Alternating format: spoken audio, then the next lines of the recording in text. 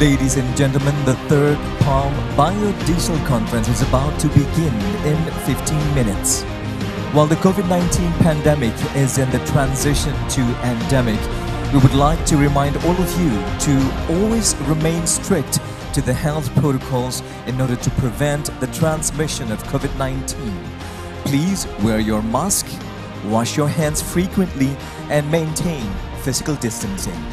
Please stand by. Thank you.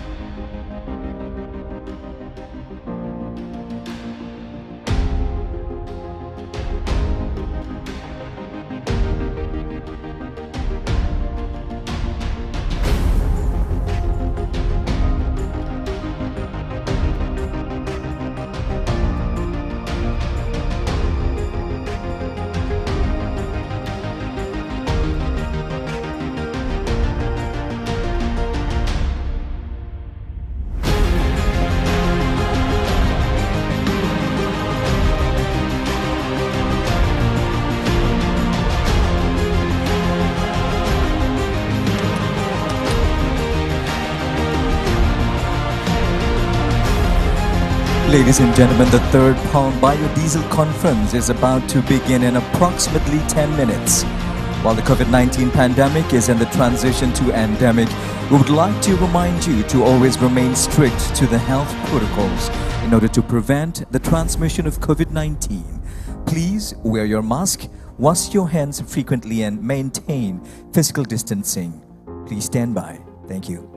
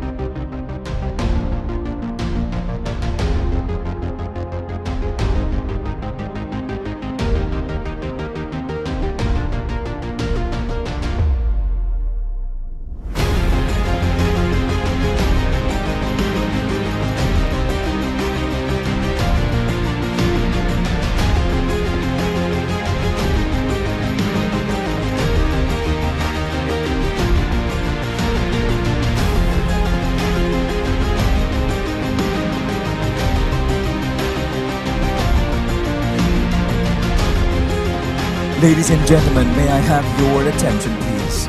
While the COVID-19 pandemic is in the transition to endemic, we would like to remind all of you to always abide to the health protocols. In order to prevent the transmission of COVID-19, please wear your mask, wash your hands frequently, and maintain physical distancing. Please stand by as the third Palm Biodiesel Conference is about to begin shortly. Please be seated and kindly turn off your phone and put to silent mode throughout the opening session. Thank you.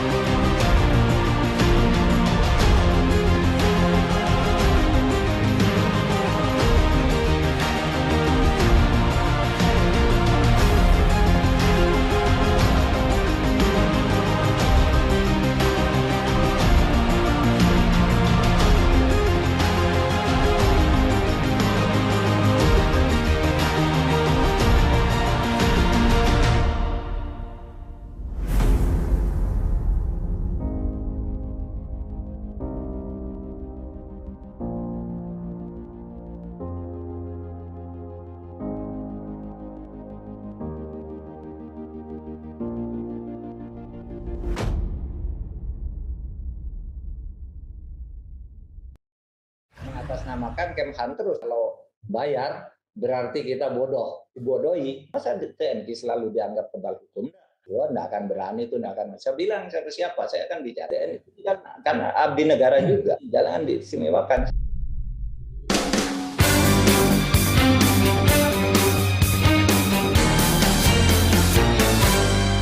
Medcom.id, a part of Media Group Network.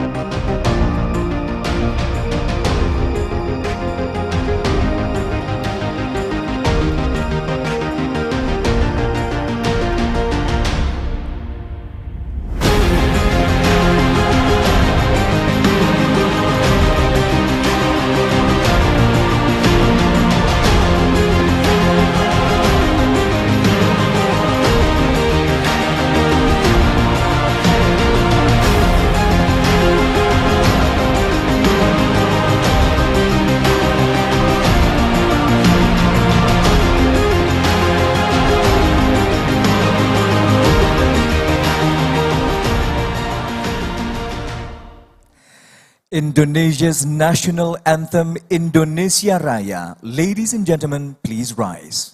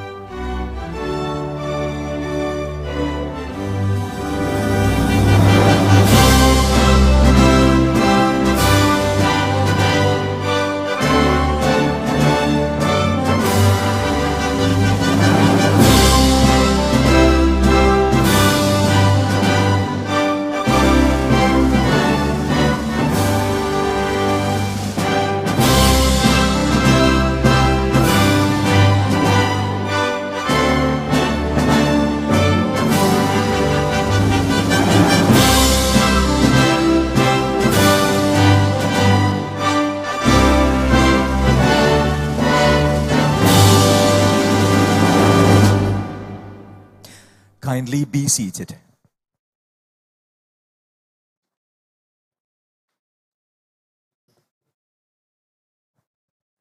Excellencies, honorable speakers, distinguished participants, ladies and gentlemen. Assalamualaikum warahmatullahi wabarakatuh. May peace be upon us all. Om Swastiastu, salam sejahtera untuk kita semua. Salam kebajikan, Namo Buddhaya. A very good morning and a warm welcome to the third Palm Biodiesel Conference.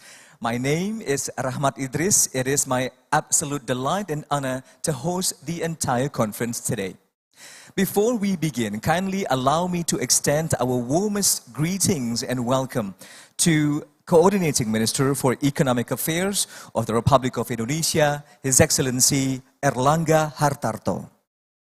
Minister of Plantation, Industries and Commodities of Malaysia, Her Excellency Yang Berhormat Datuk Zuraida Kamarudin. Deputy Minister for Food and Agribusiness, Coordinating Ministry for Economic Affairs of the Republic of Indonesia, Honorable Madam Dr. Musdalifah Mahmud. We also welcome Charge d'Affaires of the Papua New Guinea Embassy, Honorable Mr. Frank Mizigi. A very good morning and a warm welcome to the representatives of the conference organizer, Dr. Master Parulian Tumanggor, Chairman of Indonesia Biofuels Producer Associations, or APROBI, and Tan Sri Datuk Dr. Yusuf Basiron, Executive Director of Council of Palm Oil Producing Countries, or CPOPC. The representatives of the conference supporters, Malaysian Biodiesel Association, Thai Biodiesel Producer Associations, and Indonesia, Malaysia, Thailand Growth Triangle.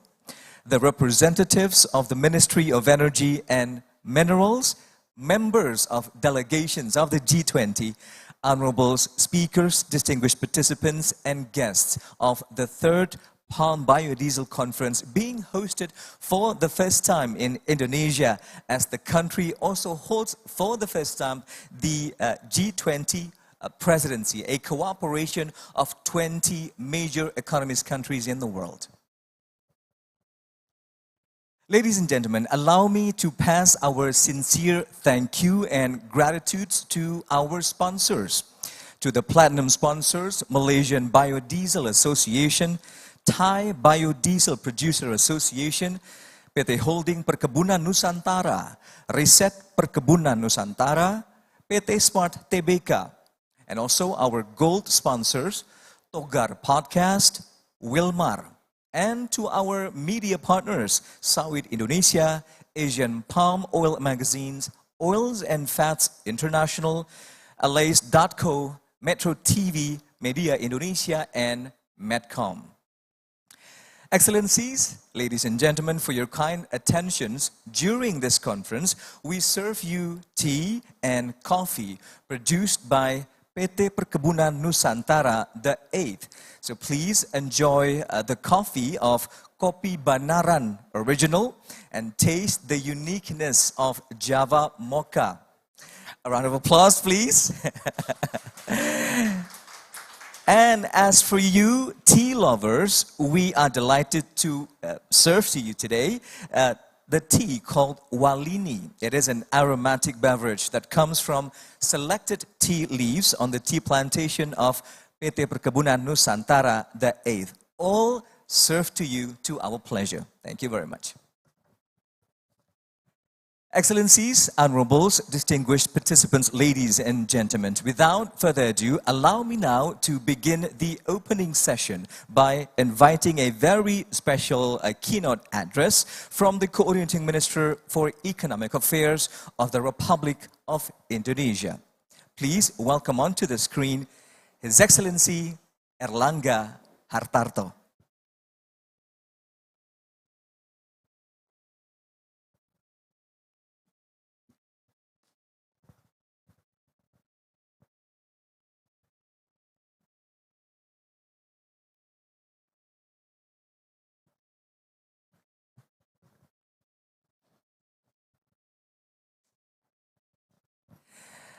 Ladies and gentlemen, we are honored to welcome among on this morning Honorable Madam Dr. Musdalifah Mahmud, Deputy Minister for Food and Agribusiness from Coordinating Ministry for Economic Affairs of the Republic of Indonesia. Thank you very much for joining us, Madam.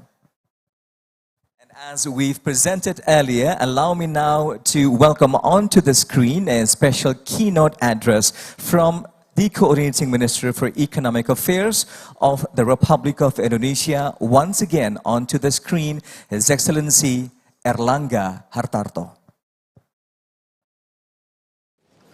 Bismillahirrahmanirrahim. Assalamualaikum warahmatullahi wabarakatuh. Om Swastiastu, Namo Buddhaya, Salam Kebajikan.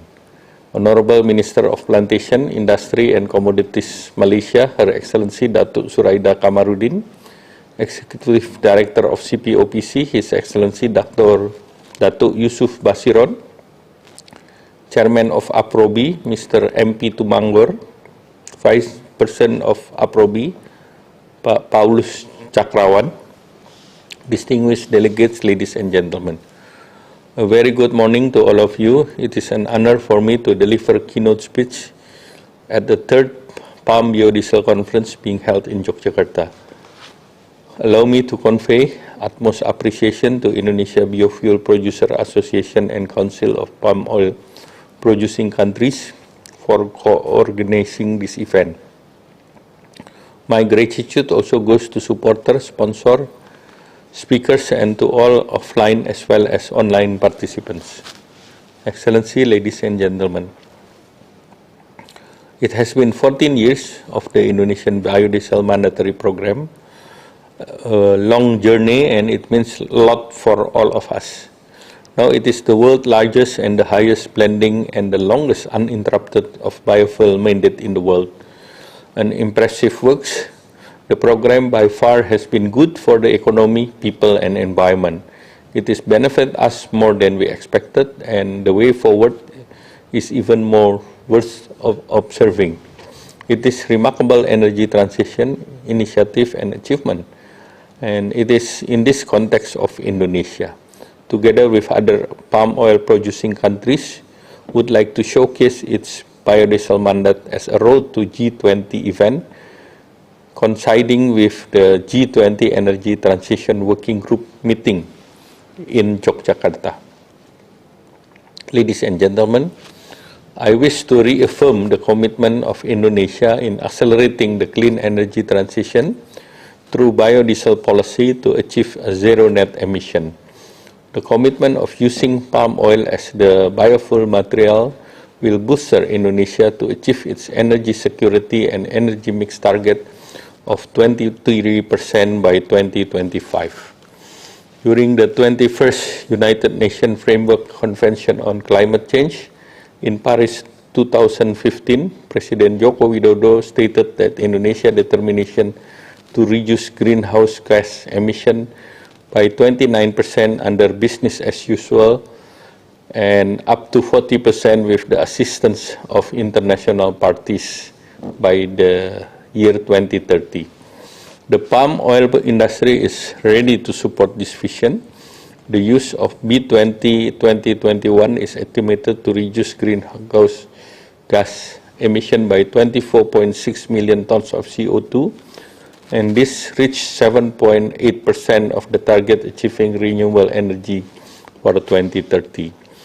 The mandatory biodiesel policy has shown reliable progress, where this success will encourage the creation of Indonesia biodiesel production growth. This is a positive signal for Indonesia also by considering that the world biofuel consumption is continuing to increase. B30 production in 2021 was around 9.4 million kiloliters, or equivalent to 64.14 million barrels. The conversion of CPO to B30 has increased the added value by 13.19 trillion to save the foreign exchange reserve of 2.64 billion from reducing import of fossil-based fuels. I wish to underscore the role of biodiesel policy to desirable economic outcome in supporting domestic demand, job creation, green economy, palm oil price stability, and smallholder income that will contribute to achievement of the United Nations 2030 SDGs. It is a good initiative for rural poverty reduction, since the biodiesel mandate program has equitable integrated smallholder in the supply chain. Let us use this conference to deliberate the best research outcome of biodiesels and its downstream product and accelerate their development. Biodiesel will not stop. at B30 as we are pursuing green fuel to replace diesel or green gasoline to replace gasoline and bioaftur to replace fossil aftur, which have entered the flight test stage. Ladies and gentlemen, the biodiesel mandatory program is a multi-stakeholder initiative that its success rests upon these three factors, which may be adopted to other countries. Prior to its implementation, it is essential to ensure that the program is technically viable, economically reliable, and politically acceptable. Stakeholder commitment is a must, that they need to have the same vision. We will need further to strategize the future through stronger collaboration among palm oil biodiesel producing countries and highlight the progress and the leadership of major palm oil producing countries of Indonesia, Malaysia, Thailand, and Colombia in streamlining the biodiesel mandate and as integral part of the palm oil industry. Allow me also to encourage CPOPC in close collaboration with the industry association to strengthen collaboration with palm oil producing countries in making biodiesel mandate as priority objective. Such a partnership that should be extended to biodiesel producing and becoming consuming countries alike. Let's redouble our effort to build better understanding and acceptance of other major biodiesel consuming countries to use palm-based biodiesel as it is sustainable, clean, and renewable.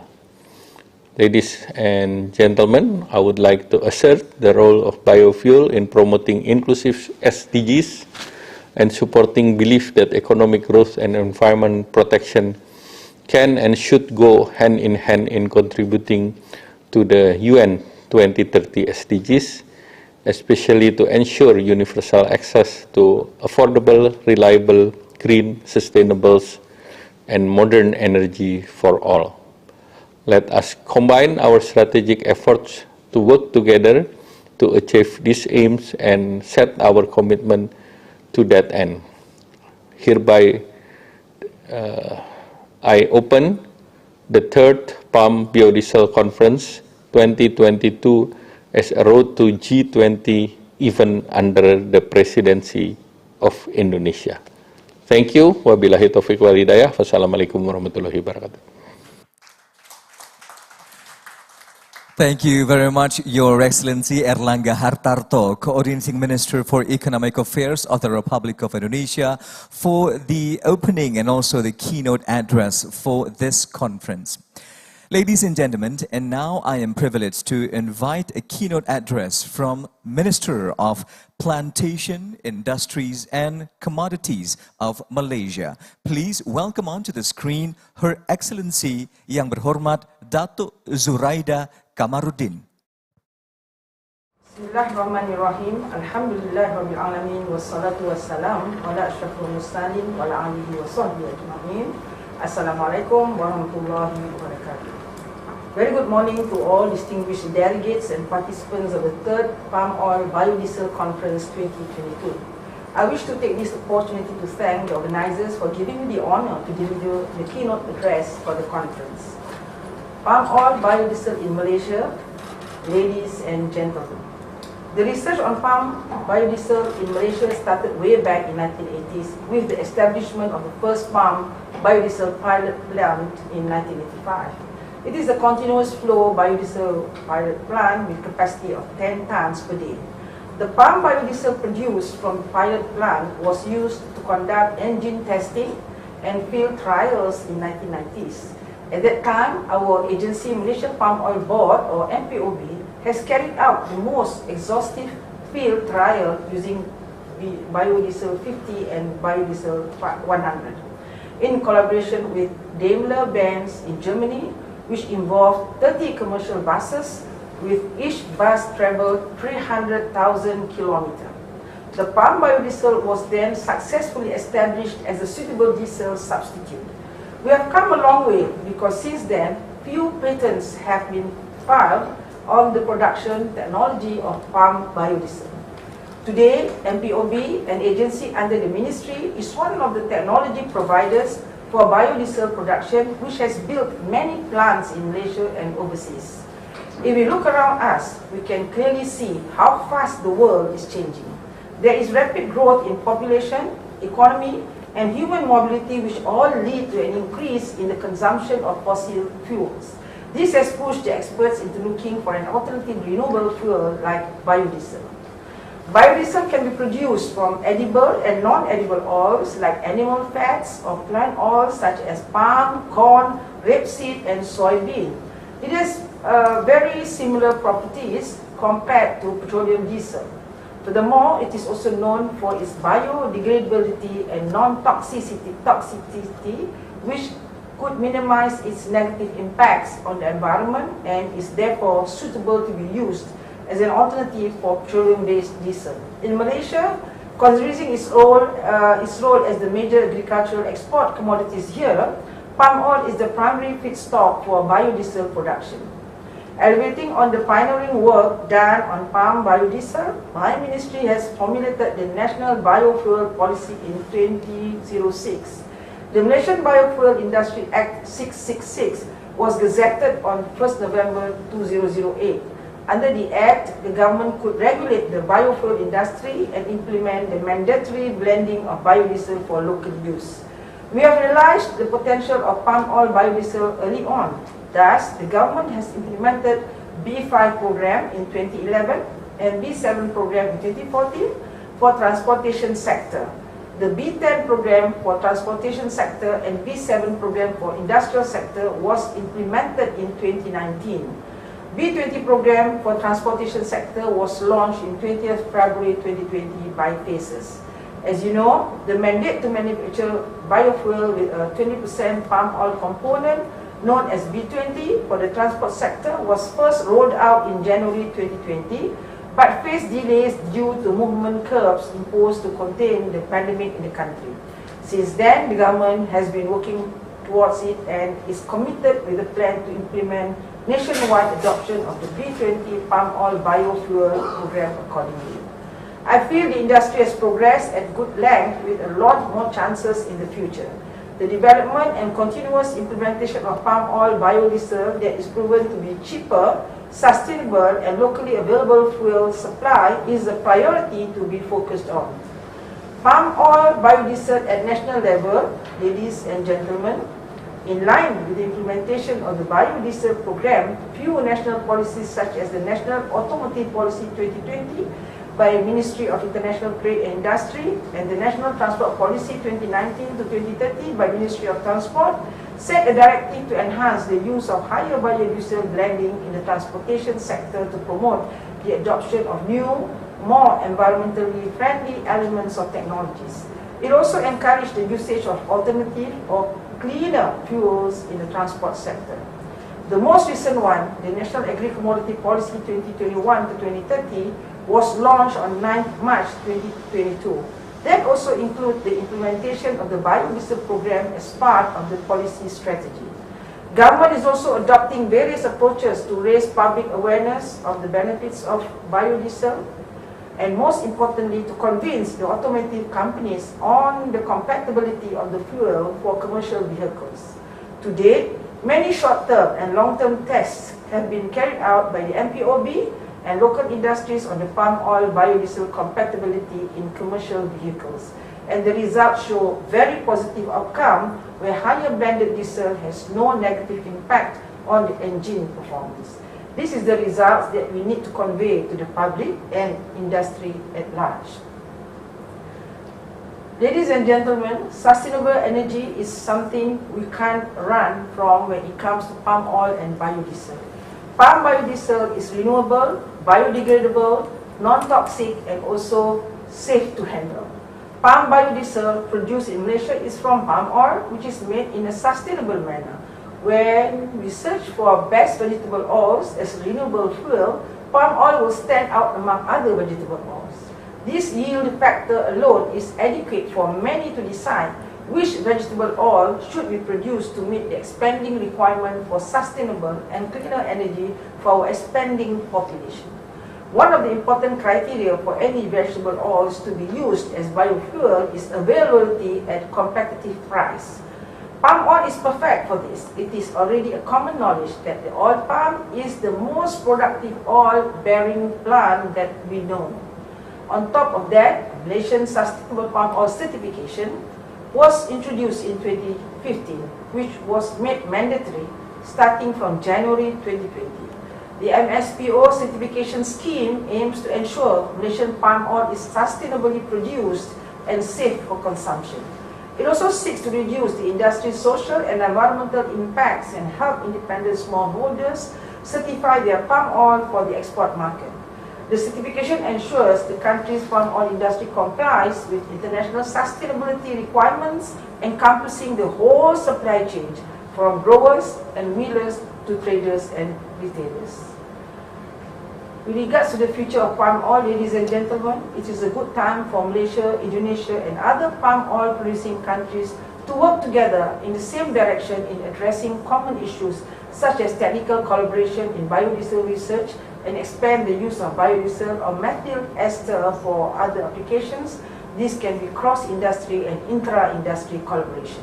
Through scientific study, we can prove that palm oil is a sustainable source of biofuel, and using palm biodiesel could mitigate climate change with potential GHG savings up to 70% as compared to fossil diesel.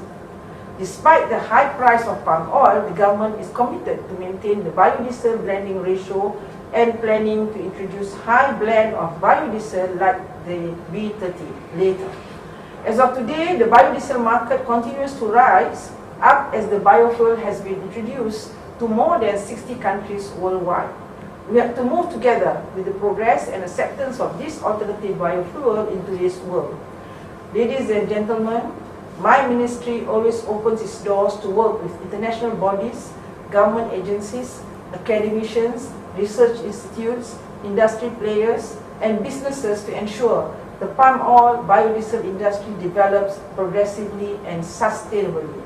I hope this conference will be a regular platform and continuously explore the different possible scenarios for the future of palm oil biodiesel usage and what it means for clean energy and future businesses.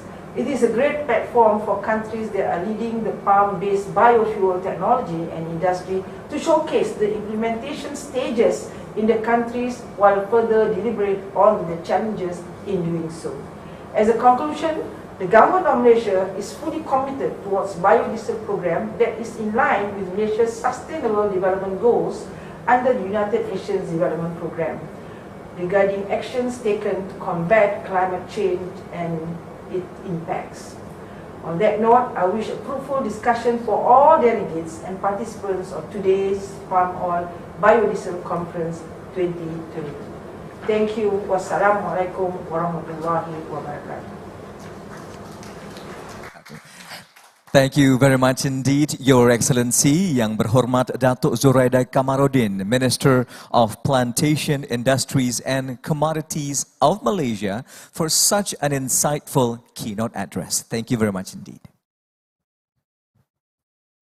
Excellencies, distinguished participants, ladies and gentlemen, moving along, unfolding the opening sessions of the conference, it is now my delight to invite a remarks from the Chairman of Indonesia Biofuels Producer Associations, or APROBI. Please welcome with a warm round of applause, Bapak Dr. Master Parulian Tumanggor. Honorable Excellency, Bapak Erlangga Hartarto, Coordinating Minister for Economic Affairs, the Republic of Indonesia. Honorable Excellency, YB Datuk Zuraida Kamarudin, Minister of Plantation Industries and Commodities Malaysia. Honorable Excellencies, Bapak Arifin Tasrif, Energy Minister the Republic of Indonesia, Ibu Musdalifah, Deputy of Coordinator, Minister of Economic, Bapak Dadan Kusdiana, Director General Renewable Energy and Energy Conservation, Bapak Tan Sri Basiron, Executive Director, Bapak Dapito, Director CPOPC, distinguished participant, the third Palm Biodiesel Conference. Assalamualaikum warahmatullahi wabarakatuh. Om Swastiastu, Namo Buddhaya, Salam Kebajikan, Shalom. Good morning, ladies and gentlemen. Welcome to Yogyakarta. This city is very historic city for Indonesia.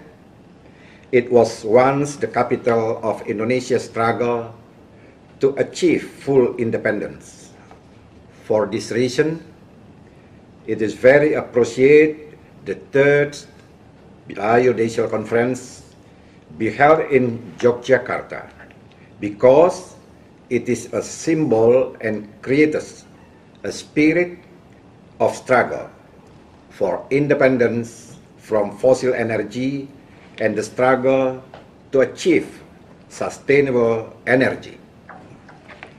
Following the Paris Agreement and COP26 in Glasgow, Indonesia is currently conducting an energy transition toward net zero emission. From that, we held the third Palm Biodiesel Conference at the same time and venue as the first meeting on energy transition G20, where the presidency is conducted by President Joko Widodo.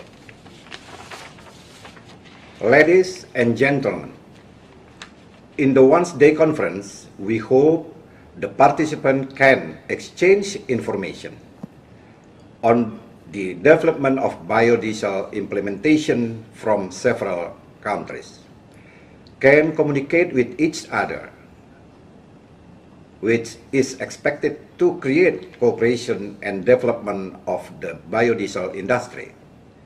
It is also hoped that this palm biodiesel development effort can be included in one of the G20's effort to achieve net zero emission. The important thing is that we can all work together and make synergies. I believe you could participate actively. In closing, we appreciate the support of the CPOPC, Malaysian Biodiesel Association, Thai Biodiesel Producer Association, Indonesia Malaysia Thailand Growth Triangle, IMT-GT ASEAN, exhibitor, participant attended, and those who attended virtual, as well as all communities. Thank you. Wassalamualaikum warahmatullahi wabarakatuh. Om Santi Santi Santi Om. Enjoy your day and enjoy Yogyakarta. Thank you very much, Chairman of Indonesia Biofuels Producer Associations, or APROBI, Dr. Master Parulian Tumanggor, for the delightful address for us during the opening sessions of the conference this morning. Excellencies, ladies and gentlemen, allow me now to invite another remarks from the Executive Director of CPOPC, joining us here in person in Yogyakarta Special Region. It is my pleasure to invite Tan Sri Dato Dr. Yusuf Basiron. A round of applause, ladies and gentlemen.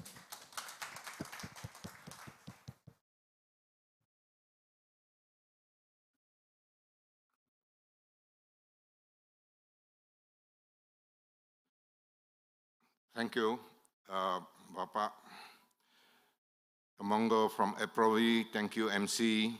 Assalamualaikum warahmatullahi wabarakatuh. Good day, selamat pagi.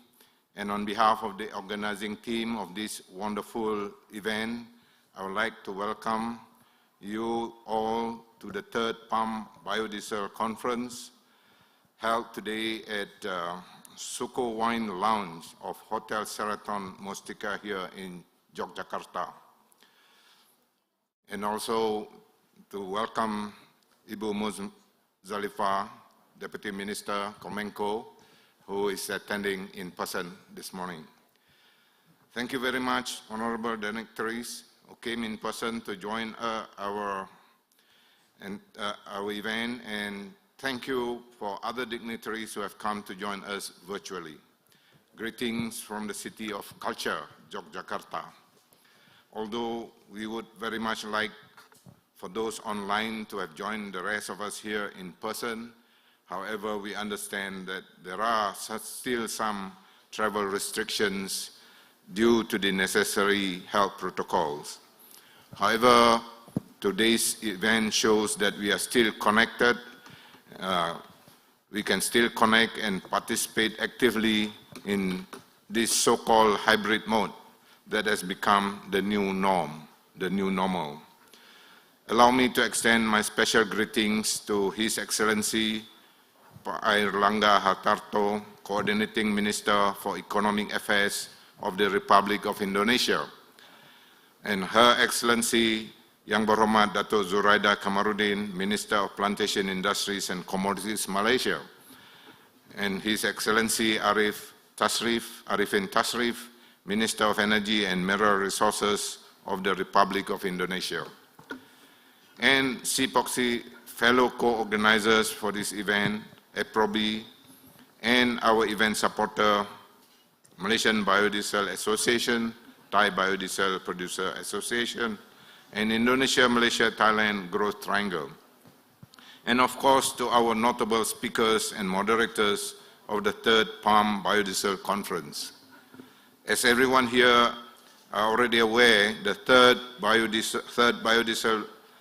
Palm Biodiesel Conference is happening in parallel with the G20's first Energy Transition Working Group meeting under the presidency of Indonesia.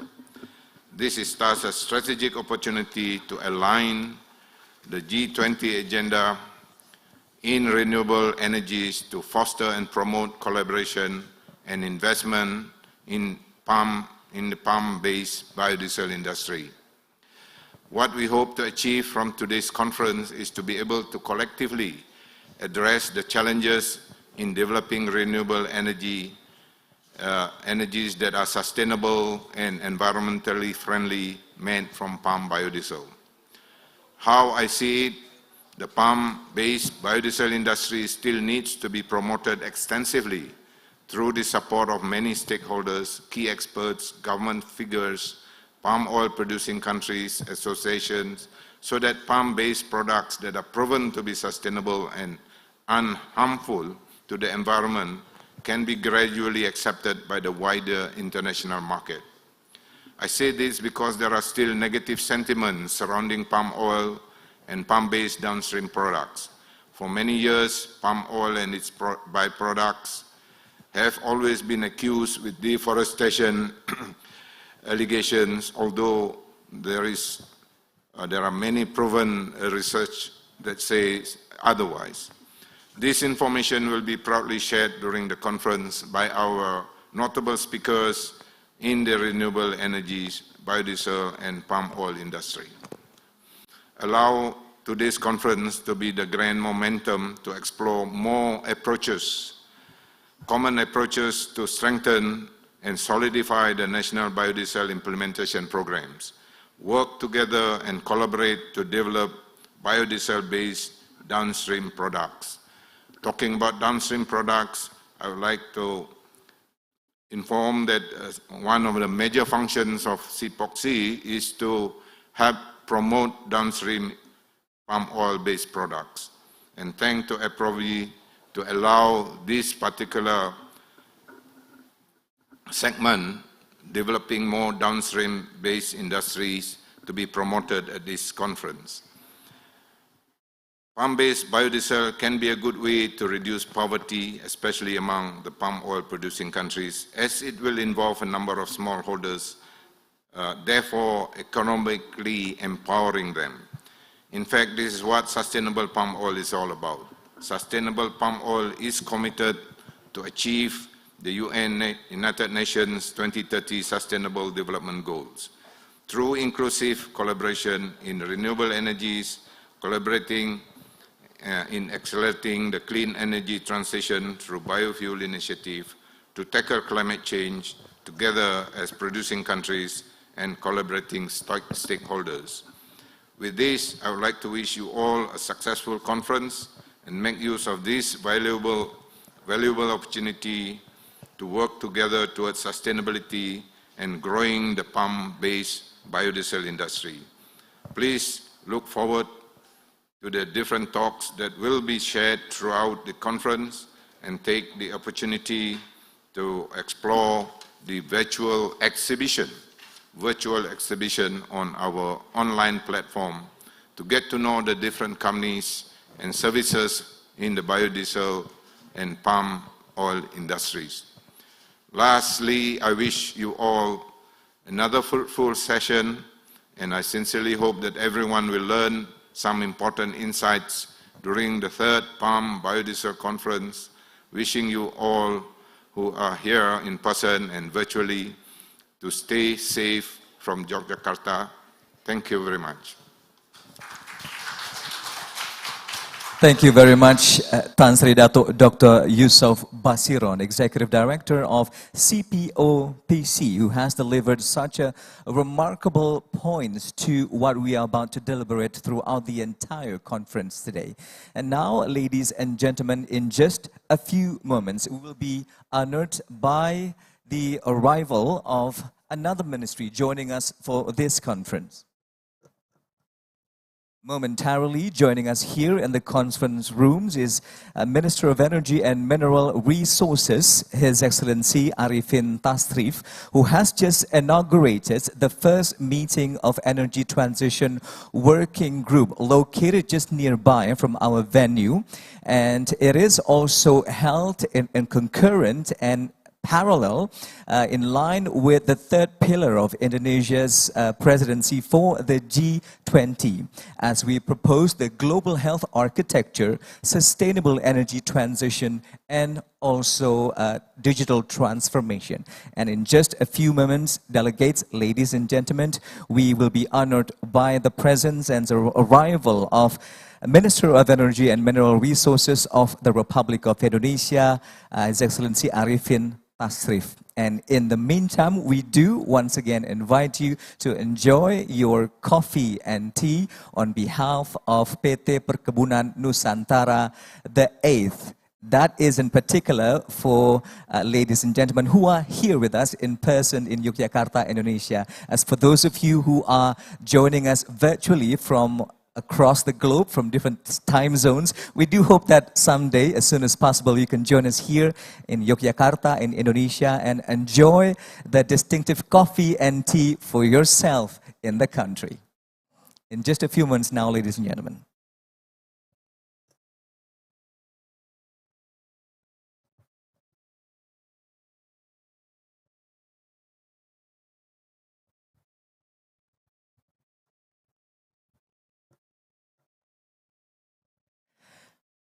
Participants, ladies and gentlemen, as we await for the moments of arrivals of the minister, may we inform you that throughout the deliberation today, the conference of the third Palm Biodiesel Conference, we are delighted to present to you a virtual exhibition engaging business players and also relevant stakeholders of palm oil downstream products.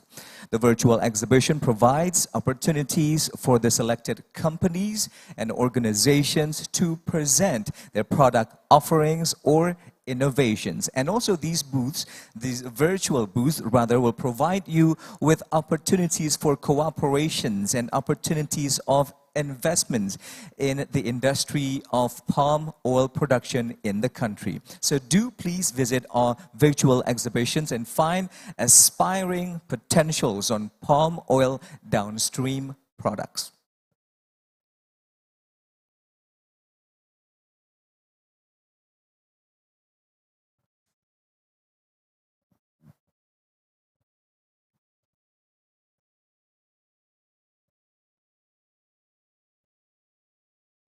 Participants, ladies and gentlemen, we have a few sessions that will be following through the entire day today. And as for these sessions, we look forward to your participations, not only towards the Q&A sessions, but mostly your feedback. And later on, we do wait for your feedback and participations as we invite you to join us through the platform of www.slide.com and type the hashtag of the third PBC.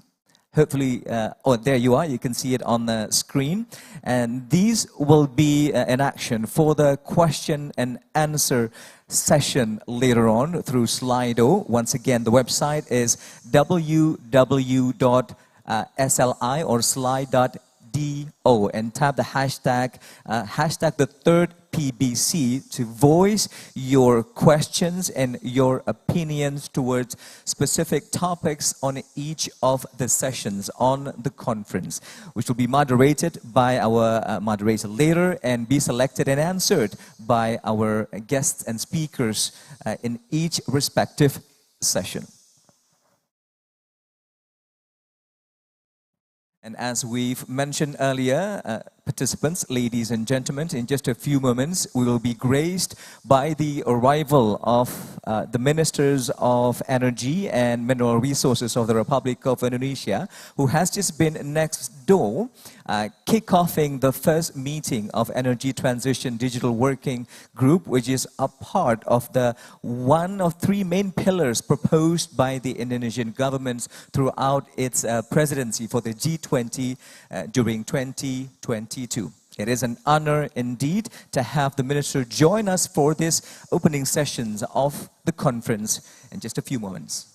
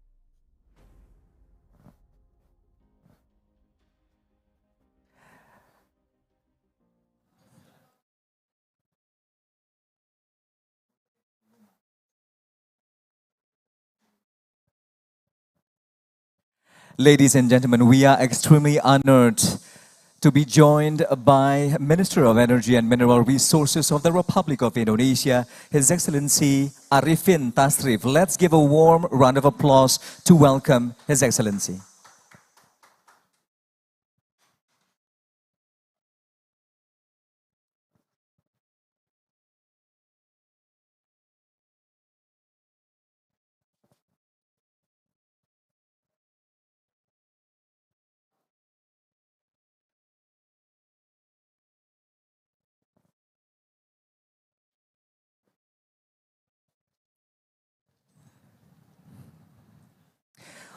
We extend a very good morning and a warm welcome to the Minister of Energy and Mineral Resources of the Republic of Indonesia, His Excellency Arifin Tasrif, among us this morning.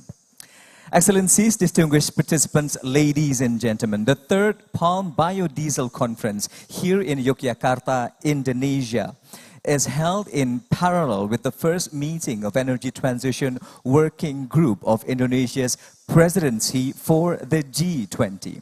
It is a highly essential momentum to present and promote opportunities for cooperations as well as investments, and also to strategize in facing the challenges in developing sustainable and environmentally friendly energy. And also the biodiesel farm is an integral part of efforts to contribute to the decarbonization of transportation sector. Ladies and gentlemen, better understanding and better comprehensions are absolutely required for this effort, as well as support from the collaborations of not only the palm oil producing countries, but also associations and other relevant stakeholders as we pursued the goal of the climate change policies, not only from the COP26 in Glasgow last year and also from Italy's presidency, that we also bring forth to the table here for the Indonesian presidency, put on the table to be deliberated throughout 2022. And ladies and gentlemen, Indonesia, as the largest palm oil producing country in the world, has the honor to host the third Palm Diesel Conference this year in the heels of the 2017 conference in Malaysia and in Thailand in 2019. And now, Excellencies, ladies and gentlemen, I am privileged to invite a very special address from the Minister of Energy and Mineral Resources of the Republic of Indonesia, here joining us in person. Please give a warm welcome round of applause for His Excellency Arifin Tasrif.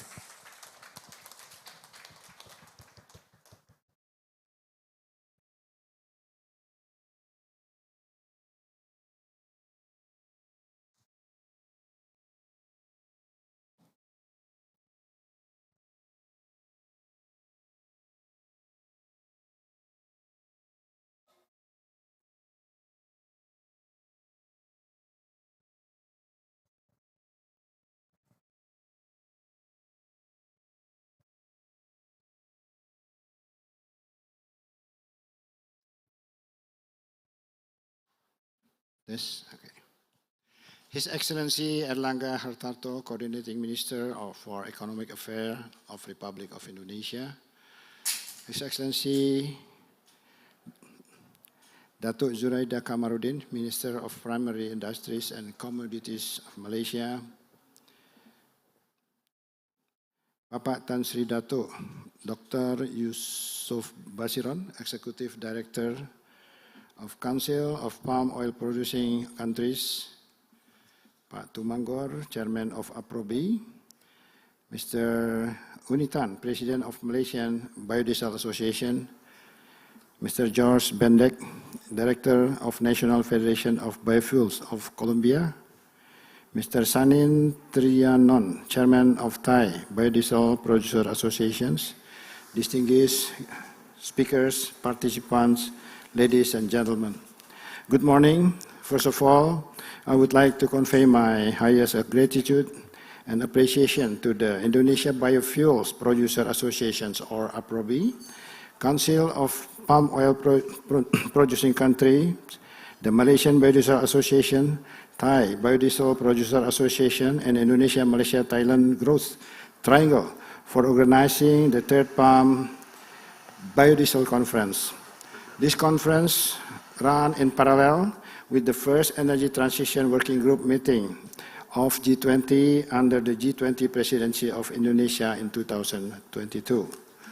I would like to take this opportunity to warmly welcome all the speakers and participants in Yogyakarta, the city of philosophy, home of fine traditional arts and cultural heritage. Indonesia National Energy Policy sets out the ambition to transform the energy mix by giving priority to the new and renewable energy resources. The policy targeted that the new and renewable energy resources should contribute about 23% from total primary energy mix by 2025. In 2021, the share of renewable energy has reached 11.7% of the total energy mix, and biofuel contributed about 35% of it. Biofuel development program in Indonesia gained significant milestone in 2006 by implementing 2.5% blending to diesel fuel. This was motivated by soaring oil prices due to the depletion of world supplies. On the other hand, Indonesia has abundant reserve of palm oil. From that point, the blending rate gradually increased. The biodiesel implementation has been running successfully and has made Indonesia as the pioneer in the biodiesel utilization with implementation of B30 in 2020. The economic value from B30 implementation in 2021 reached more than $4 billion and managed to reduce greenhouse gas emission up to 25 million of CO2 emission.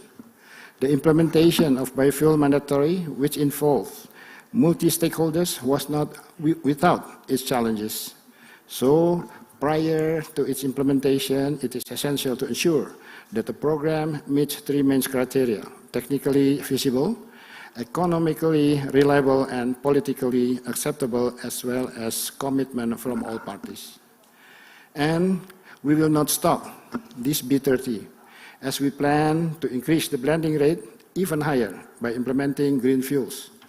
Comprehensive studies are being carried out, including preparing techno-economic studies, regulatory frameworks, incentive facilities, infrastructure, setting product quality standard, and as well as developing supporting industries. Regarding concern from the International Civil Association Organization and UNFCCC to reduce emissions in the international aviation sector, the government and related stakeholders have successfully conducted a flight test using 2.4% of biofuel. This success has increased our confidence and enthusiasms to drive the commercialization of biofuel. For the future development of biofuels, we will implement the sustainability indicators, which consists of economic, social, and environmental indicators. This year, we will start the implementation of biodiesel sustainability indicators voluntarily on the downstream side. In the near future, we hope that it will implement it mandatory, both the upstream and downstream sides. Biofuel as a reliable alternative to fossil fuels has become a strategic role since it has positive influence on various aspects. Biofuel produced from renewable resources provide added value through downstreaming domestic agriculture industry, stabilize crude palm oil price, and improve smallholders' welfare, produce less greenhouse gas emissions compared to fossil fuels, reduce imported fuel, and save our country's foreign exchange and trade balance, provide job opportunities, as well as to maintain our energy security. We believe that the need of farm-based biofuels is enormous. The market is huge, and it will continue to grow. Nevertheless, the development must not be conflicted with food, feed, and fertilizer, and avoid massive land clearing, which can cause environmentally damage. It requires new, innovative ways which aim to increase the efficiency of production process, to produce good quality fuels at affordable prices, to improve environmental carrying capacity, and to bring greater prosperity of the farmers. To conclude, I hope this prestigious conference comes up with concrete action on palm biodiesel development as a part of energy transition, which provides access to green energy for the people. Let us learn together, work together, and contribute together to achieve low carbon and climate resilience as well as sustainable development. Thank you. Thank you very much, Your Excellency Arifin Tasrif. Please stay on the stage for the handover of tokens of appreciation as we invite Mr. Paulus Cakrawan, Chairperson of APROBI, and Mr. Dupito Desi Mamora, Deputy Executive Director of CPOPC, representing the organizers to hand over the tokens of appreciation to His Excellency Minister of Energy and Mineral Resources of the Republic of Indonesia. Mr. Paulus is now handing over the tokens of appreciations to His Excellency Arifin Tasrif. A round of applause, ladies and gentlemen. It is an expression of appreciations and gratitude to His Excellency for being here in person for the 3rd Palm Biodiesel Conference in Yogyakarta, Indonesia. And now a moment of group photo, please.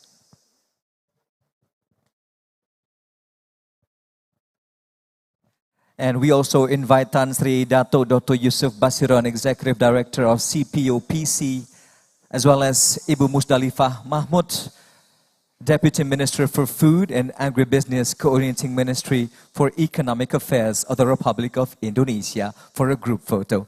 Another round of applause, ladies and gentlemen. Terima kasih banyak, Bapak Menteri sudah berkenan hadir pagi hari ini. Thank you very much.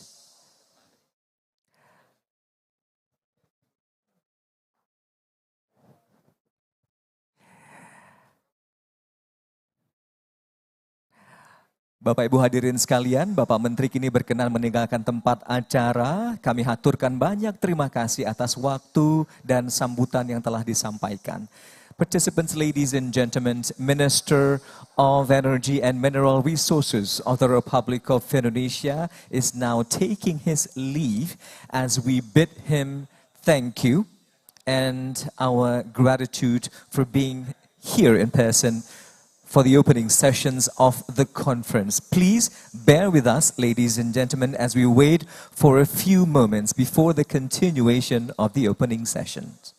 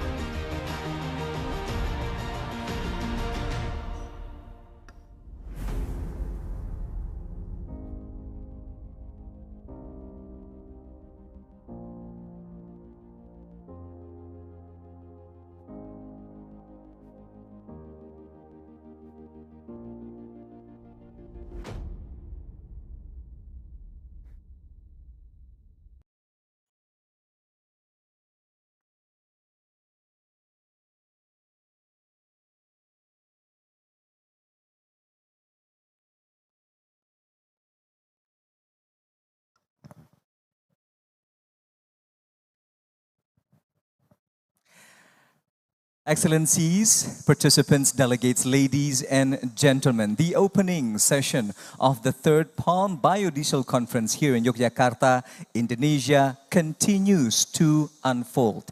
And for the next sessions of handover of tokens of appreciation, may we invite Deputy Minister for Food and Agribusiness, Coordinating Ministry for Economic Affairs of the Republic of Indonesia, Madam Musdalifah Mahmud, to please join us on the stage, along with Mr. Paulus Cakrawan, Chairperson of APROBI, Tan Sri Dato Dr. Yusof Basiron, Executive Director of CPOPC, and also Mr. Dupito De Simamora, Deputy Executive Director of CPOPC, or rather CPOPC, to the stage. Ladies and gentlemen, Mr. Paulus Cakrawan, the Chairperson of APROBI, will hand over token of appreciation to Ibu Musdalifah Mahmud, representing His Excellency Erlangga Hartarto, Coordinating Minister for Economic Affairs. A round of applause, please. Witnessed by Tan Sri Dato Dr. Yusof Basiron, Executive Director of CPOPC or CPOPC, and also Bapak Dupito De Simamora. Thank you very much indeed. And now, let's take a moment of group photo, ladies and gentlemen. Let's come a little closer, please. On the count of 3. We have another? Right.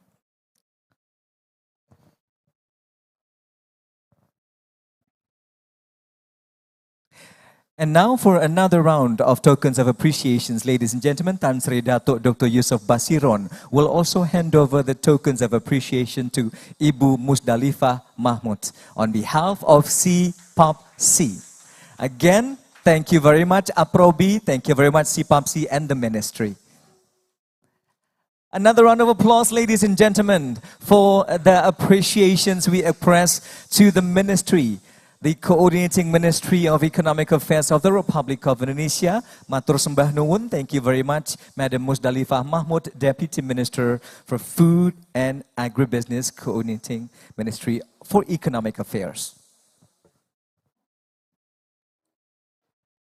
Participants, ladies and gentlemen, allow me to once again briefly recall that this conference also features a virtual exhibition engaging business players and relevant stakeholders to palm oil downstream products. The virtual exhibitions provides opportunities for the selected companies and organizations to present their products, offerings, and innovations, as well as opportunities for cooperation and investment. Please do visit our virtual exhibitions and find aspiring potentials on palm oil downstream products. Without further ado, ladies and gentlemen, we will now begin with the first session of the conference. This is Conference Session 1.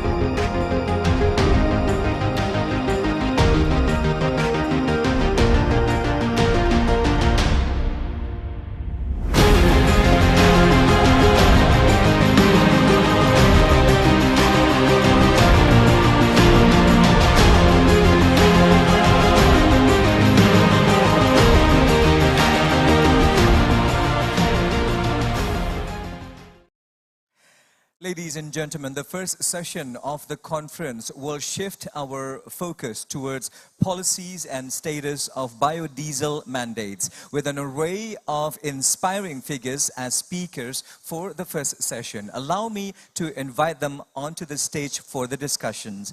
Vice Chairperson of Indonesia Biofuels Producer Associations of APROBI, joining us live in person, Mr. Paulus Cakrawan. May we invite you, sir? And also President of Malaysian Biodiesel Association, joining us from Kuala Lumpur, Malaysia, Mr. Unitan. Also speaking in the session is Chairman of Thai Biodiesel Producer Association, joining us from Bangkok, Thailand. And also who will be speaking in the session is on behalf of Asosiasi Petani Kelapa Sawit Indonesia, or APKASindo, Mr. Jono Albar Burhan. Ladies and gentlemen, the brief profiles of all speakers will be on the screen very soon and can be found also in your e-booklet. And for the Q&A session, please join us through Slido. To start the platform, please go to www.slide.com and type the hashtag #the3rdPBC. Ladies and gentlemen, the session will be moderated by Professor Bustanul Arifin. Allow me to introduce our moderator today. He is a professor of agricultural economics of University of Lampung, Indonesia, who has over 30 years of experience in research in food and agricultural policies. He is currently president of the Indonesian Society of Agricultural Economics. Please welcome our moderator of Season 1, Professor Bustanul Arifin.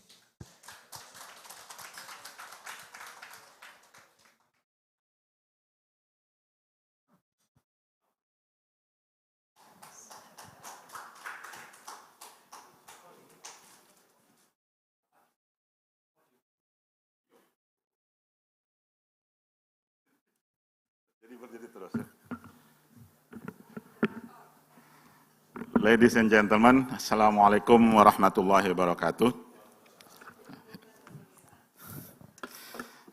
Excellencies, Dr. Erlangga Hartanto, yang berhormat Dr. Zuraidah Kamarudin, Tan Sri Datuk Dr. Yusuf Basiron, yang berhormat Paulus Cakrawan, Vice Chairperson of APROBI, Mr. Tumanggor. Ladies and gentlemen, we are now in the first session. Hopefully this is the stimulating session. It is on policies and status, okay, of biofuels mandate. I think I would like to invite the speakers up here. Pak Paulus and Pak Jono, please up here, in the stage. Ladies and gentlemen, we have 4 speakers. We have 1 hour. So the session should be finished by 11:30, including, well, 11:30 plus, including Q&A. We have 4 speakers. First, Mr. Unitan, as introduced earlier by the MC. I think he will speak first. Then the second, we have Mr. Jorge Bandek from Colombia. The third, we have Mr. Sanin Trianon from Thailand, and the fourth is Pak Paulus. We have 5 then. We have Pak Jono Burhan. I'd like to introduce briefly. The committee said I have to read them in 25 seconds. Mr. Unintan is Malaysia Biofuel Association. He is a founder of and CEO of Somwim Group. Has 36 years of experience in corporate and professional experience in the field of oil and fats and biofuel. Mr. Unintan, the time is yours. I would like to time you. Maximum is 15 minutes, okay? Please, the screen is yours.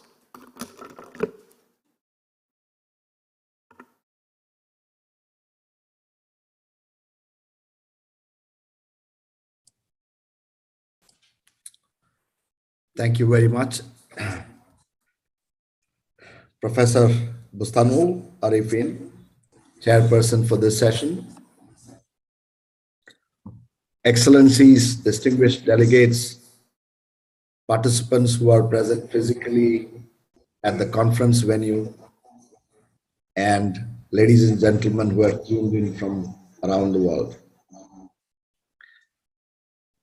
On behalf of the Malaysian Biodiesel Association, I'd like to thank the organizers for inviting me to make this presentation.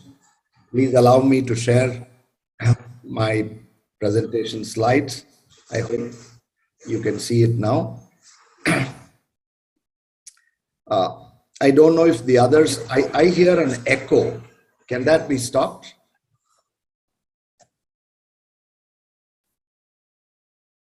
Yeah, okay. So as I speak, I hear an echo. I don't know whether it is because some other line is open. Can the organizers look into it? Because I can hear an echo as I speak. Make it slide slow, please. Yes. So my title is Status and Challenges of Biodiesel Program in Malaysia. The outline of my presentation would cover overview of the biodiesel industry in Malaysia and the Malaysian biodiesel mandate, the challenges, and also a word about the Malaysian Biodiesel Association. So the Malaysian biodiesel industry has a long history. It started with the work at the Malaysian Palm Oil Board in the early 80s when the first biodiesel plant was built. And also, we had all the trials that were carried out, as was explained by YB Minister during her address. And the real commercial production in Malaysia started in 2006. And subsequent to that, the National Biofuel Policy was started. Today, we have an estimated about 2.2 billion investment, with 18 producers who are members of the Biodiesel Association. As you know, biodiesel from palm is a direct substitute for petroleum diesel and is quite cost effective. The overview of the industry is that since the mandate was implemented in the year 2011, we have to date consumed over 4 million tons of crude palm oil stock for biodiesel. We've been exporting to several countries from 2006, and we follow international standards, EN 14214 and ASTM D6751. And the Malaysian standard is MS 2008. Within the MBA, we have 18 plants that are in operation with an installed capacity of 2.3 million tons. 4 are not in operation, which brings the total capacity in the country close to 3 million tons. Since the beginning of production and exports, you can see from this graph that both production, export, and local domestic usage has increased progressively until the year 2019 when it peaked. But subsequent to that, you can see there is a drop in production and exports due to several tariff and non-tariff barriers. And the year 2021, you can see, is close to 1 million tons of production with slightly over 300,000 export and about 800,000 domestic consumption. The key markets where Malaysia exports biodiesel, that is mainly EU, 68% of it, 19% to China. So these are the two key markets. EU in particular is significant. The Malaysian biodiesel mandate has been implemented as a part of the National Biofuel Policy with 5 strategic objectives: to use for transport, for industry, to develop new technologies, to promote exports, and of course, to create a cleaner environment. Now, this is gazetted and it is law. All of the activities of biodiesel is controlled through this legislation. The standard that Malaysia has is MS 2008, which has been modeled around 14 EN 14214, which is the European standard. The chronology of events in Malaysia, starting from the Biofuel Industry Act in 2007 to the beginning of B5 in 2011, and progressively increasing to B7 in 2014, to B10 in 2019, and the start of B20 in Langkawi, Kedah, Labuan, and Sarawak from January 2020. As you heard from YB Minister's address, the progress towards a complete implementation of B20 in the country has got slowed down a little bit because of all the COVID-19 restrictions and impediments. However, you heard that Malaysia is committed to fully implement the B20 program. The industry has faced several challenges. One of them is support from automakers. At every stage, as we kept increasing the blending, we had to get support from the automakers, and it was not easy in the initial stages. The second one is to create a general awareness about the benefits of biodiesel as a clean source of energy to consumers at large.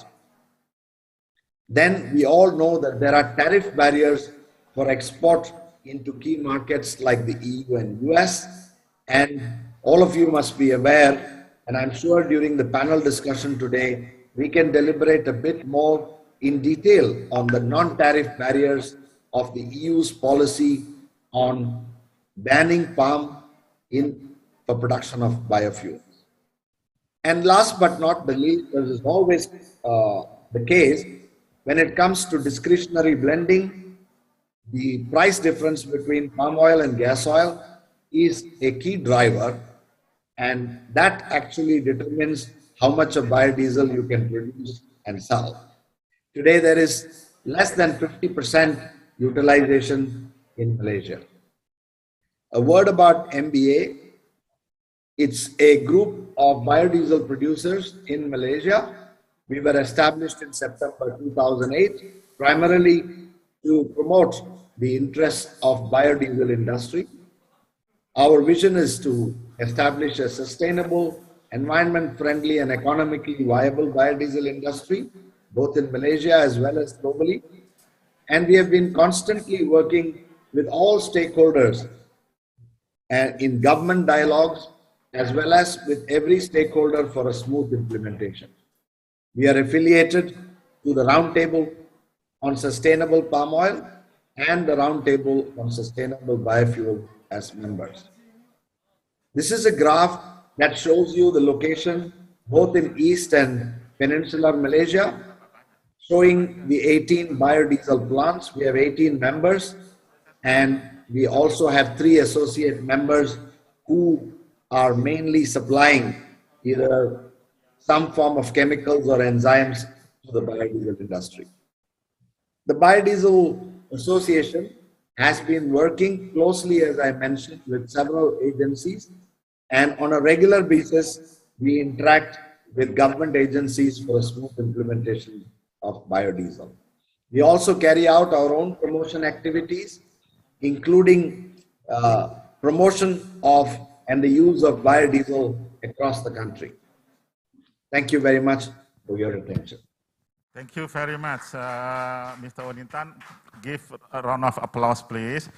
Ladies and gentlemen, those of you who are online, please write your question on screen, so we will read and answer later, okay? The second panel is from Colombia. Colombia, they call it President of the Federal Association of Biofuel, National Federation of Biofuel. Mr. Jorge Bandek. He got the degree from University of Vienna in Austria. He was a former Minister of Public Works and Transportation in Colombia, former Minister of Mines and Energy, former ambassador of Colombia to the Federal Republic of Germany.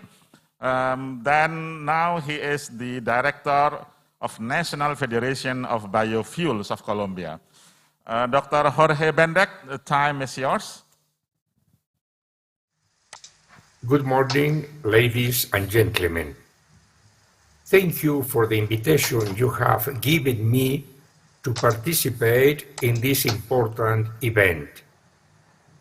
The palm biodiesel sector was established in Colombia by law in 2004, and the national government, in order to comply with the established blending mandate, invited Colombian palm growers to build the necessary refineries.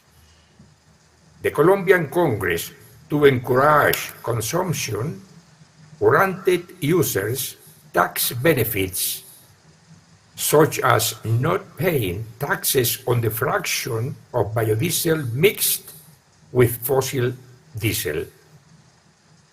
The production and distribution of biodiesel began in 2008, and today the mixture mandate is 10% B10 throughout the national territory, with a consumption of 634,000 tons in 2021.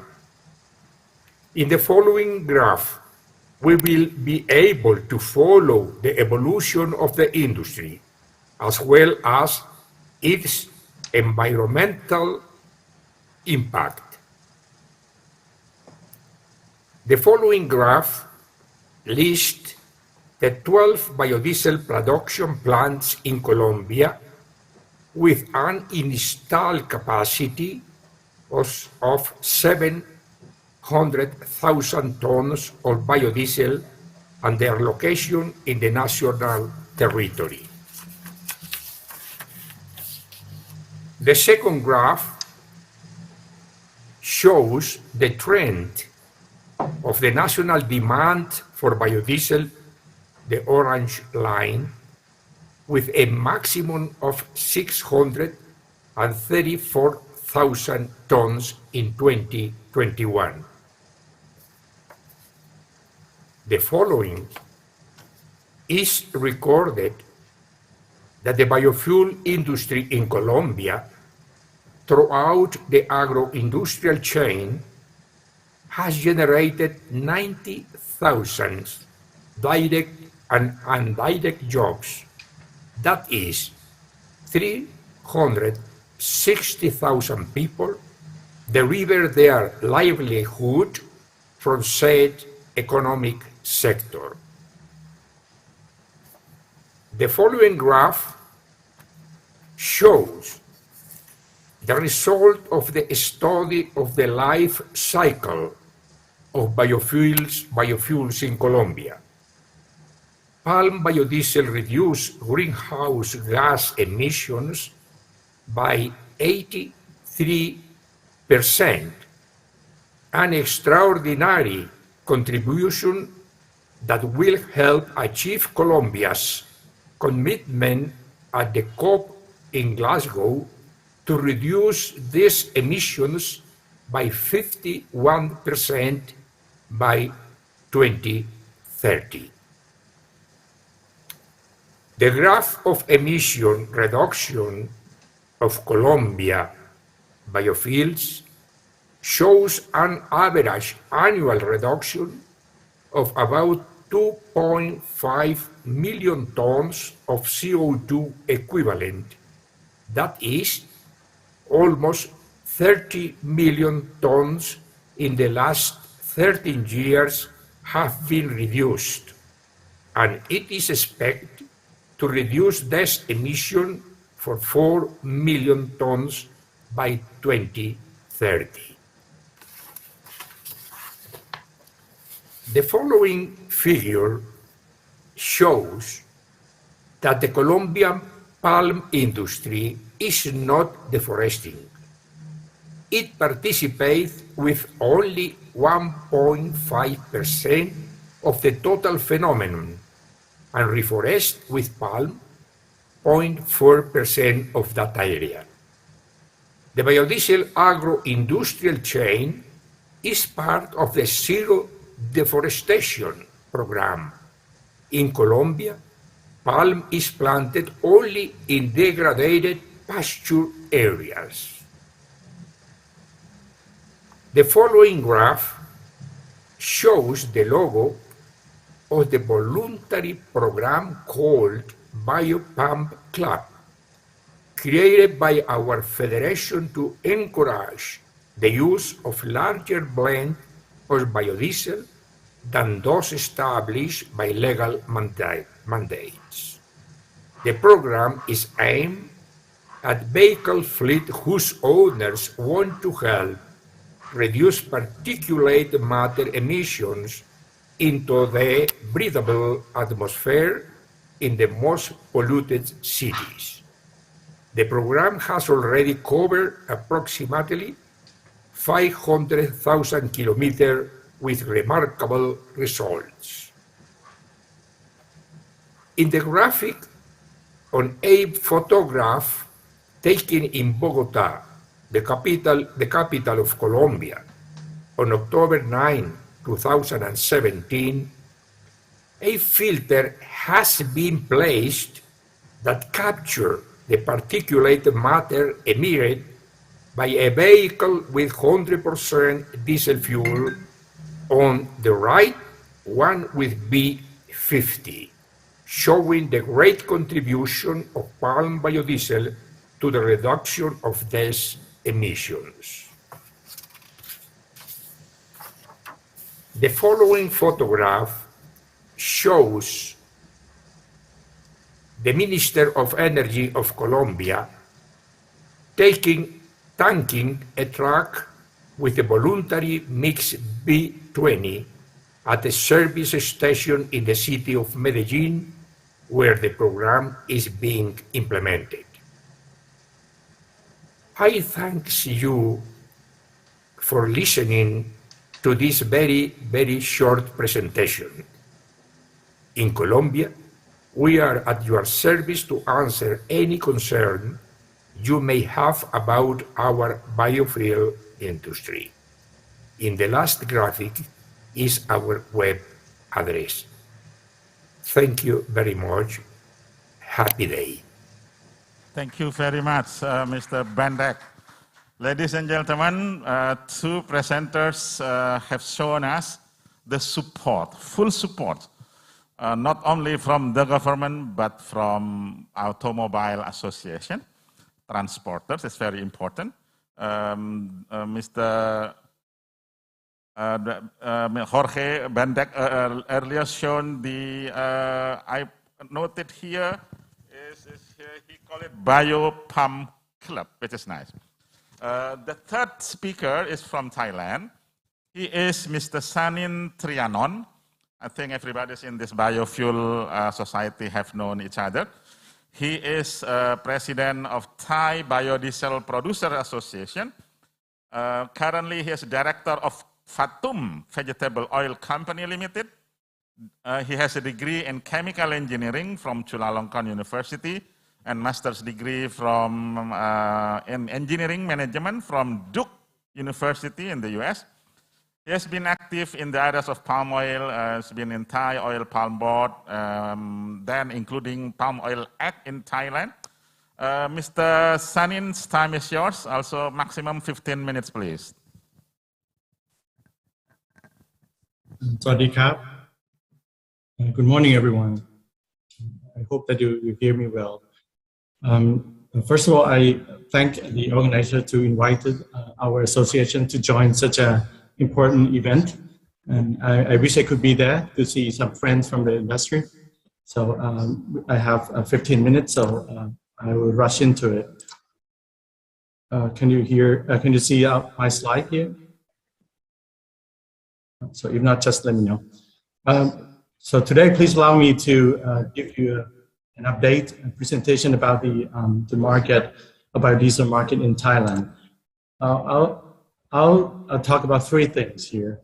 First of all, undeniably, I think for every country, biofuels are are led by the government policy. So it's very important to understand the policy.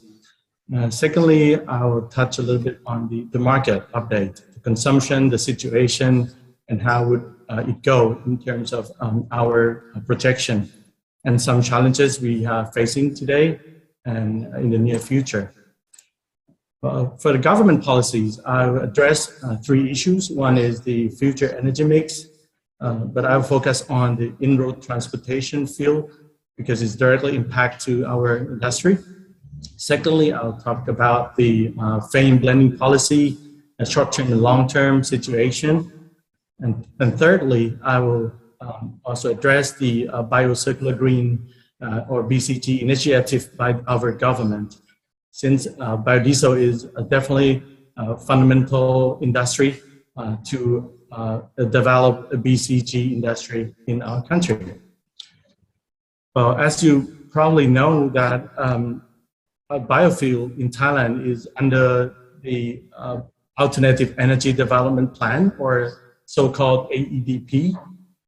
Under the AEDP, it will address the green energy for electricity, for heat, and definitely for fuel.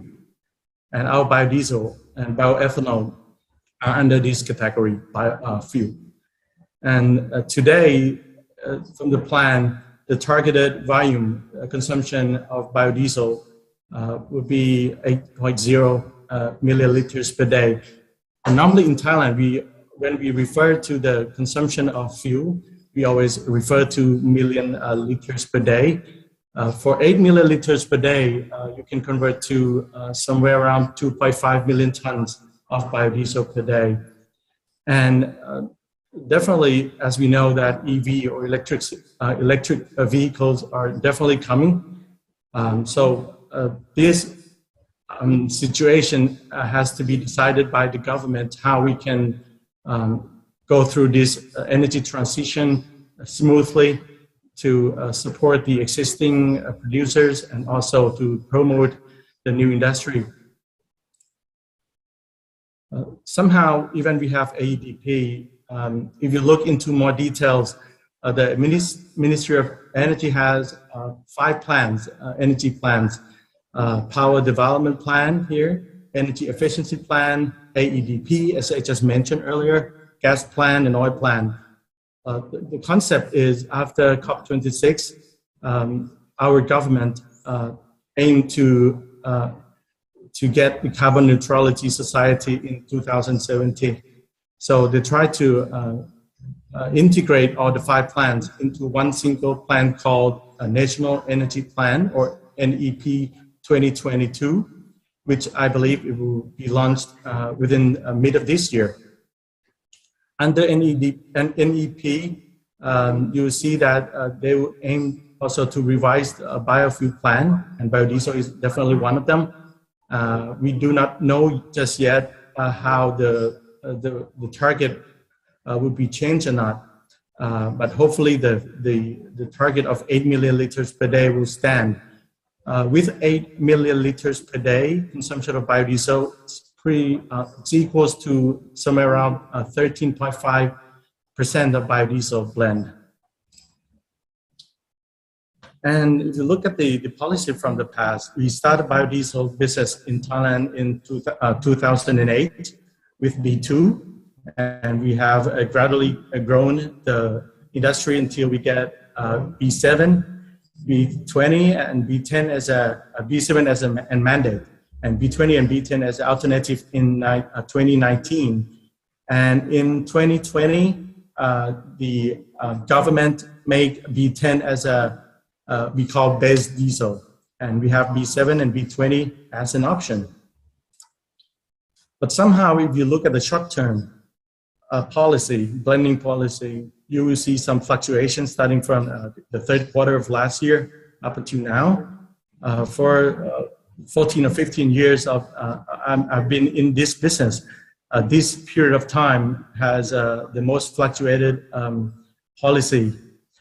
I think there are 2 reasons. One is definitely the price of CPO. As you can see from the global price is very high, and I'll show you later on that in Thailand the CPO price has even more fluctuated.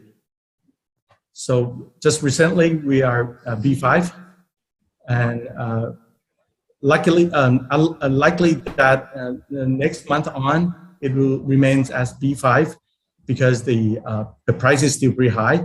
And secondly, the second reason is because the stock level in the country is pretty low. So it's justified by these two reasons for the government to put it down to B5. So we will see how we can get back to B7, B10 again. Thirdly, BCG initiative. It is a flagship of our government that they would like to drive the industry towards BCG industry. So there are many sectors under BCG initiative, and energy and biochemical is one of them. And biodiesel is in this sector. The concept is they would like to get the higher energy security, the better well-being, the higher income of Thai citizens, and also, of course, the better environment when we implement such a program. And undeniably, palm oil is one of the highest potential of feedstock in BCG industry. So the reason that I put it up here is because, as you know, that biodiesel or palm oil industry, as it is today, is a very key success factor to develop BCG industry as a downstream of our existing industry. So hopefully that the government will support our industry to get even further down to BCG industry in the future. Market update. Today we have 15 players in the country, and the total installed capacity is almost 10 million liters per day.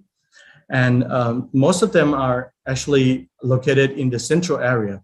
As you may know, that a palm oil plantation in Thailand is normally in the southern part because it's close, and some of the players or the producers are located in the southern area, but most of us are in the central area. And the only reason is because the consumption is there. Consumption is in the central area. So the CPO are normally shipped from the southern part to the central part and produce biodiesel and distributed throughout the country from the central area.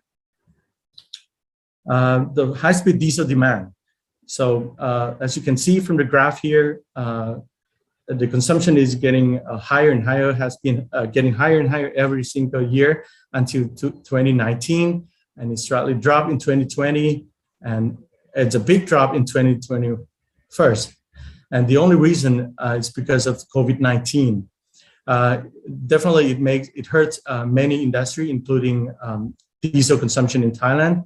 That's one reason. And another reason, as you've already seen, that the policy of the blending policy has also changed from B10 to B7 to B6, and today B5.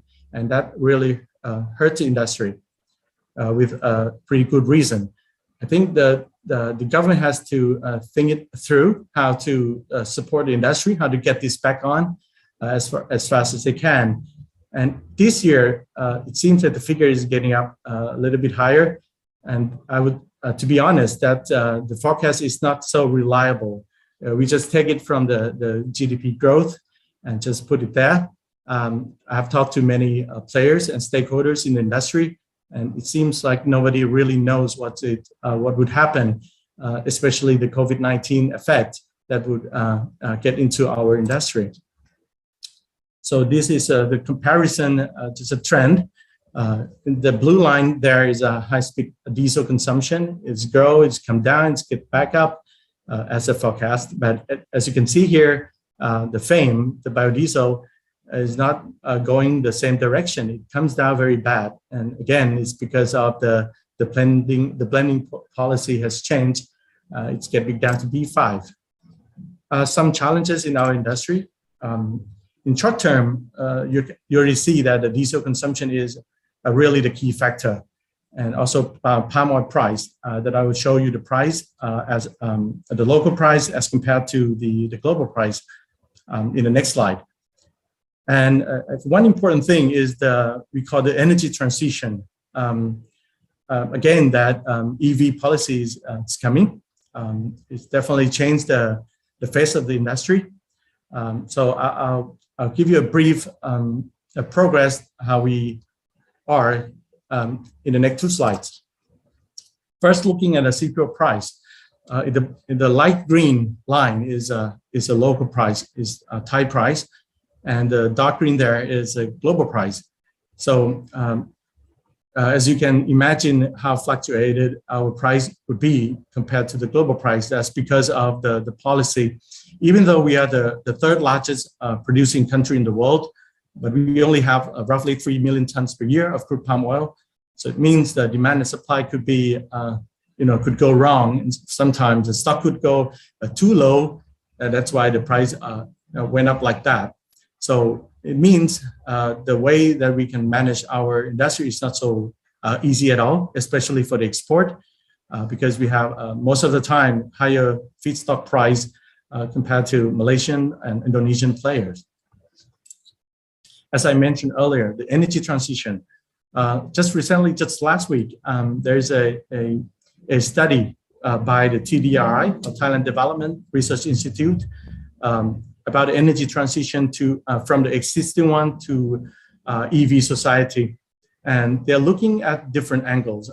They look at the impact on the national income, the energy security, the farmers, not only oil palm, but for sugar cane, for ethanol, and tapioca for ethanol, and look at the impact on environment as compared to implement of biofuels and EV with our infrastructure in Thailand, and how the impact to the existing industries, not only for biodiesel producers, but also from petroleum oil refiners and all stakeholders, and also the vehicle owners. The finding from the study, there's so many, lots and lots of information in the study, but I think 2 important things that I would like to address is the finding from the study. They try to find a way to implement short, medium, and long term for EV. Try to suggest the government how to create a demand for the EV, to support and develop EV industry, and how to strategize a proper less impact to environment plan. And as a whole, they try to ease the negative impact, especially to the existing industry. And the very interesting answer is they draw the conclusion from the study that in Thailand, the biofuel and EV, if we can have the coexistence situation, that would be the best answer for the country. Well, in conclusion, Thailand biodiesel industry has been, of course, struggling from COVID-19 and also, of course, from CPO price fluctuation. And the government has launched a policy, EV, and I haven't had a chance to address Euro 5 and Euro 6. That would hurt the industry because OEM, automotive manufacturer, said that officially that with Euro 5 and Euro 6 engine, it can take only up to B7. So B10 and B20 that we have would definitely hurt. So just yesterday that the government has a program to have the road trial of B7, B10, and B20 in Euro 5 engine, which I hope that the result would come positive. So the industry could go on and have B10 and B20 blending. And thirdly, biofuel is still sizable outlet for Thai crude palm oil. That is very important. If the industry has gone down, the crude palm oil production in Thailand would have to find a way to go. Coexist of EV and internal combustion engine with a higher blending ratio of biofuel or biodiesel here should be the good answer for our country. And collaboration among producing countries in the region will help support smooth energy transition, which I hope that we can have a fruitful discussion about this collaboration in this afternoon section. Thank you very much for your kind attention. Thank you. Give round of applause, ladies and gentlemen. Thank you very much, Kun Sanin. Hopefully, the energy transition platform among biofuels producing countries could answer some difficulties in Thailand. we understand that look like we had the similar problem in 2008, right? When the biofuel policy is not in the direction, then we're fighting, Pak Paulus fighting very much. Then now we are on the right track, even though I don't mean that without challenges, of course. Ladies and gentlemen, the next speaker is Mr. Paulus Cakrawan. He is the Vice Chairperson of Indonesian Biodiesel Producer Association. He has a degree in electrical engineering. I used to work in aircraft companies. Then now he is managing PT Indo Biofuels Energy. Now he was establishing the APROBI. Now he is the Vice Chairman. Pak Paulus, time is yours. 15 minutes, thank you.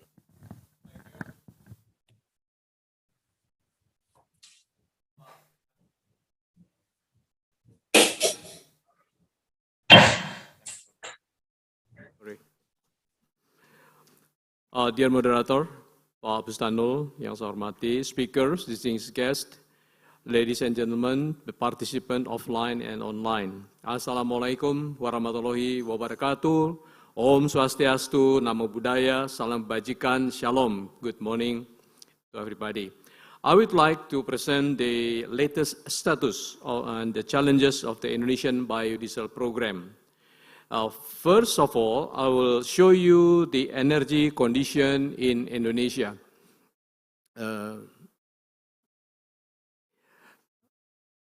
You could see the Indonesian fuel consumption is about less than a liter per day per capita.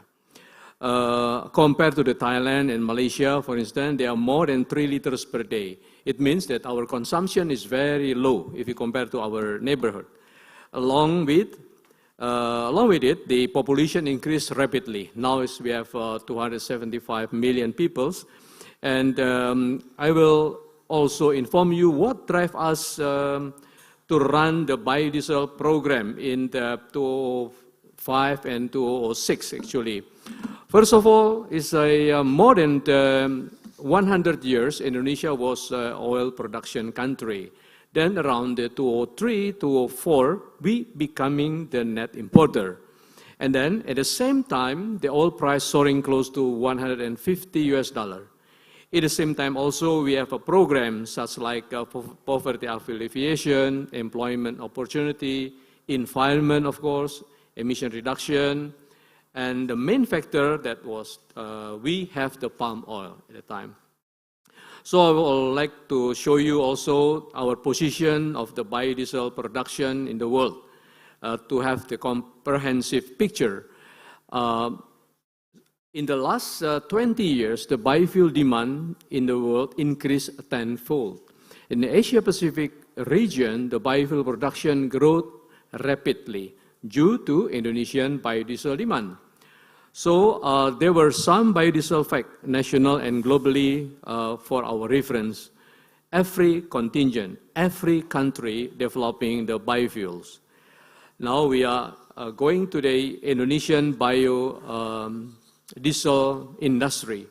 We have more than 24 biodiesel industry throughout the nation. And you could see a lot of them located in the West Indonesia and less in the eastern part. We have a huge challenge in the supply chain system right now. This is also not for us, also for the government and then for the economy also, how to distribute the biodiesel throughout Indonesia evenly, right? And then the development of the industry, you could see in the last 16 years, we growing the industry, and then now we have 16.6 million kiloliter installed capacity. Since decreasing usage of diesel fuel in the last 2 years, COVID-19 pandemics, you could see the uneven supply of biodiesel in the last 2 years. Last year, we delivered about 8.4 million kiloliter for domestic use. And such huge volume of biodiesels makes a lot of people asking, how about the feedstock condition? Let's see the palm oil production map in Indonesia. You could see our production last year is about 48 million ton, and about 63% exported, right? And we use only 37%. And from the 37%, they're using about biodiesel is about 7.3 million ton, and then for the food and processed oil, it is about 8 million ton. It is all the situation in Indonesia. And then we, as we understood, have to accelerate the energy transition, and this is our program for to accelerate the biofuel in Indonesia. If you could see the development of energy from palm oil continued and heading to the biohydrocarbon products such as gasoline, diesel fuel, also aviation fuel, like mentioned by our minister. We are struggling to use the bioethanol in gasoline, for instance, for the Pertamax, one of the Pertamina product. Research on microalgae, other types of raw materials continued to be explored and developed. Of course, we are also improving our technology process. And a lot of Indonesian institutions making the research, right? As you could see that the research on bioenergy is on the progress and be done by research center, the ministry, R&D, university, state-owned companies, and also from the private sector. Ladies and gentlemen, the sustainability of the palm oil biodiesel is a question by a lot of people. Surely, the sustainability is not only from the environment sector, but also social and economy, right? And considering the environment, we could see that Indonesia has implemented the moratorium on deforestation for any use since 11 years ago. Then we also moratorium to build a new palm plantation since about 4 years ago. And also we formed the Pit Restoration Board in 2016. And we have a lot of standards, like RSPO and then ISPO. And the ISPO for the downstream, now we are doing the ISPO for the downstream under the coordinator of Ministry of Industry, and also the Indonesian Bioenergy Standard Indicator. It is coordinated by the Ministry of Energy, and one of the experts now is in here, Ibu Erlisa, Professor Erlisa is in here. Also, we continue to develop biofuel environment-friendly processing technology. And the other things is the role biofuel to achieve renewable energy target for 2050 energy transition. The green line, renewable energy, is increasing. Recently, it's about 10% of total energy mix. We must reach about 30% in the 2030. Biodiesel itself already use 30% from the diesel fuel, and it needs to use the other biofuel soon, such as bioethanol, biohydrocarbon, and others. And other factor in environment is the greenhouse gas emission saving. Sure, every year we contribute a lot of emission saving. Last year we could reduce the reducing the emission about 24 million ton CO2 equivalent, and then we will continue to reducing the greenhouse gas emission. It is about 22% from the emission from the diesel fuel. And not only saving our foreign exchange, because we could reduce the diesel fuel import about $3.8 billion last year. We also increasing the palm oil industry income, especially in the farmer income. If you could see, the farmer income is increasing in the last 12 months, right? Even though that when we are implementing B20 at a time, and then B30, they are uneven graphic, as you could see, that down a little bit because of the oil price at the time is low, right? Was low, and then now it's going up. The price of the palm oil. It is not only for the corporate, but also for the farmer and workers, right? And then we also using the upstream workers, about 1.4 million workers, right? It is really important for us. And then we realized that the developing such enormous amount of biodiesel, not without the lot of challenges.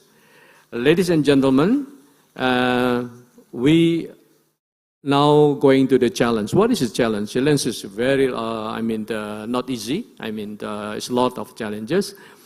First of all, we have the supplies, right? It is also challenges like the shipping, and then the tanking for storage and so on. We have to supply 10.15 million kiloliters. This is equivalent by about 63 million barrels. It means what? It means similar to 90 days Indonesian oil production. And it is produced by 20, now active 22, but this year will be more than 22 companies. And then our capacity at the time is 14 million kiloliters is last year. Today is 16.5. And then 1.6 workers involved in this program, increasing farmer income and also reducing a lot of emission today. And then in the pandemic era, we are facing a lot of challenges like biodiesel quality. For instance, we have to improving a lot. If you're going to from B30 now to go to B40, of course, we have a lot of tests, performance tests, road tests, and so on, and then we have to improve our biodiesel quality. The second one is the stakeholder support. It is very key, keyword, the support from every sector in Indonesia. We have to have that. And then the pricing policies, right? As you know that we have to support the biodiesel's price because biodiesel price is higher than the diesel price. And trade barriers, it is another challenges. We have a trade barrier for many countries. The EU RED, for instance, in 2009, and then they continue EU subsidy, dumping.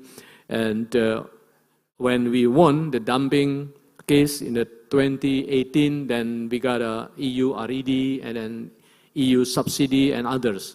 And now our case is filed in the WTO under the DS Dispute Settlement 593, and also Malaysia. Malaysia already filed to the WTO in the case DS 600 today.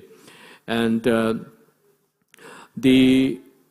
our association effort toward net zero emission in energy transition and its challenges, increasing the implementation of diesel fuel substitution.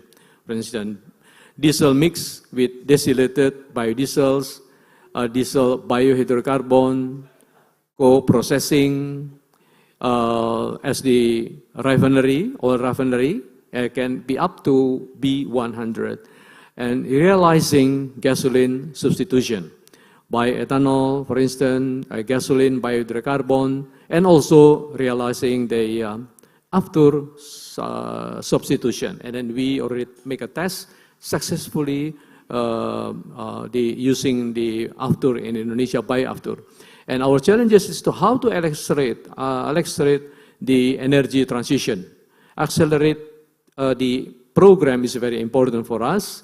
And to go there, we also not forget to have the sustainable biofuels, and of course improving our technology and having the user acceptance. Of course, we have to have the biodiesel economically favor and also affordable. And to have all of that, we have to make cooperation between our stakeholders and also among the palm oil production countries, right? And the conclusion is the synergy. It is the keywords for us, that we successfully implemented the B30 because of the government support. All the government sector supporting, and also the industries. So we really appreciate to the industry like Pertamina, also to the Indonesian Automobile Industry Association, Gaikindo, and also to the Truck Transport Association, and Heavy Duty Association, and also the railways companies, right? They are all supporting us, and research center, various research centers supporting us, and we are not forget to have the support from the OPPF, the Oil Palm Plantation Fund, supported us for all the research. Ladies and gentlemen, so the conclusion is biodiesel program in Indonesia supporting the SDGs, reducing the fossil fuel import, resilient, affordable, significantly impact to the economy toward the net zero emission, and answering the climate change challenges, undeniably decreasing greenhouse gas emission. And ladies and gentlemen, with it, I would like to conclude my presentation. I'm very happy to have your question and suggestion. Wassalamualaikum warahmatullahi wabarakatuh. Om Swastiastu. Om Santi Santi Om. Thank you. Have a nice day. Enjoy Yogyakarta. Hey, thank you very much, Mr. Paulus Cakrawan. Ladies and gentlemen, please hold your question, write down your question in Q&A box. We have the fifth speaker. Sorry, I was introduced four. Actually, we have different perspective from farmers' perspective. We have Jono Albar Burhan. He is a secretary of Dewan Perwakilan Daerah Apkasindo in Riau. He has a master degree in international business from the University of Auckland in New Zealand. Now, he's been active in Apkasindo, including in us in CPOPC, and of course in other opportunities. Mr. Jono Burhan will have a presentation on question mark, Indonesian smallholders' welfare improve or not after the implementation of biofuel. Pak Jono's time is yours, 15 minutes. Thank you. Okay. Thank you so much. Assalamualaikum warahmatullahi wabarakatuh.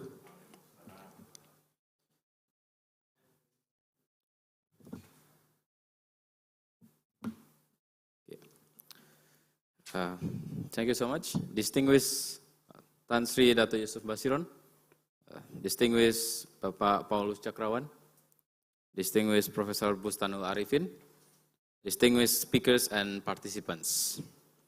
Allow me to introduce myself. My name is Jono Albar Burhan, and I'm in the International Relation and People Development Department in Indonesia Oil Palm Smallholders Association.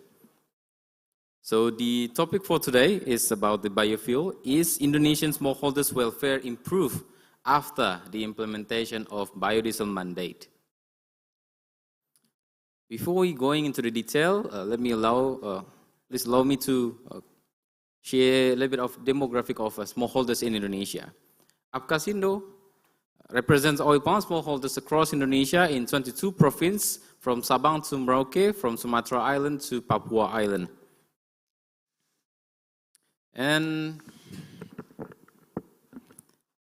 the smallholders, as we know, that one of the biggest player of palm oil industry, the second biggest is 6.72 million hectares. The first is private sector, is 8.68 million hectares, and followed by government, 0.89 million hectares. And total is 16.38 million hectares across Indonesia. So smallholders is also a big player of palm oil in Indonesia. There are 2.6 million smallholders, 4.2 million direct workers, 12 million indirect workers, and it's contributing to 3.5% to Indonesia's GDP. So it's very important for the economy of Indonesia, and it's important for the social of the people of Indonesia. This is a picture of palm oil smallholders across Indonesia, including my family and including myself as a smallholder. This is a big picture done by the LPPM UNRI. The daily expenses of oil palm smallholders. The biggest one, the top three, are daily needs. The second is education, and the third one is transportation. So for smallholders, their daily expenses, these are the pictures for ladies and gentlemen. And the level of education of smallholders is already shifting from the first generation to the second generation. So including me, I'm the second generation of smallholders. And currently, most of the smallholders are already diploma or bachelor degree. So it's at 74% of them.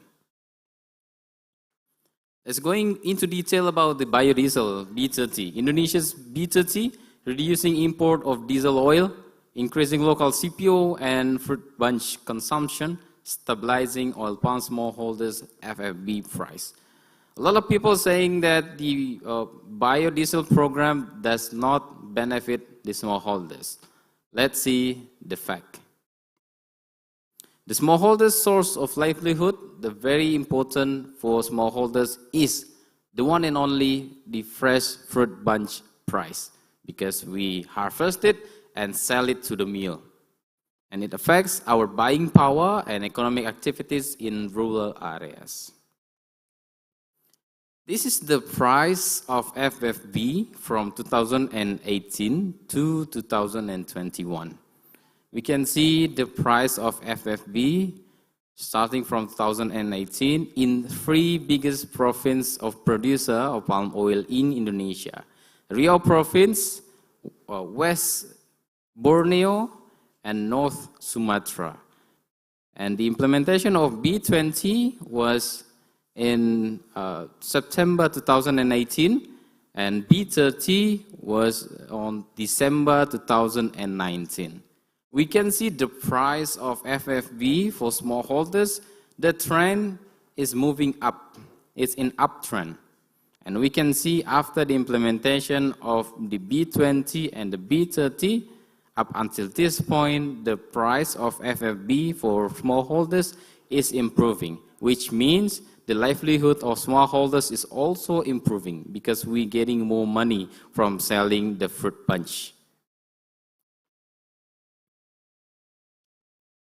And this is one of the data that I get from BPS, or Badan Pusat Statistik. Nilai tukar petani is a very important factor for us to see whether the smallholders or the farmers get the benefit, reap the benefit from their cultivation. And we can see the difference between the NTP Riau, which the biggest producer of palm oil in Indonesia, compared to the NTP of East Java. East Java is the yellow one, the Riau is the blue one. And the threshold is the blue, the dark blue. The definition is that if the NTP is bigger than 100, meaning that the farmer's earnings surplus. If the NTP less than 100, the farmer's earning deficit. If equal to 100, it's break even. So we can see the NTP of Riau, it's far above 100, even compared with the East Java. So it's above 100, 120, 119. Even in 2021, it's at above 120 consistently. This is the data, this is the real information that we have, that the smallholders really do get the benefit of the biodiesel program. And this is the price of the CPO in 2020, 2021. We can also see the price of CPO is uprising because of this ending stock of CPO is also lowering because of the maximizing for the biodiesel mandate, B30. So 10 million kiloliters in 2021. And this is also the fact of the FFB in 5 major island in Indonesia. Indonesia is the biggest archipelago country. We have 5 major islands in Indonesia, and we can see the price of FFB is not only increasing in Sumatra Island as the biggest producer of palm oil in Indonesia, but in the whole profits in the whole island. In Indonesia, in Sumatra Island, we can see the trend is uprising. Java, in Banten, Kalimantan or Borneo, in Sulawesi, and in Papua. So this is the fact that yes, we're really sure that the smallholders reap the benefit of the biodiesel mandate. And this is the multiplier effect of palm oil to villages' economic welfare. We can see the blue one is the economic multiplier effect of palm oil, the red one economic multiplier effect of rubber. And we can see the blue line is far higher compared to the red one, meaning that the palm oil, especially the smallholders, get more multiplier effect because of the cultivation of palm oil, comparing to the rubber or the other type of cultivation.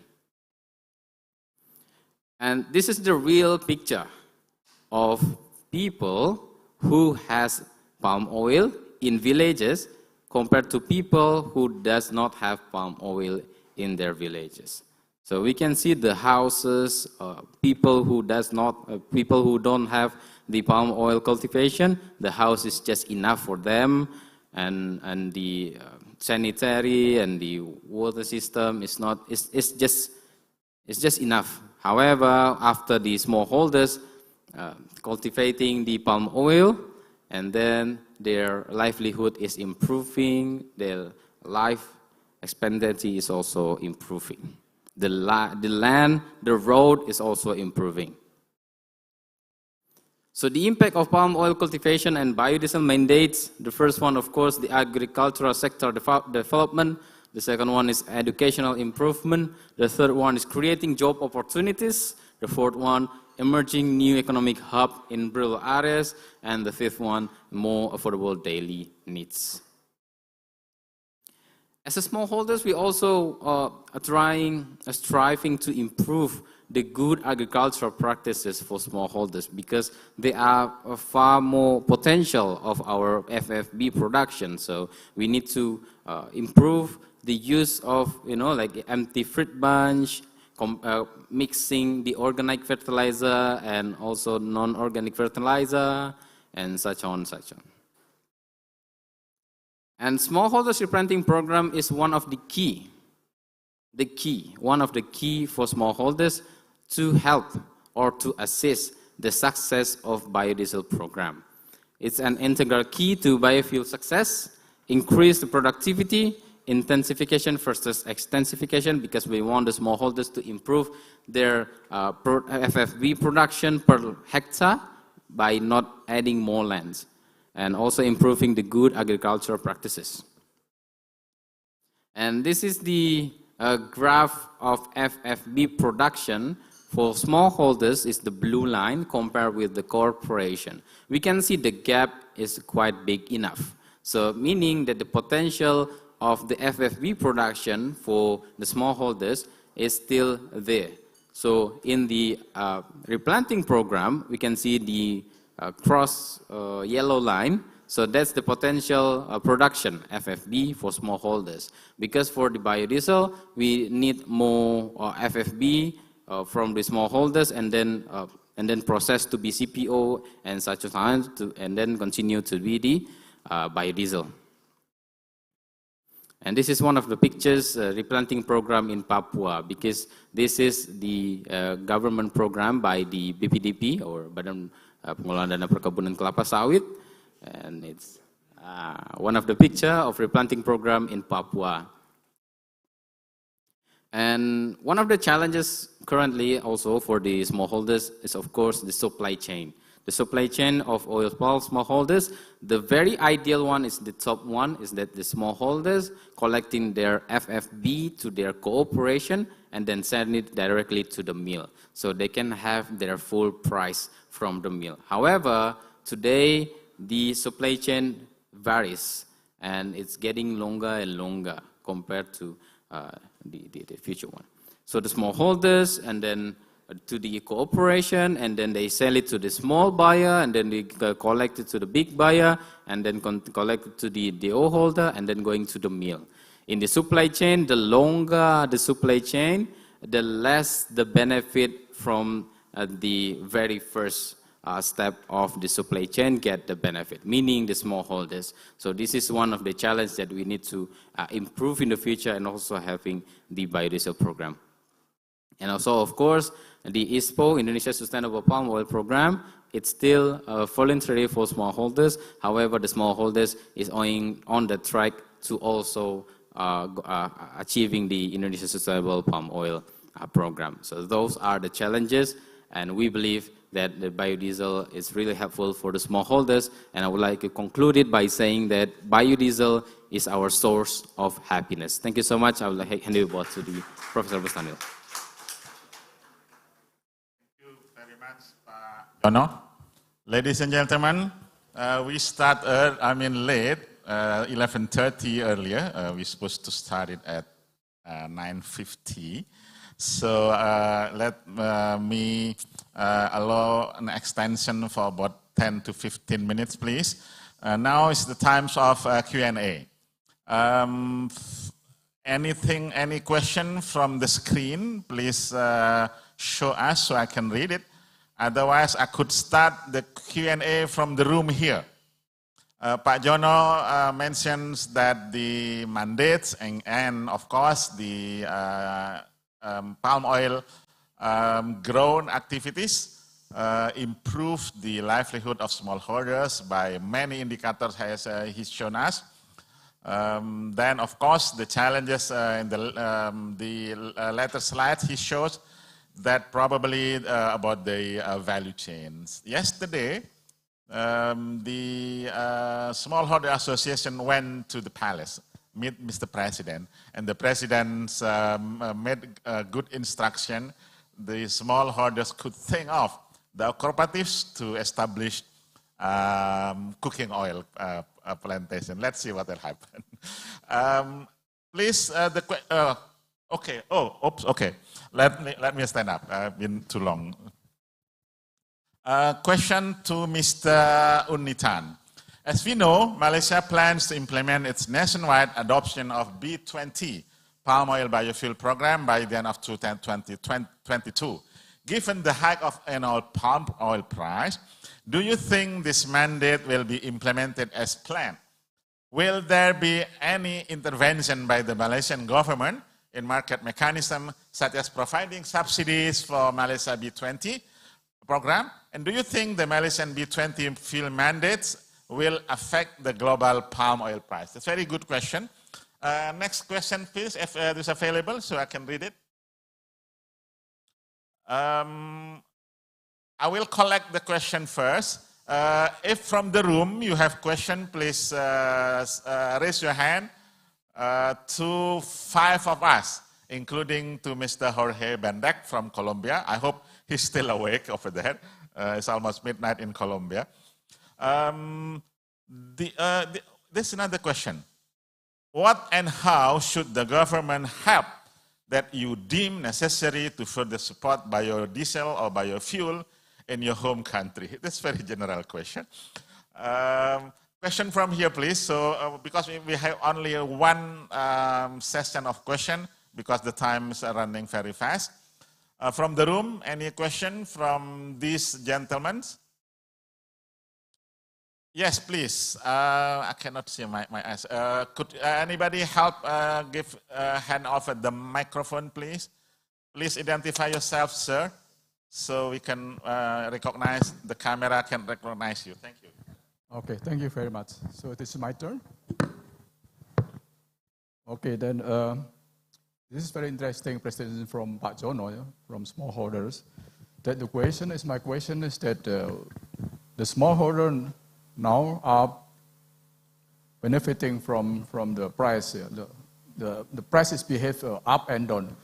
But my question for the future, how do the smallholder could benefit from the industry, palm oil industry? Of course, because the price is up, and then it results in the benefit of the smallholder. So how do you think that for the future, how can the smallholder benefit from the palm oil industry? We know that the palm oil industry in Indonesia comprises of private, comprises of smallholder, but 6 point something. Yeah?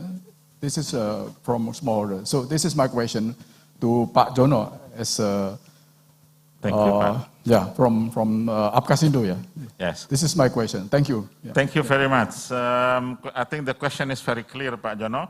How is the future? If we see the PSR, replanting program, well, a little bit slower recently because the price is so high. And our farmers do not want to replant because they don't want to sacrifice the economic revenues. First opportunities I would like to give to Mr. Unitan, please, if you could answer the question from the screen. Mr. Unitan, screen is yours. Yes, thank you for this question. The Malaysian Biodiesel B20 program implementation, I believe, will continue because it is a part of an approved decision by the government. So I think there will be no implementation hurdles. However, in terms of the mechanism, given the high price of palm oil and therefore the economics works on the spread between palm oil and gas oil, or POGO. Now you can see the crude palm oil price is also rising. So actually POGO from something like $450 to $500 has now come down. So it is maybe the last 2 days, if you see, is slightly under $300, which means it is not as bad as when POGO was $450 to $500. The second is, in terms of mechanism, the Malaysian Biodiesel Association has been advocating that a good way of managing biodiesel implementation is to look at a carbon tax mechanism.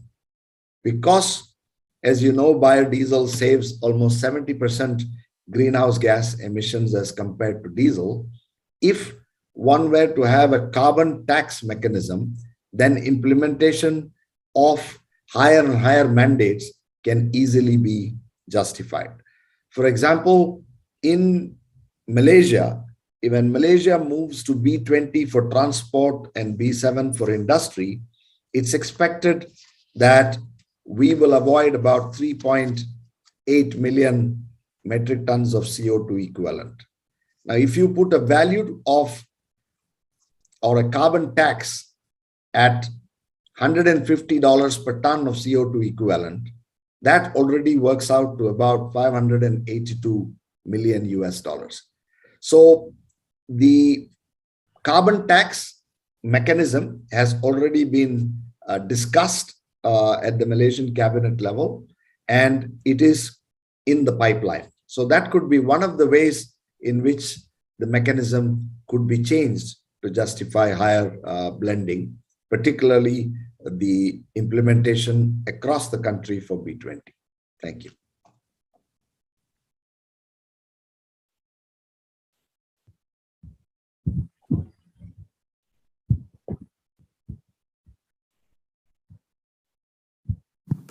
Okay, thank you so much for the question. Yes, it is very important for us, especially smallholders, to look forward to the future, because it's not only today we rely on palm oil, but it's also for the future, because palm oil, we can rely on palm oil. We plant palm oil for more than 25 years, right? So we can get, we can harvest it for more than 25 years.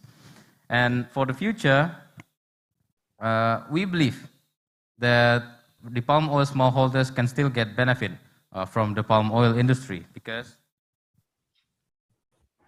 however, the very first important point that we need to improve from today is that the productivity, because we believe, we understand that the land that we can convert to palm oil is getting lower and lower. So we propose to the smallholders to do the intensification instead of extensification, so improve productivity. And one of the key points is that the PSR that I was mentioned before. And that's true by the Prof. Bustanul mentioned that many of the smallholders don't want to do the PSR, don't want to change the palm oil crop and then change it to the new one because they believe they still get the money from it. But what we can do is that we make sure to the smallholders, yes, true that they still get the money from from harvesting the FFB of their palm oil. However, it's already 25 years old, it's already 30 years old. The productivity is not there already. So now, for instance, the productivity, for instance, at least 1 ton per hectare per month, but the smallholders who has more than 25 years old palm oil plant, the productivity is less than 1 ton per hectare per month. So it's not good for them, and we encourage them to ask them to look forward to the future, to their kids, to about the next generation, to the renewable energy. We cannot just think about ourselves. We need to see to the future. If we just see by ourselves today, we cannot make sure that our future generation can still harvest the FFB. Today, there's a program from the government through the BPDP, through Professor Bustanul Arifin. And yes, we need to, we need to accept it because it's for our future. We don't just think it for today, we think it for the future. And especially today we have B30. As I mentioned before, the smallholders get the benefit from the biodiesel mandate. The price of FFB improved not only in Sumatra, but in the whole Indonesia. And imagine from B30 to B40, what will happen to the price of FFB. So that's why my answer. Thank you so much. Thank you, Pak Jono. Kun Sanin, if you want to have some final remarks before the session ends, he has a good proposal in Thailand. You can see there's BCG, bioeconomy, circular economy, and green economy, which is together with the development of biofuel. He has the proposal that the Biofuels Producer Association works together to help the development direction in Thailand. Hopefully CPOPC could help you. I'm also involved in CPOPC. Kun Sanin, if you want to have some final word, please. Thank you. As you can see that our producing countries has pretty much the same situation. So we try to improve the efficiency throughout the supply chain. We need to improve or increase the consumption, and we try to make ourselves sustainable. And I think all of these could happen when all these countries, including Thailand, help each other because we have the same goal. And many factors are out of our control. When I said our control, the government is also out of my control. So it would be very helpful if the government, if all the stakeholders can sit together and try to find a way out. And I think it takes time, so it should begin right now, so we can have the good future. That's what I would like to comment. Thank you. Thank you very much. Paulus, your final words, please. The question is actually goes to you as well as the biggest producer association, Palm Oil Association. The work together, stakeholders working together. Please, your final comments. Thank you, Pak Bustanul. First of all, I was to respond to this question that what should the government help that you deem necessary further support. In Indonesian case, the government is fully support actually for the biodiesel program. And of course, we knew that the government has a really full commitment to developing the biofuels in Indonesia, any kind of the biofuels in Indonesia. Regarding the acceleration of the energy transition, yes, we have to working together. So I'm agree with Kun Yunitan that Kun Sanin, that we agree that we ready to work together with you and Malaysia and also Colombia to developing the further biofuels in each country. Thank you. Thank you very much. Ladies and gentlemen, let's give a round of applause of 5 speakers. Thank you for delivering such a wonderful first session. From myself, thank you very much. If anything goes wrong, please say to the organizing committee, not to me. Thank you very much. Assalamualaikum warahmatullahi wabarakatuh.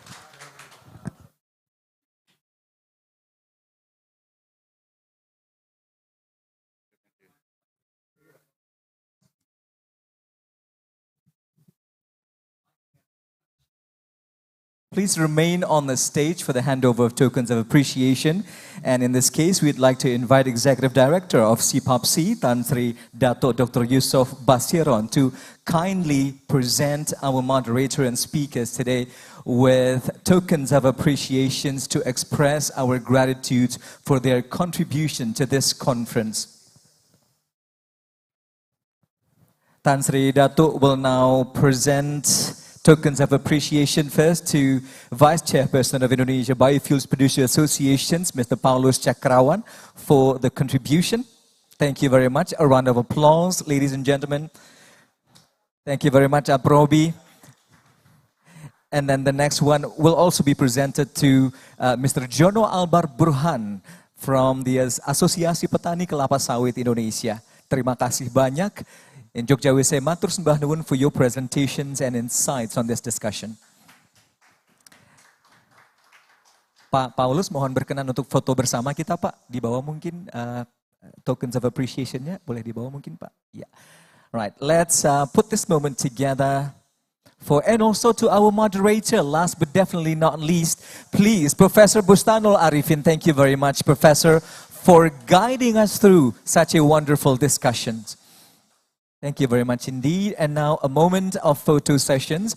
And we would also like to thank President of Malaysian Biodiesel Association from Kuala Lumpur, Mr. Uar Unitan, and also from Thai Biodiesel Producer Association, the chairman, Mr. Sanin Trianont, and Mr. Jorge Bendek, Director of National Federation of Biofuels of Colombia. Thank you all very much for a wonderful first session.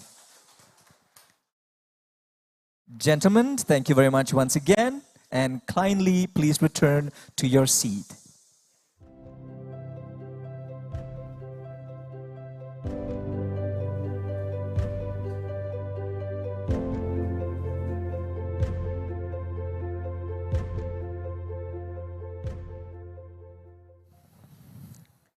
Delegates, participants, ladies and gentlemen, and now this is conference session 2.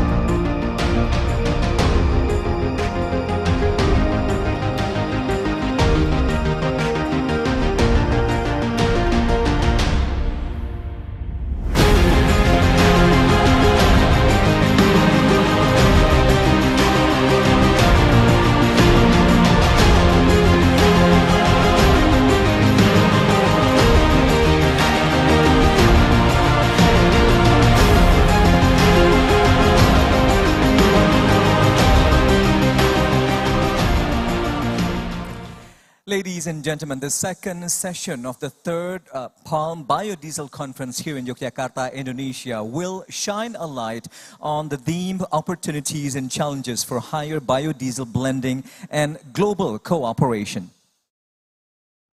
This session will feature an array of esteemed speakers. Allow me to introduce them. Head of Product Application Technology of Lemigas, Dr. Cahyo Satyo Wibowo. Secretary General of Gaikindo, joining us from Jakarta, Indonesia, Mr. Kukuh Kumara. Also speaking in this session is the expert team member, Ministry of Trade of the Republic of Indonesia, Dr. Gede Wibawa. And also speaking with us in the discussion is the Executive Director of Council of Palm Oil Producing Countries, or CPOPC, Dr. Tan Sri Dato Dr. Yusof Basiron. And then also speaking in the session is the Head of Southeast Asia LMC International, joining us all the way from Kuala Lumpur, Malaysia, Dr. Julian McGill. And as always, the brief profiles of all speakers will be on the screen very soon and can be found in the e-booklet as well. Ladies and gentlemen, for the Q&A session, as always, we invite you to participate through Slido by going to www.slide.com and type the hashtag the third PBC.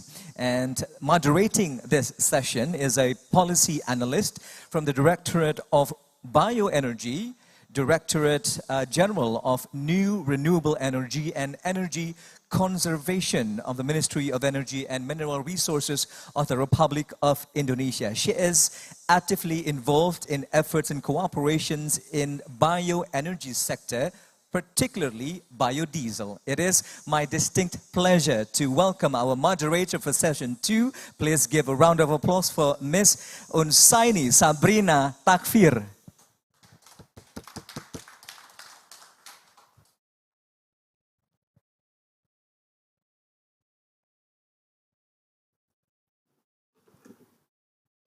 Thank you, Mr. Ahmad Idris, for the introduction. His Excellency Coordinating Minister for Economic Affairs Republic of Indonesia, His Excellency Minister of Primary Industries and Commodities Malaysia, Honorable Chairman of Indonesia Biofuels Producer Association, Honorable Executive Director of the Council of Palm Oil Producing Countries, ladies and gentlemen. Good afternoon, welcome to Jakarta. My name is Unsaini Sabrina Takfir and I'm delighted to be here as moderator for this session. Dear participants, as we already know that biodiesel is strategic plan for greening our fuels. Biodiesel is domestically produced, clean burning and renewable substitute for petroleum diesel. Using biodiesel is a vehicle fuel increase energy security, improve environment quality, and also provides green employment. Following the information and discussion in the first session related to policies and status of biodiesel mandates, we need to emphasize with question, what is next? So in this session, we will focusing on opportunities and challenges for higher biodiesel blending and global cooperation. We have 5 speakers from various background, expertises, and experiences. I will invite to join us over here, Dr. Cahyo Satyo Wibowo, and then Dr. Insinyur Gede Wibawa, and Dr. Tan Sri Yusof Basiron. Please.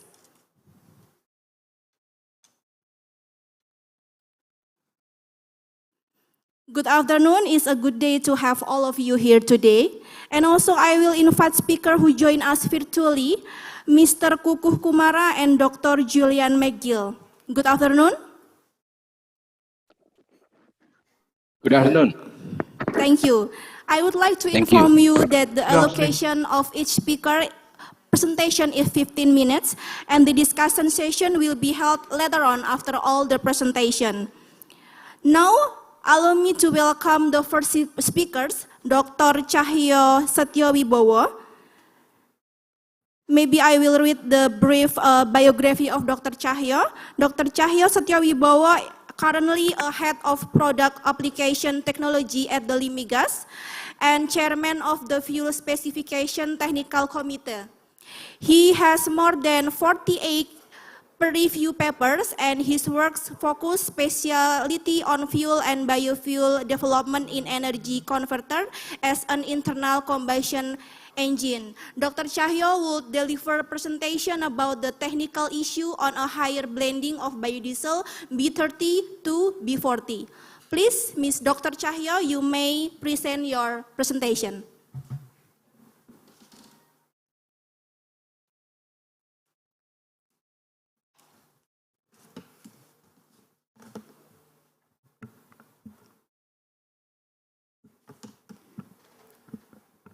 Thanks. Assalamualaikum warahmatullahi wabarakatuh. Excellency Chairperson, Excellency Chairman APROBI, Pak Paulus, Excellency Chairman, Executive Director of CPOPC, distinguished panelists, speaker delegates who are taking part in this event and virtual.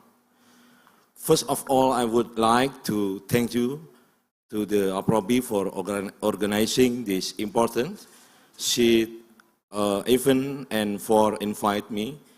Cahyo Sebowo, a representative of the application product department in Lemigas, to deliver technical issue on a higher blends of B30 to B40. I was planning to take part physical in this forum. I am pleased to share with you here about technical report regarding the development of palm biodiesel for the Indonesia Mandatory National Program.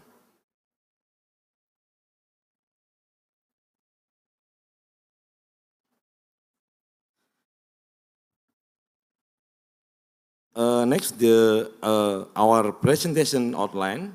In this presentation, I will share about the journey of biodiesel Indonesia, how to setting up technical recommendation for answering the technical issue regarding biodiesel implementation, fuel and biofuel specification that important to obtain an optimum fuel quality. Firstly, the background to develop biofuel in Indonesia commitment to achieve the energy mix 23% in 2025 by increasing biofuel utilization to reduce conventional fossil fuel and reach national energy security. Biofuel became a priority for new and renewable energy development, referring to the resource potential in Indonesia. Indonesia mandatory biodiesel regulation is always accompanied by improved quality and the development of fuel specification. Improvement fuel and biofuel specification become an absolute requirement for the continuous utilization of biodiesel blend in all sectors.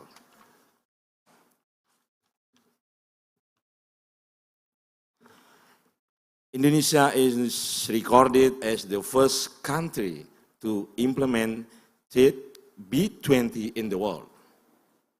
As you can see on screen, biodiesel implementation step by step began in 2008 with 2.5% biodiesel blend with struggling and gradually the biodiesel blend rate continue to increase and successful B20 in 2016 and encourage the government and various related parties to continue increasing biodiesel level. By 2020, the government was able to implement the mandatory B30 program. How to setting up a technical recommendation. Implementation of the project involves all parties from government agency, academici, practitioners, and association to obtain a mutual agreement in the preparation of technical recommendation to support the successful implementation of the use of biodiesel for diesel engine vehicle without any resistance. As you can see on the screen, there are technical project implementation strategies. Each institution has its duties and rules such as research funding, principal investigator, technical supervisor, police, support, and socialization. The last one is to support the fuel, biofuel, and vehicle or diesel engine. There are 5 primary scopes to evaluate during the test. For instance, 1, effect of biodiesel and diesel fuel characteristic.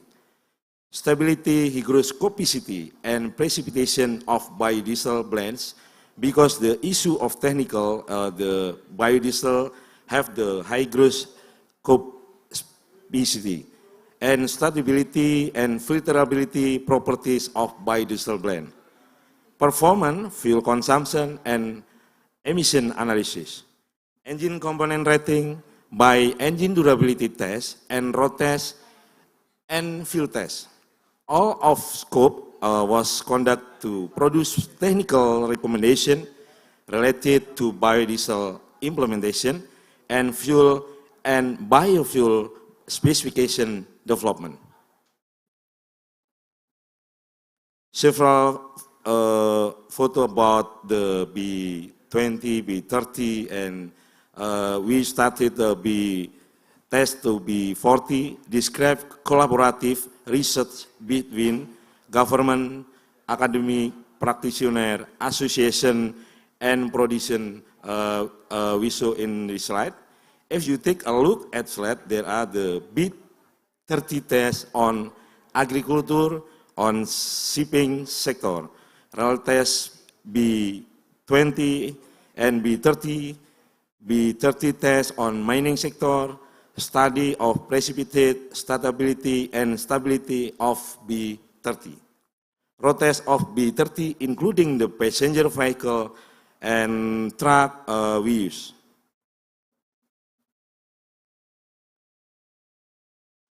So how about the biodiesel specification development?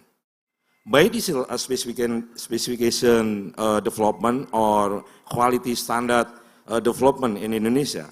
Next, I want to share with all of you about biodiesel specification development start from the 2013 to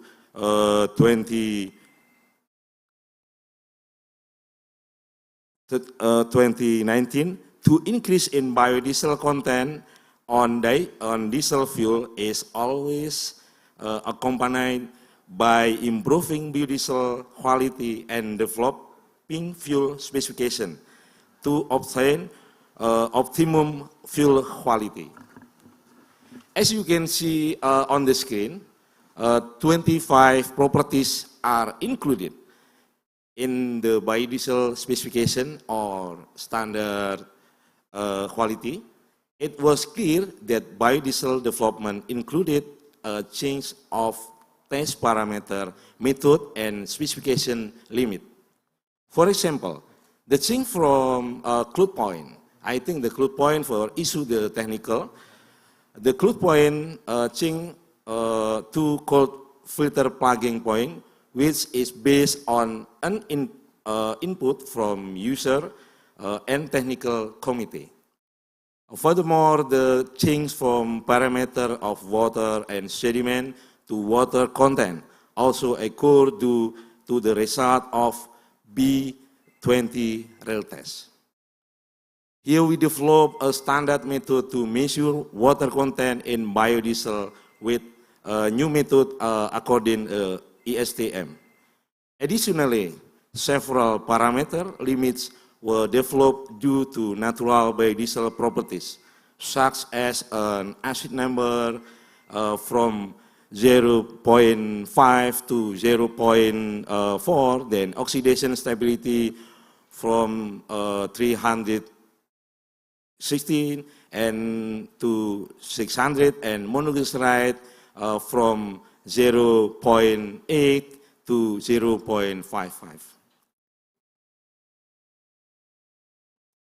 And next the part, and I want to share with all of you is B30 fuel specification.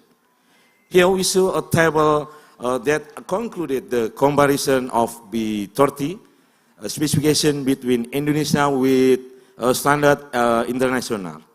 The summary of Indonesia diesel fuel specification is superior in biodiesel percentage blending.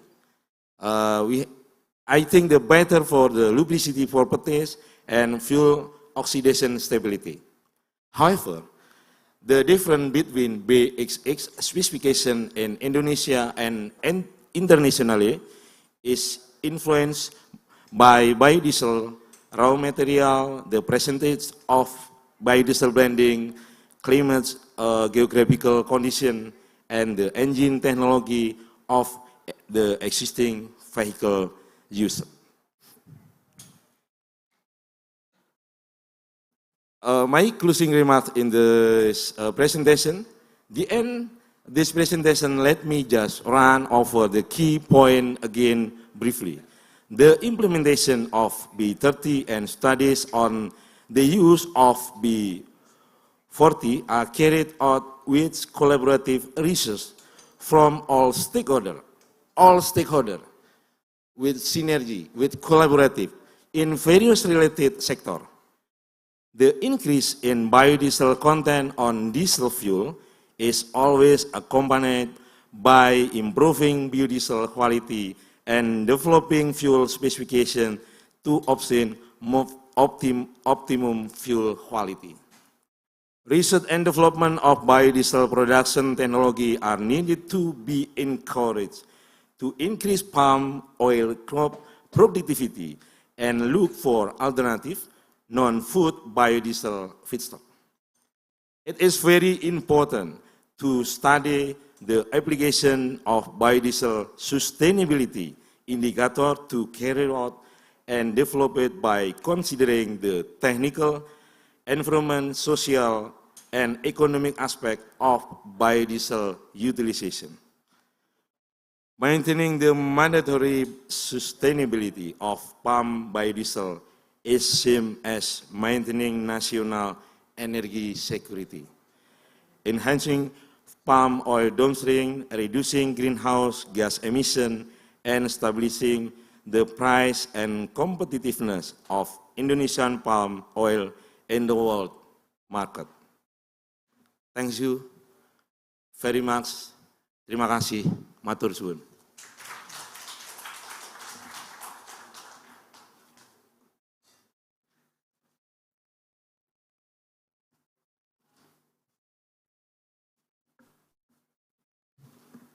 Thank you, Dr. Cahyo, for giving us such informative information.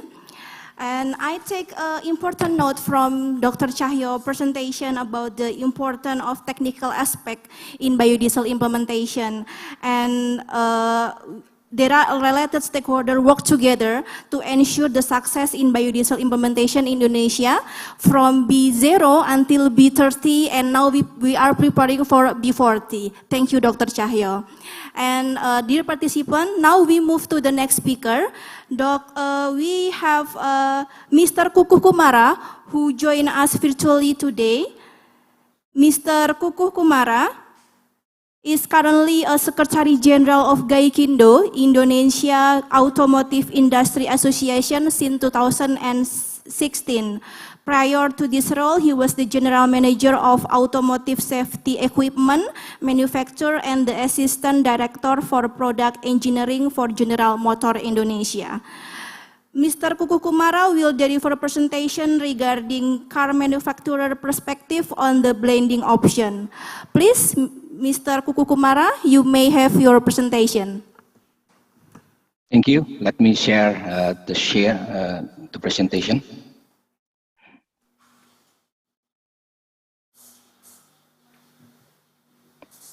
Okay. Everybody seen the presentation? Thank you. First of all, I would like to say Assalamualaikum warahmatullahi wabarakatuh. Thank you very much for the invitation to have a presentation in the Palm Diesel Oil Conference, the third one in Yogyakarta. Really appreciate for the chairman of the APROBI, also vice chairperson of APROBI, Pak Paulus Cakrawan, and also the executive director, CPOPC. And I really thank you for the opportunity to share the perspective of the automotive industry on the blending option. First, I would like to inform about the trend in the automotive industry in Indonesia, that we all know that the pandemic has impacted very severe on the industry. Usually we are, normally before the pandemic, we are producing above 1 million vehicles per year, but due to the pandemic, we dropped the production as well as the wholesale more than 50%. Fortunately, thank you that we are able to regain and recover, and thanks for the government policy that allow us to recover, and we recover with prudent, and we respect all the health protocols so we can continue the production and we also recover. And as you can see, in 2021, we have been able to recover. The production is already above 1 million again, and the wholesale is almost 900,000, almost normal. And hopefully this year we will also projecting that the total production will be above 1 million, and the domestic wholesale is around 900,000. So this is early recovery after the pandemic. Just for your information, that majority of the vehicles in Indonesia still using the internal combustion engine, and out of that one, about 75% mostly are gasoline engine using internal combustion engine, mostly are being used for passenger vehicles. On the other side, that about 24% using diesel engine, which is the subject for the biodiesel. This is mostly used for commercial vehicles and heavy-duty vehicles mostly, and about less than 1% are using other fuel such as CNG and also electric vehicles, which is just recently being introduced, and I think all over the world right now is quite become euphoria about electric vehicles. This is basically explaining about the trend of the automotive industry in Indonesia based on the government policy that since 1975, and we are moving toward 2060, which is now become the objective of the world to become net zero emission. So, but to achieve that one, we cannot just like flipping our hand and then all of a sudden everybody become net zero emission, or in Indonesia we call it right now is toward the green mobility. So step by step we are improving the technology, try to reduce the emission, and then start introducing Euro 2 emission standard. And then in 2013, in the automotive industry, we introduced program, government introduced a program, what we call the LCGC, low cost green car, which is basically the vehicle should be meet standard requirement, such as the fuel efficiency, and as well as the emission, which is standard using equal to Euro 4. And then moving toward 2060, we also trying to introduce a new program, which has recently being issued, what we call low carbon emission vehicle, which is include the alternative vehicles such as hybrid, plug-in hybrid, and even the battery electric vehicles. So basically, this is the step-by-step where we are targeting the Indonesian trend, considering that what we have, what available domestically, and so on. Looking at this one, this is the alternative. Knowing that Indonesia is not in one continent, but Indonesia is consists of a number of islands, different different geography requirement, and so on. So we look at that one, and with the all alternative energy, which one is more applicable, and so on. For instance, right now we are talking about the electric vehicle. We're just introducing because we have the resources to make the battery, but not all at this moment. All vehicles can be, the electric vehicle cannot be applicable to all kind of vehicles. We already started with two-wheelers, motorcycles. I think we have been introduced. We have been locally made this one. And then also small car or city car can be utilized using, introduced using battery electric vehicles. Some buses, the city buses, and also medium buses for fixed route, that can be used, can utilize the battery electric vehicle. But the other side, on the extreme right, like heavy duty for mining and so on, at this moment still rely mostly on diesel fuel and so on. But in the middle, we have different alternatives such as a hybrid electric vehicle, PHEV, and so on. So this is an alternative. In Indonesia, I think we also, with the government, agree that basically we have what we call local endowment. Things, alternative energy, which is available and can be produced in Indonesia. Those are, one of them are biofuel and also the biofuel others like ethanol and so on. And the vehicle also is relatively, the technology is also available. If we need modification, it's not sophisticated like the electric vehicle or hydrogen and so on. So this is basically alternative what we have, and the industry is working on that one. On the other side, we also have to comply with the effort to reduce the emission. This is the one that I said earlier, but step by step. We cannot just jump to Euros, for instance, Euro 6 or Euro 5. We start from non-Euro, and then we move to Euro 2 when we eliminate the leaded gasoline. We move to unleaded gasoline, Euro 2, and then we move toward Euro 4. And during this introduction of Euro 4, this is when we also looking at the flexi engine or the PXX, biofuel and so on.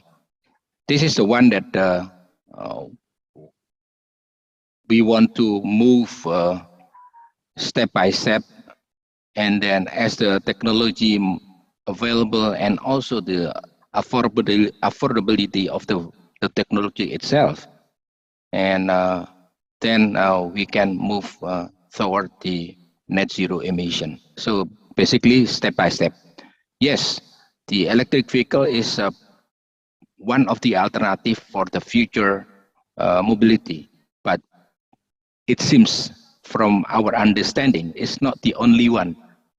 And now we know exactly we have the alternative. Thanks for the bioenergy.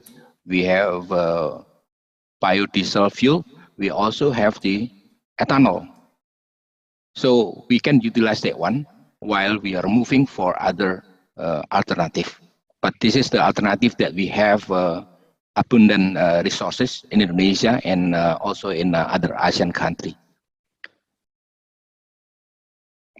This is a step adoption plan in Indonesia. So we already aware that we introducing starting from earlier from P2.5 as mentioned by Pak Cahyo, and also moving to P10, P15, P20, and right now we are in the middle of P30 and preparing to move to P40 or P50.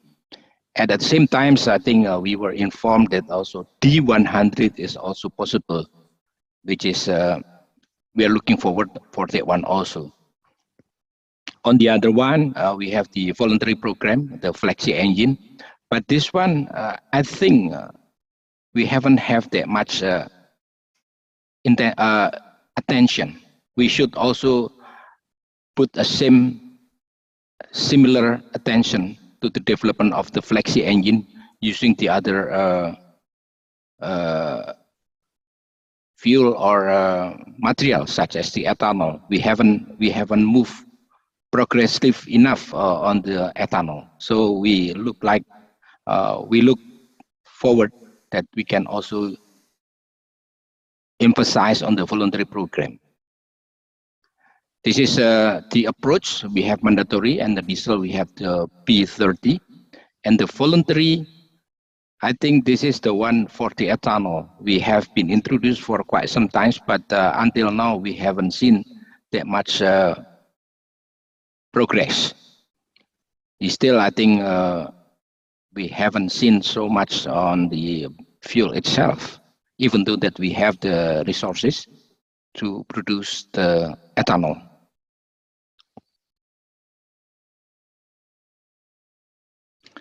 See, we have tried to compare the biodiesel and ethanol. I think we introduced before 2014. The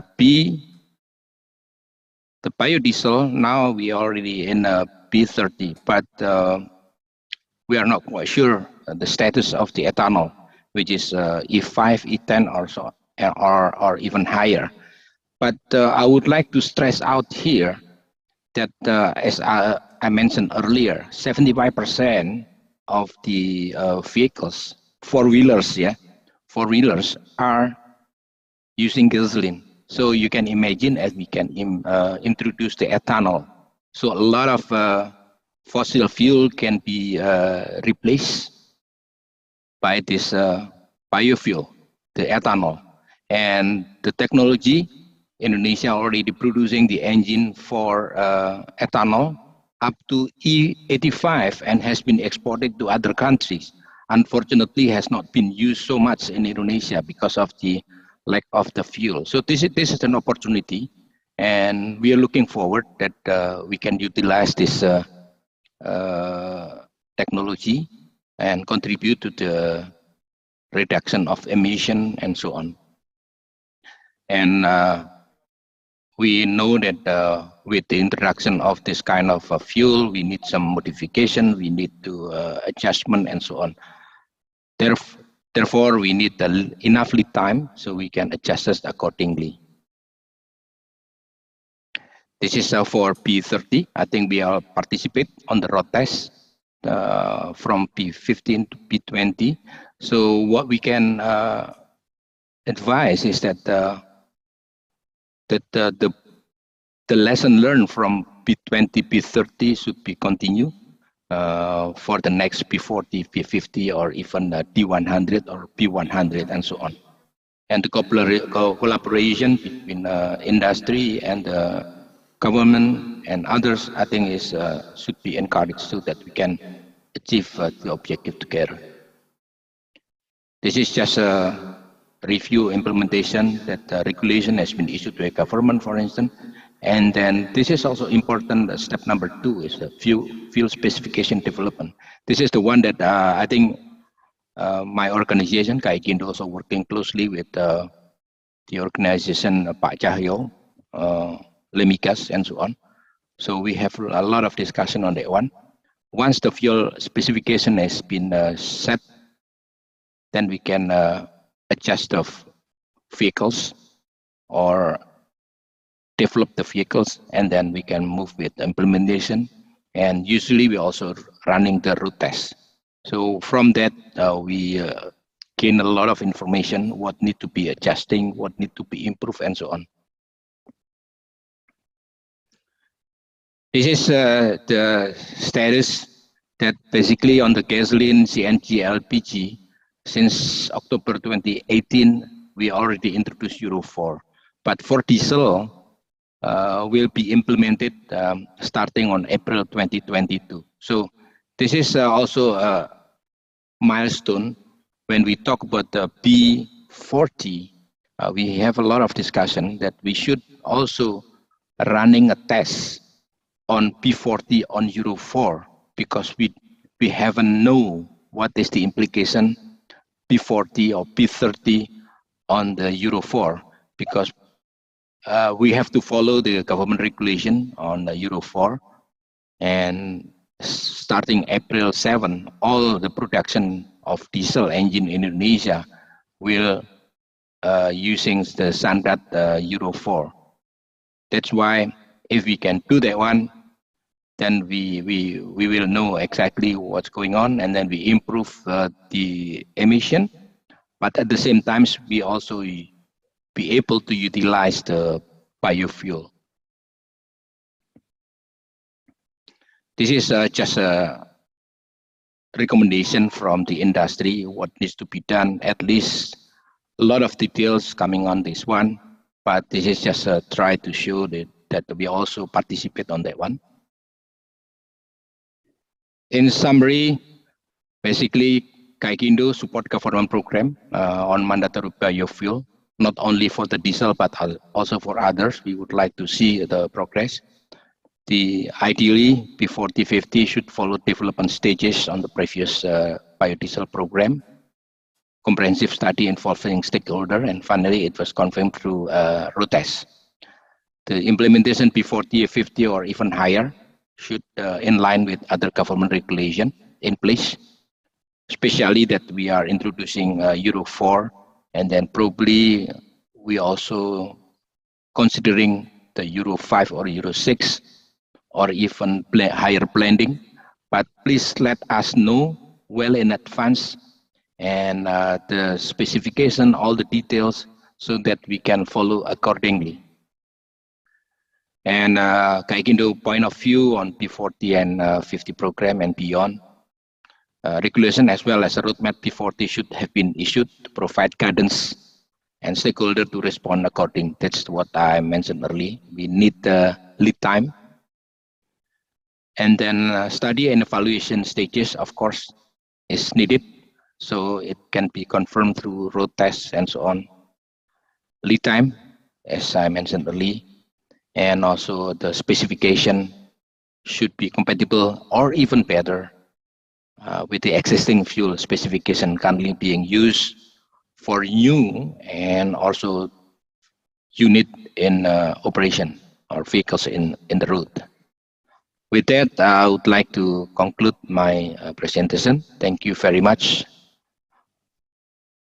Wassalamualaikum warahmatullahi wabarakatuh. Thank you very much, Mr. Kuku, for the valuable information. I get a point from what Mr. Kuku presentation that Indonesia already has an automotive roadmap and also technology option to improve fuel efficiency, as well as a plan for achieving B40 and B50. And also, Mr. Kuku said that Gaikindo commitment to support biodiesel implementation in Indonesia. Thank you very much, Mr. Kuku. Now, ladies and gentlemen, we move to the third speakers.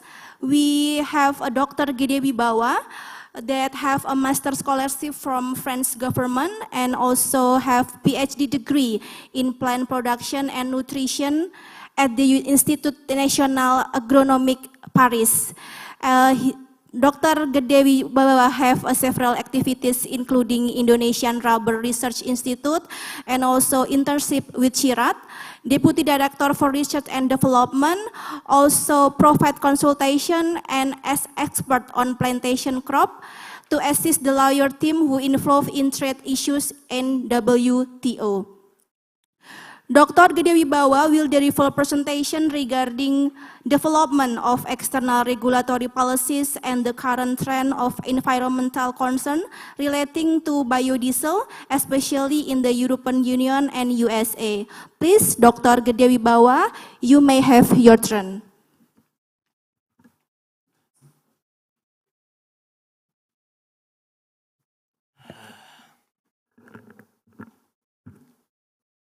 Thank you, Ms. Chairman.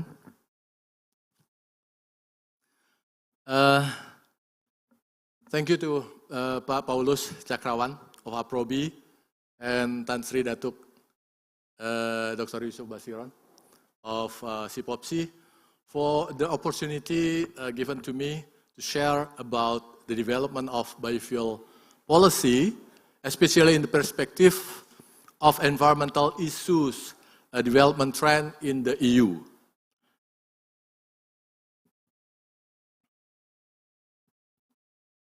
Come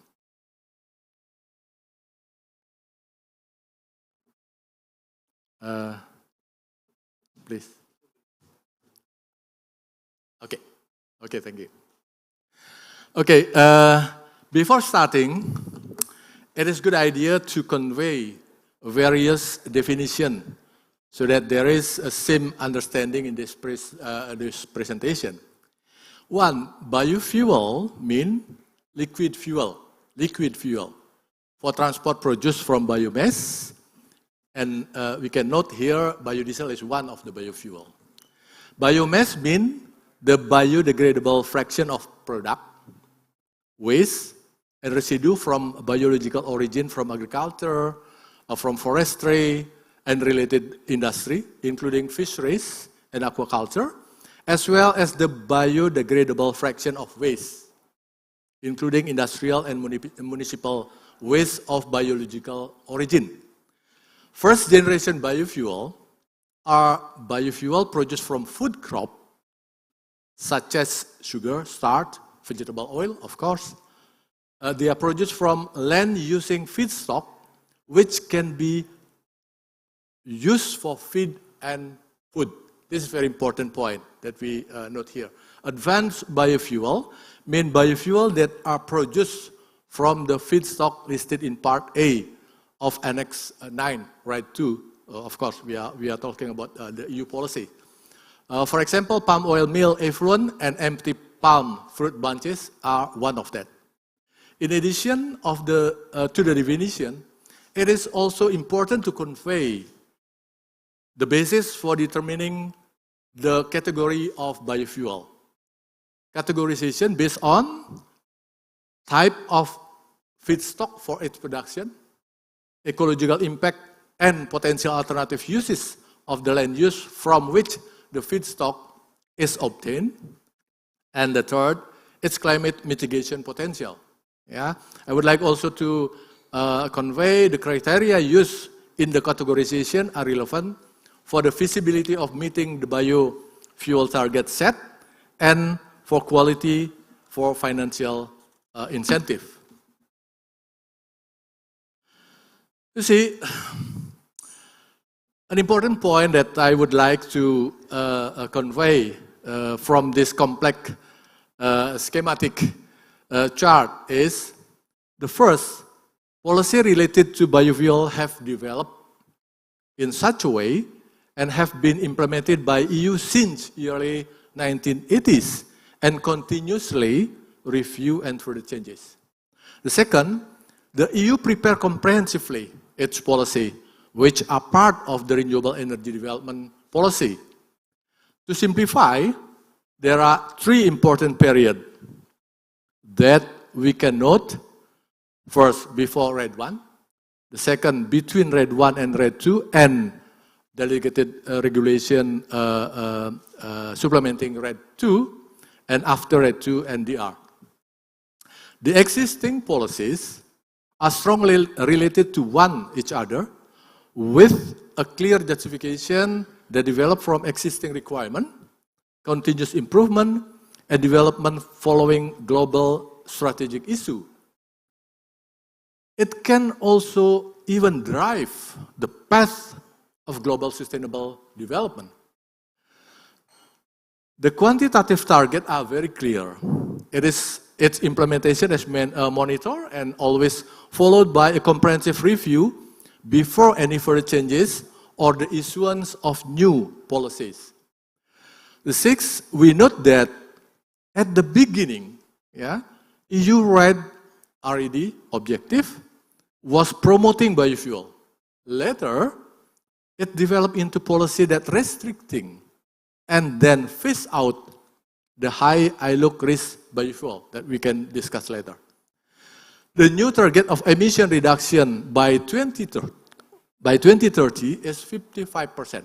It's very ambitious, of course, where renewable energy will contribute to 38 to 40%, transport sectors 27 to 29%, and biofuel-based biofuel 10%. That was startly only 2% in 2005. Let's talk about the first period before RED 1, RED 1. In the 90s, saw the problem of surplus wine and grain production in the EU. Yeah? And Common Market Organization created the need for an outlet for bioethanol produced from wine surplus. It's very interesting development after. Between 1992 2003, Common Agriculture Policy, or CAP, involved and remove and reform first with a set aside 10% of farmers' land mainly to contract the surpluses of cereal. Then a non-food set aside scheme that allowed the set aside to be planted with energy crop, while farmer could still claim the set aside premium. So there is a premium on that. And an additional aid mechanism supporting the production of energy crop and non-set aside land through the energy crop scheme. In the 2003 Biofuel Directive, it was the first EU directive setting target for biofuels in the transport to develop new market outlet for the energy crop promoted through the CAP. So, we can see here that the evolving Common Agriculture Policy, or CAP, supported the growth of energy crop, the first, and the second, Fuel Quality Directive ELO blending, we are talking about that, and the Energy Taxation Directive made it possible for member states to grant tax reduction or exemption in favor of biofuel. We can continue. Agriculture interests remain relevant in shaping policy decisions about biofuel, and support for bioenergy evolved to second pillar of CAP, known as Rural Development Policy. CAP 2010 then became Sustainable Rural Development. The EU Biofuel Directive aimed at contributing to reduction of CO2 emission from transport, reducing dependence on imported energy, and creating new opportunities for sustainable rural development.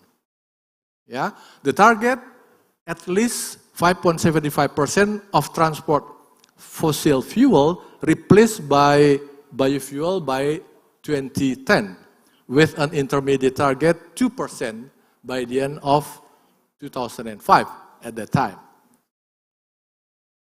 So let me talk about the period between RED 1 and RED 2 and DR supplementing RED 2 between 2009 and 2019. In 2009, Renewable Energy Directive, or RED 1, was published.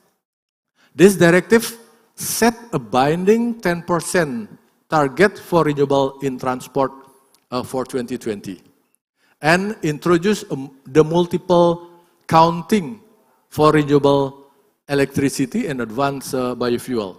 Although the 10% target include not only biofuel, but also other renewable energy sources. That same year, 2009, also saw an amendment of the Fuel Quality Directive, FQD, imposing that the road transport fuel mix in the EU should be 6% less carbon intensive than the fossil diesel and gasoline baseline by 2020, thus complementing RED1. The motivation are the same. The first, reducing greenhouse gas emission from transport and securing energy supply through reduced dependence on oil import and diversification of energy sources. Due to the food crisis between 2007 and 2008, and considering the competition use of food and fuel, and evidence that crop-based fuel cannot provide significant greenhouse gas emission saving, nor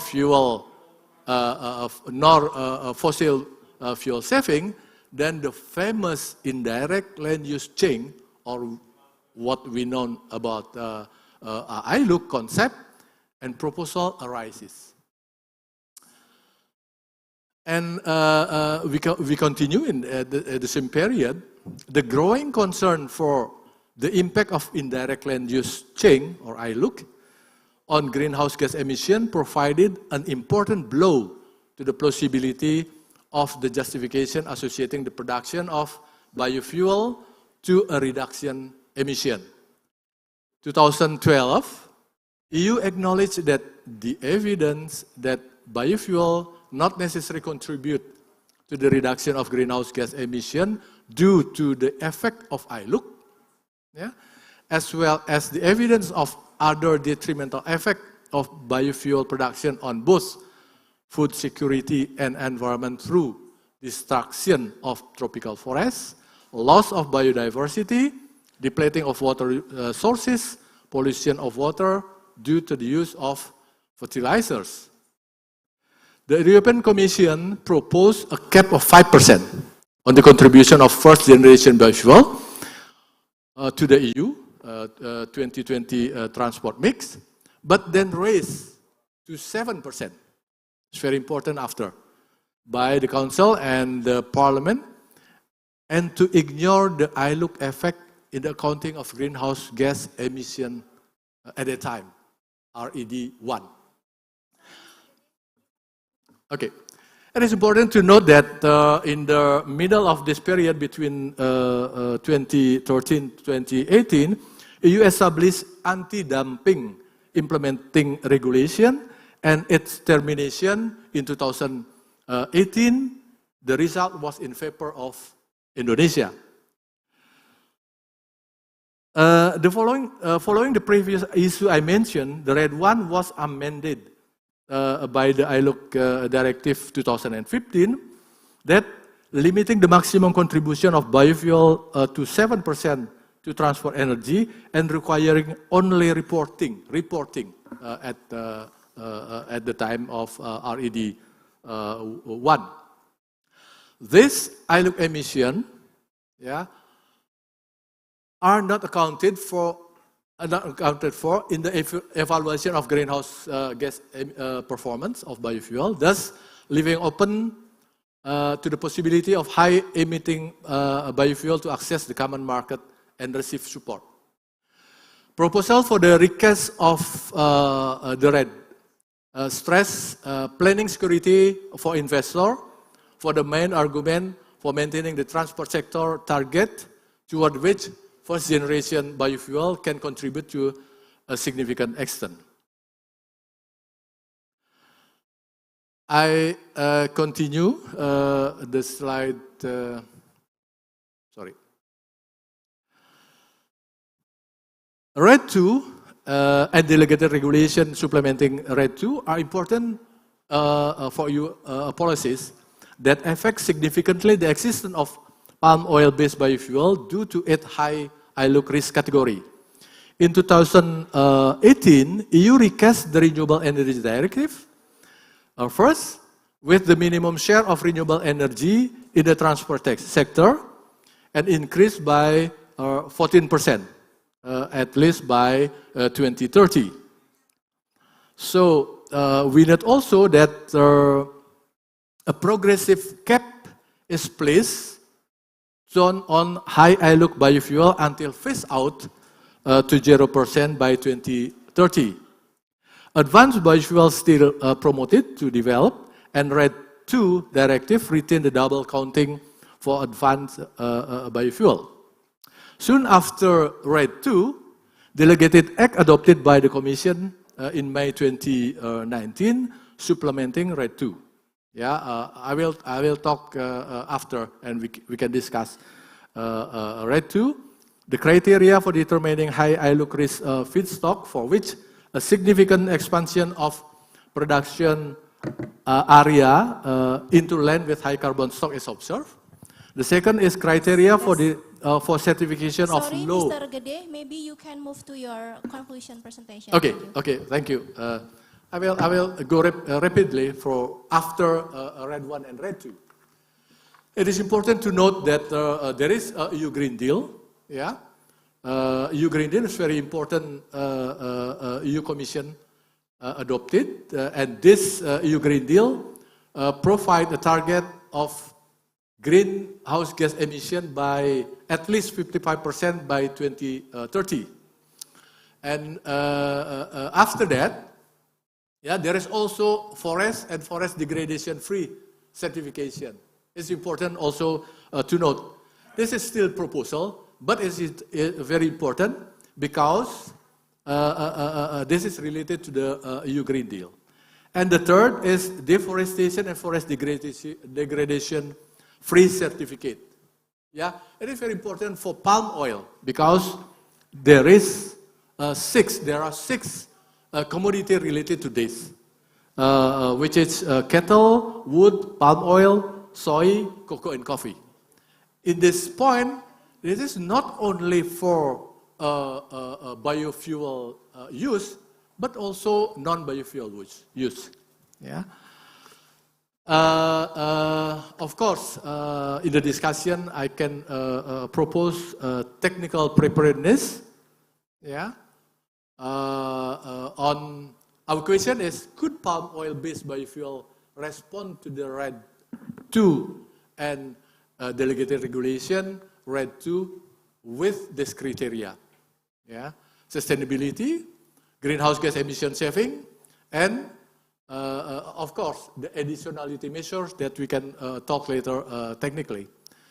The important point we can also talk, but I think Dr. Jill of the LMC will talk about the RED III. It is also very important for the palm oil producing country to note that this RED III will be very important and very tough policy that EU provide, especially to the palm producing country. I am not going to detail on the summary, but the point is, I look biofuel currently only palm oil based will be decreasing and phase out to zero in 2030. The low ILUC certificate is the only vehicle for the biofuel to be considered as renewable energy in the EU, unless there is another decision from the panel of the WTO. I finished my presentation, but we can discuss later. Thank you, Ibu.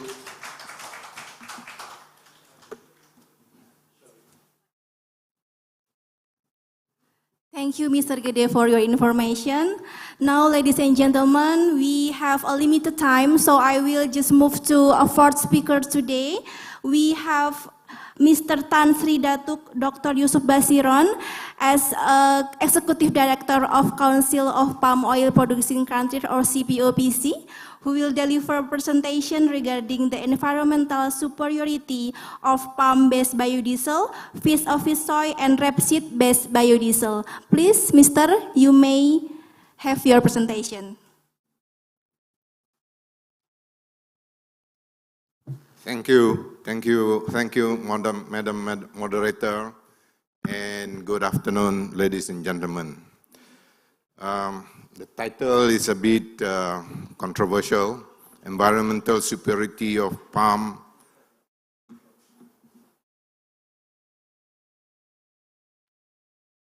Sorry, I have to go back.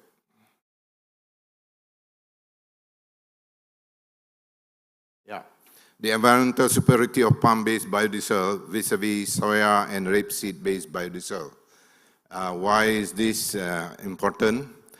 I thank the APROBI and organizing committee for allowing me to share my view about this topic.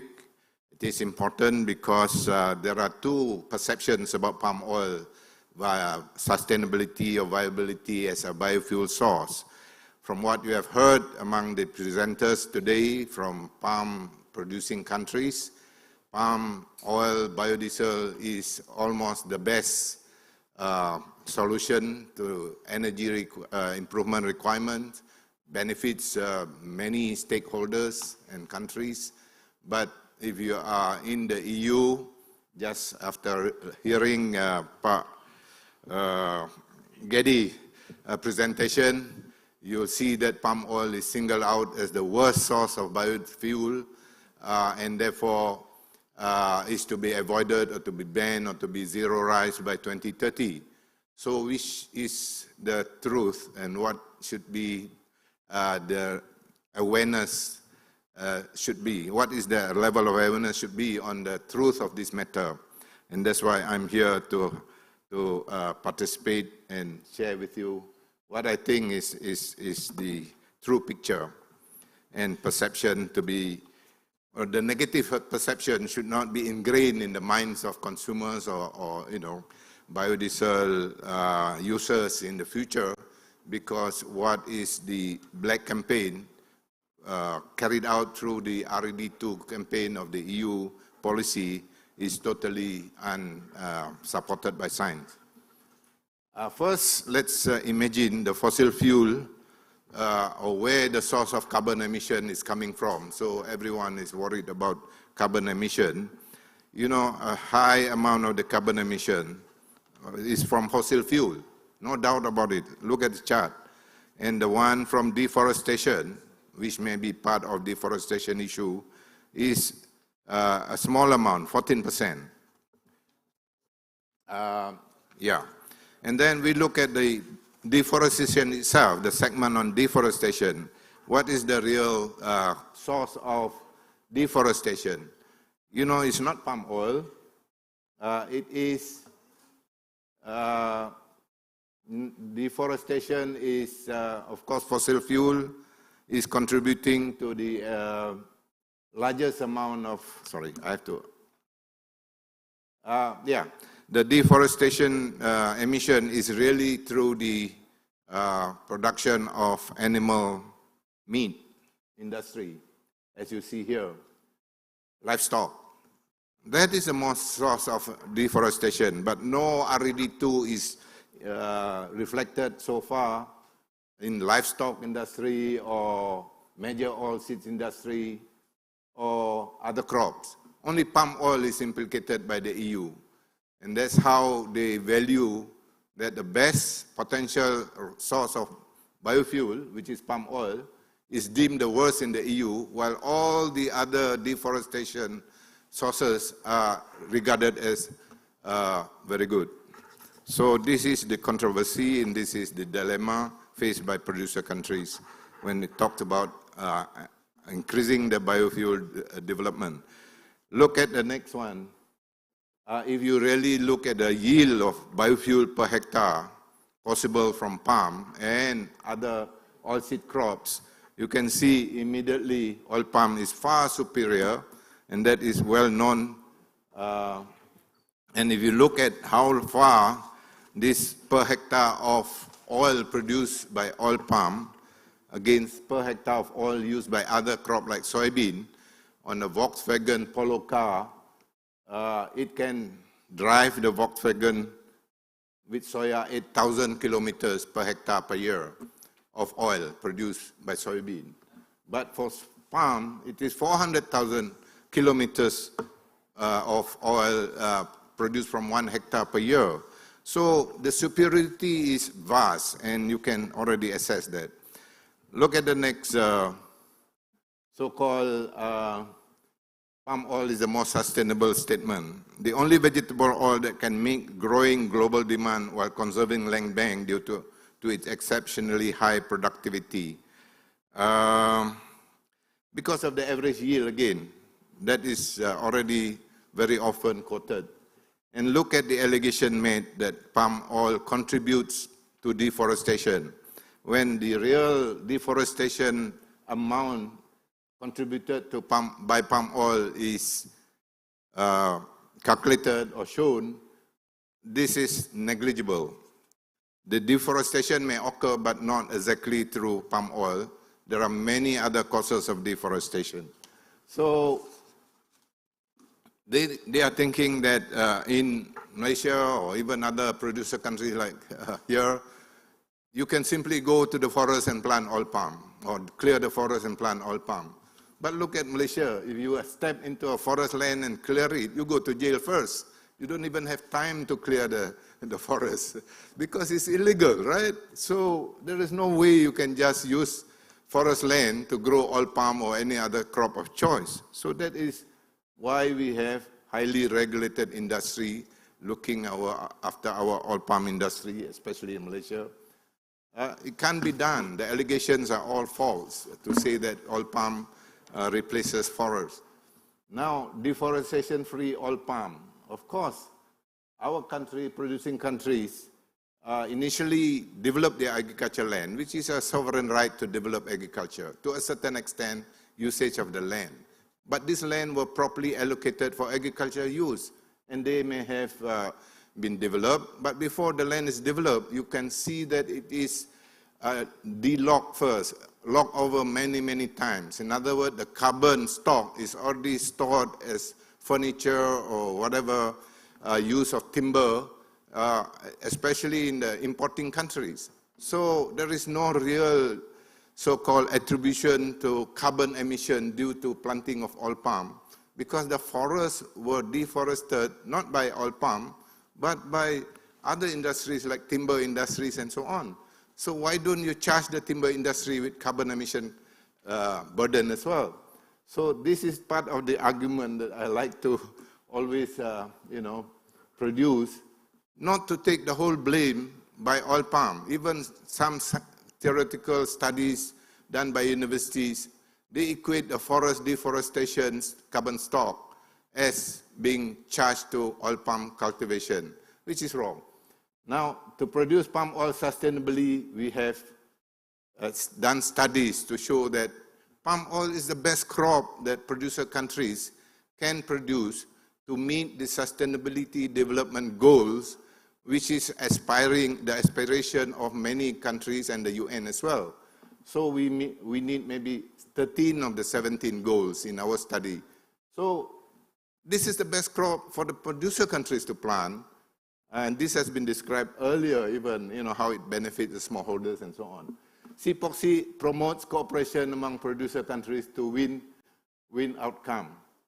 Well, this is part of my advertisement about CPOPC, but the thing is, we are trying our best to seek maximum cooperation and work together to develop the potential of the palm oil industry, not just in oil palm, but or palm biodiesel, but in all aspects of its development. So I come to the real secret of biofuel, feared by competitors, not fully understood by palm oil producers. Sometimes we often hear, oh, this is first generation biofuel, and therefore it cannot do this, it is of that kind of limitation and so on because it's used for food. But for producer countries, tropical countries, we plant a lot of things, some of them not food, like rubber on our land. So what is wrong in planting rubber for sake of producing tires for cars and so on? It is not an edible product, right? We can also use the same land to plant oil palm to produce biofuel, not necessary for food. So the definition of first generation biofuel is kind of fake definition, made as a potential way to put a barrier to the further use of palm oil, especially by the EU. The EU, I can remind you, try to put all kinds of barriers to the importation of palm biofuel. First, they say, oh, the cloud point cannot meet our standard. So, palm oil cannot be used for biofuel. That was at the first stage. And then we produce winter-grade biofuel from palm. And then they went on to put other barriers, you know, RED1, RED2, so many things. The real story secret is the producers of rapeseed oil and soya oil in the EU, in terms of competition, cannot compete with palm raw material, and therefore they are trying to put all these barriers. Call it what you want, but that is the bottom line of the argument. Next one is to give you a semblance of what really is sustainable supply.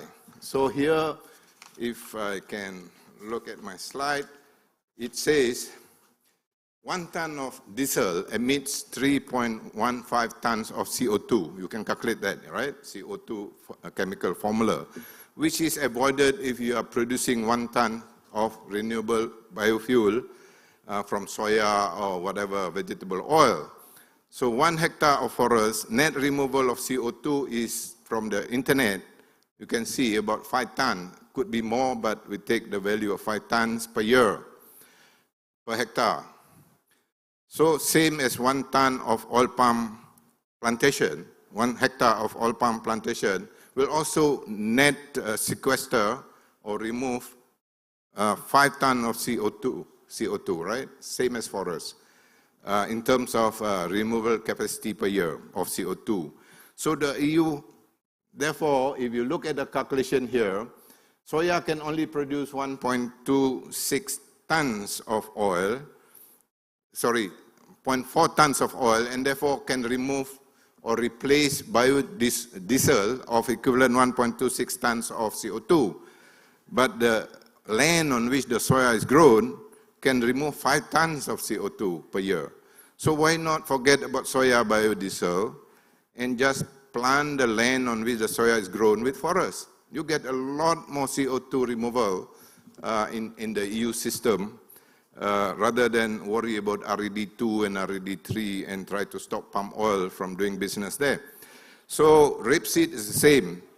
The carbon removal capacity of rapeseed per hectare per year, because we don't use that amount of diesel, is 2.2 tons of CO2. But reforestation of the same land, taking a general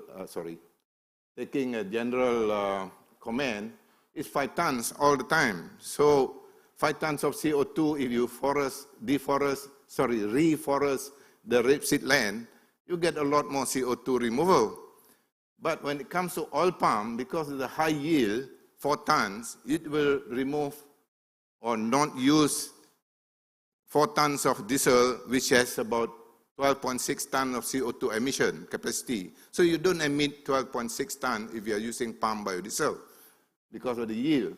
And then on top of that, we have the oil palm acting like a forest, removing CO2, another 5 tons. So the whole thing, 17.6 tons of CO2, either not emitted or removed. So this is the true picture of why the EU is so scared about allowing palm oil to take over, because that is the only true and very superior sustainability and environmental CO2 removal capacity of the oil palm compared to others. And what did the EU do? Last slide. Just like as explained in RED2 calculation, the ILUC calculation, they just draw a line from 2010 up the slope, especially of the Indonesian palm oil planted area, and say if this slope is to continue in the future, then there will be a lot of deforestation, and therefore ILUC for oil palm is high risk, and therefore oil palm is banned. We didn't, nothing to do with emission at all. It's just a theoretical prediction that oil palm is allowed to prevail in Europe biofuel industry will attract a lot of deforestation based on this particular projection or extrapolation. But in reality, Indonesia, Malaysia, they don't plant oil palm according to what the EU wants to predict. We have all kinds of moratorium, and the trend now is very flat. So the EU is wrong in the RED2 ILUC prediction, but they still want to retain that for RED3. So imagine how we are going to be punished which is already explained by smallholders representative just now, we noticed that EU RED3 is planning to again adopt RED2. They want to go to RED3, but after protest from other soya producers and so on, other farmers, they say, okay, we adopt RED2 ILUC protocol. That's the best solution forward. It means that we are again being penalized, singled out as the only oil that is going to be discriminated. So the EU trade policy on palm oil has been counterproductive. Why is that counterproductive? Because by not allowing palm oil to be used normally in the EU biodiesel system, the EU will be using soya biodiesel. And soya biodiesel will require 10 times more land. And because they have no limitation on soya, considered low-risk ILUC source, they will be deforesting a lot of forests in Brazil, 10 times more than potentially what palm oil could do. So they are probably having a very counterproductive outcome of their own policy. Instead of reducing deforestation, they are scaling up deforestation, but not in Malaysia and Indonesia, but probably in soya and rapeseed producing countries. Thank you very much.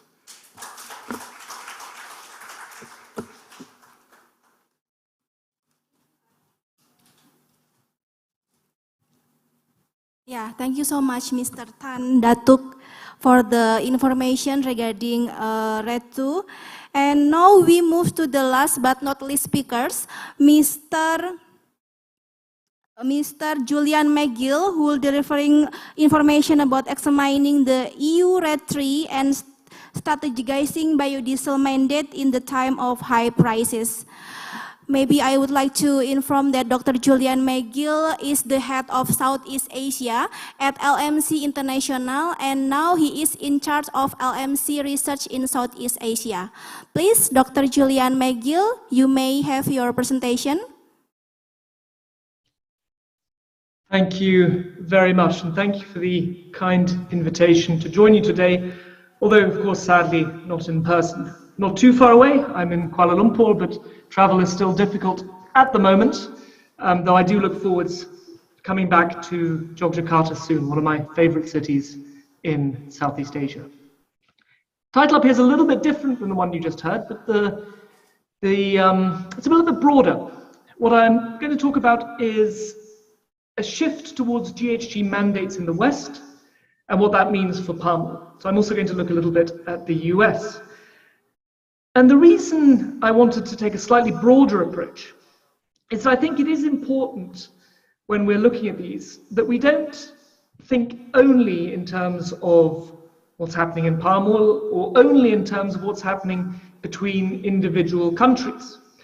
Rather, I think it's important that we take a step back and think a bit about how the actual aim of biodiesel in the West is changing, how those policies are changing. And there's a lot of unknowns when it comes to the policy, but there are certain things we can already see.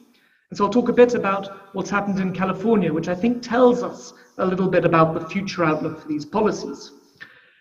And I also want to strike a slightly more positive note. I don't think for 1 minute that the EU is going to accept palm oil for biodiesel or going to accept palm biodiesel. I know people are fighting a valiant battle, but in many ways, the battle is already lost. We're already seeing a decline in the use of palm biodiesel. However, the way the policies are set up in the US and the EU, I would argue still benefits palm oil as well as the wider vegetable oil complex. And I'll explain why in the presentation. But I'll start by the big picture. So on the left here is biodiesel consumption by country since 2007 with forecasts to 2040.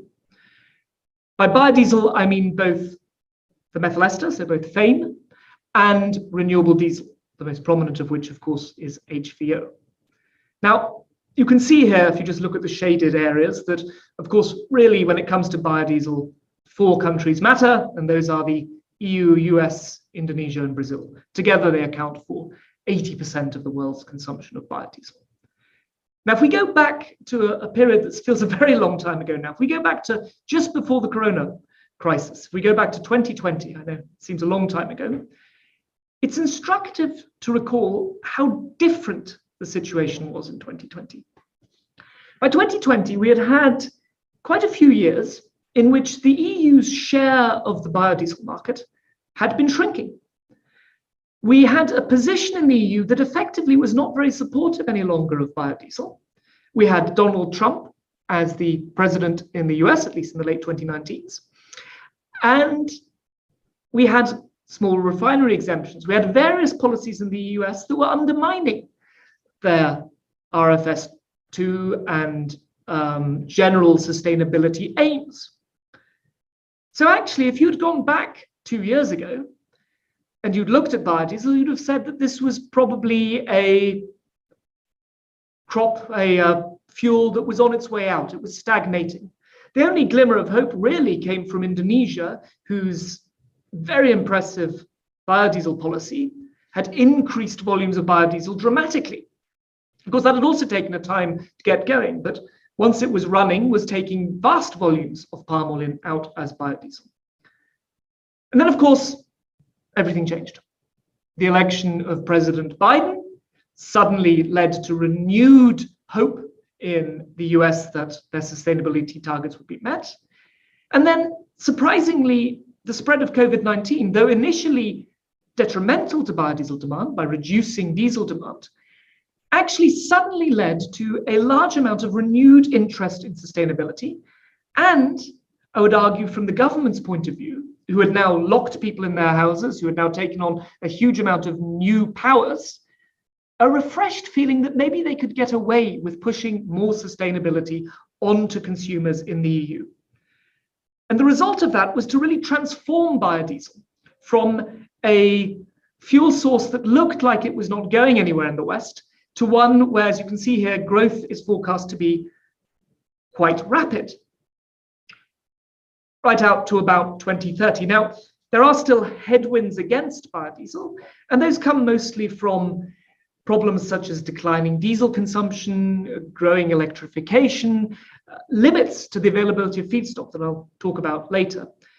But those really all set in from around 2030 onwards. If we look at the next 5 years or so, what we see is pretty strong growth in biodiesel. In the EU, in the US, of course, talked about this already in Indonesia, you're moving towards B40, you're already doing your part to push this diagram further and further up. Within this, however, there's also a shift. So I said the biodiesel is both FAME and renewable diesel, and actually the growth is increasingly having to come from renewable diesel. And the reason for that is that in the EU and US, we're very close. Well, in the EU, we've already reached them. In the US, they're very close to reaching their blend walls. Now, you're talking about, you're at B30 in Indonesia, you're talking about B40, so you'll probably be surprised to hear that the blend wall, the limit to the amount you can blend as an admixture of biodiesel with diesel in the EU and US, are B7 and B5 respectively. So much, much lower limits. And that means that with this growth coming, it's pushing us towards renewable diesel, the most well-known of which processes, of course, is HVO. And that has led to huge amounts of investment. You'll have seen this. It feels like every week another company announces a big investment in a renewable diesel plant. Here we've plotted the major announced, well, already operating and announced and planned renewable diesel plants. So you can see here these are only the ones above 100,000 tons. So there's two in Indonesia, of course. The smaller plant that's already operating, we haven't included. You can see here Neste Oil.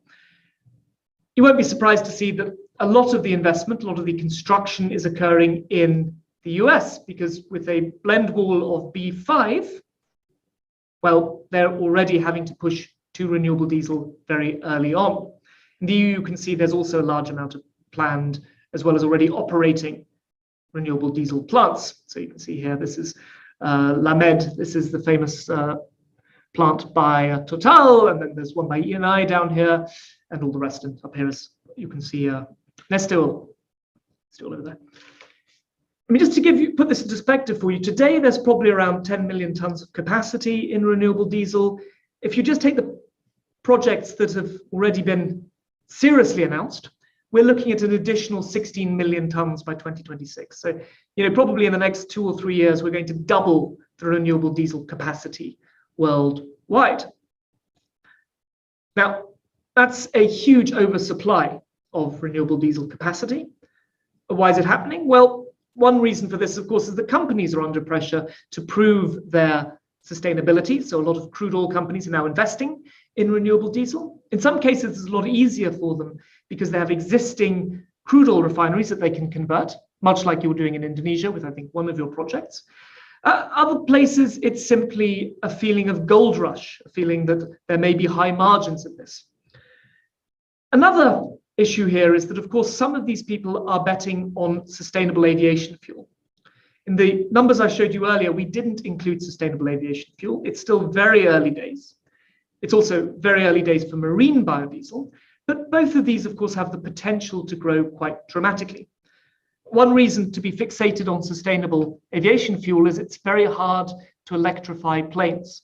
If you've had a phone that runs out of batteries easily, you also won't want to be running in a plane that's electrified. So there is a stronger belief that perhaps sustainable aviation fuel will take over once the growth in renewable diesel for transport fuel slows down. So we've got this position here where we've got a huge surge in demand for biodiesel in the EU and US, and that's being pushed towards renewable diesel simply because of these blend walls. Now, why is the policy doing this? Policies are very complicated, they change all the time, but to make life a little bit easier, what I think we need to do is think of the huge selection of biodiesel policies, renewable energy policies around the world, in terms of two categories. The first are what I've called volumetric mandates. Now, you'll be familiar with those because that's exactly what Indonesia has. A mandate that says you need to blend B30 biodiesel within your diesel. Same in Malaysia, same incidentally in Latin America. If you look at the policy in some of the more successful ones like in Colombia, saw someone from Colombia speaking earlier. And these policies by and large are similar to what the EU had done early on. Biofuels in this way is viewed as having two objectives. One, it reduces imports of fossil fuels, and the second is, of course, it supports the local agricultural industry. And in that regard, it makes sense. I mean, I would say the biodiesel policy in the world that makes the most sense today is, of course, Indonesia's. There's a funding mechanism. It makes a return for the people in Indonesia. It's a very clear policy.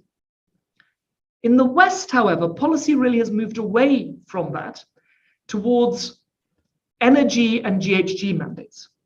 So in the EU, the RED2 is an energy mandate. It simply states that 14% of energy used in transport fuel must come from renewable sources. It doesn't say that you must use so and so much biodiesel blends. There's nowhere that it says that. It says you must achieve this target in terms of energy, and how you do it is up to you in the individual member states. So why biodiesel? Well, the focus on biodiesel really comes from a lack of alternative options. Ethanol is a pretty efficient way of meeting your requirements, but EU, US have already reached their ethanol blend walls. They can't mix any more ethanol in with the petrol.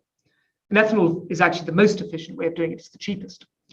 So what else can you do? Well, the EU leaves it open to you. You can use electrification. You can use cellulosic ethanol. You can use a whole host of different fuels, none of which really exist. Cellulosic ethanol has been talked about for 40 years. The US have a mandate for cellulosic ethanol that every year gets reduced because cellulosic ethanol doesn't exist in commercial scale. So we end up back at biodiesel, not because anyone particularly wants biodiesel, but simply because as a stopgap measure, it's the only solution open. But within the biodiesel, these energy and GHG mandates, and the EU will switch now from an energy to a GHG mandate. That's what the Fit for 55 project is really around. RED3 will almost certainly be something like a 13% GHG reduction mandate, rather than which is about 26% energy related. So we're switching towards that, and that changes the incentives. It pushes you away from using any old fuel to get a volume in there that you need, towards using feedstocks with low carbon intensity. And of course, that puts additional pressure on avoiding certain feedstocks, crop-based ones in particular, palm, and it creates this huge demand for low carbon intensity feedstocks. Now, in practice, how that works, I think, is best illustrated by looking at the Californian mandate. And as I argued, I think the world is moving towards a Californian system in the West. It's a form of Californication, if you know the song. And so the Californian mandate, which by the way sits on top of the RFS2 in the US. So you've got the RFS2 and you've got also the Californian mandate. And actually in terms of a clear mandate, mister? It's very good. You can hear me? You have 3 minutes left. Okay, thank you, yes. So the Californian mandate effectively sets different carbon intensities for different renewable diesel feedstocks, which you can see here on the left, and strongly favors anything from waste. So if you look, for example, at tallow, it has 31 GHG per ton. If you look at soybean, it's at 56, 53, depending on which feedstock you're using. These are all set up individually. You can go and look at these on the website if you like. It's all very clear. And within that, you need to meet these reductions of GHG emissions. By 2030, it needs to be 20% lower than the 2010 baseline. The result of which is to push Californian biodiesel towards tallow, UCO, and other waste crops. Barely, almost no soybean oil is being used in California. It's all waste. And so to that extent, this isn't just an attack on palm, it's a complete reduction on all crop-based. They're saying we want to use waste, we don't want to use any crops. But there's a problem with this. And the problem is simply, I don't know what on earth has happened here. The problem is simply the availability of different, can you see the screen? Let me just change this. The availability of feedstocks is fundamentally the main issue here. So if we look at the, I hope you can see them, the two diagrams in front of you seem to be sort of very obscured, but anyway, you can ask for the slides later if you like. But effectively, if you look at the screen in front of you now, what you can see here on the left is the raw materials used in biodiesel at the moment. Apologies for the formatting errors. And what you can see is that, let's say there's around 40-something million tons of raw materials used today, the main one of which, by the way, is still palm. By 2030, that will be over 70 million tons of raw materials. And that will require a large increase in both waste-based and in crop-based raw materials. There's no way around it. We simply don't have the waste that would allow us to meet all of these mandates via low carbon intensity wastes. And they recognize that in the US. That's why there's an awful lot of investment in soybean crushing along. Eventually, people will have to use soybean oil because the availability of low CAI wastes will run out. Sorry, sir, maybe you can have your final presentation. I will finish now, yes. The result of that is twofold from a palm perspective. The first is, of course, that there will be direct competition. Even though no one wants to use crops, they will end up using soybean oil. And if you take soybean oil out of the market, something needs to replace it for the higher end food uses, and palm oil is the obvious choice. The second is the indirect usage. All of the waste that has been taken out, the UCO, the POME, all of these various wastes already have end uses. And these wastes will have to be replaced by another raw material. Again, palm is the clear beneficiary of this hidden demand. So the logic of these policies, which is to move away from crops, actually inadvertently, in a hidden way, adds to overall demand for palm. Thank you very much for your kind attention. Thank you very much, Dr. Julian McGill, for your valuable information. And now, ladies and gentlemen, we enter the question and answer time. The committee already announced that all the participants could submit the question in the Slido. And now I will read the first question. Do car manufacturers have plans to adopt engines that comply with the government biodiesel mandatory B30 and going toward B40? Maybe this question, maybe Dr. Cahyo could answer the question, please.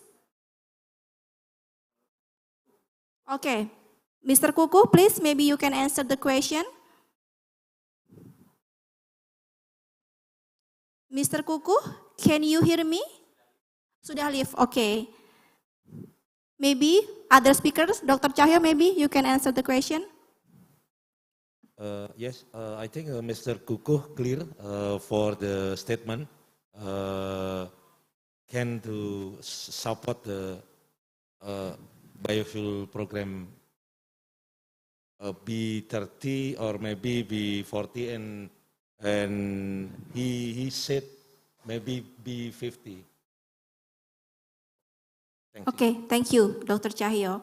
Is there another question from the Slido application, or maybe we can open a direct question in the participant who joined us today in this venue? Yeah, maybe, sir, in the back, you can deliver your question. Please introduce yourself first.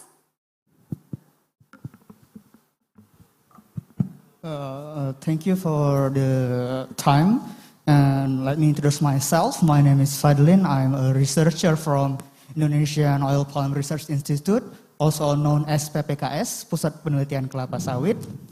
Before I pose my question, I would like to give you a little background of our organization.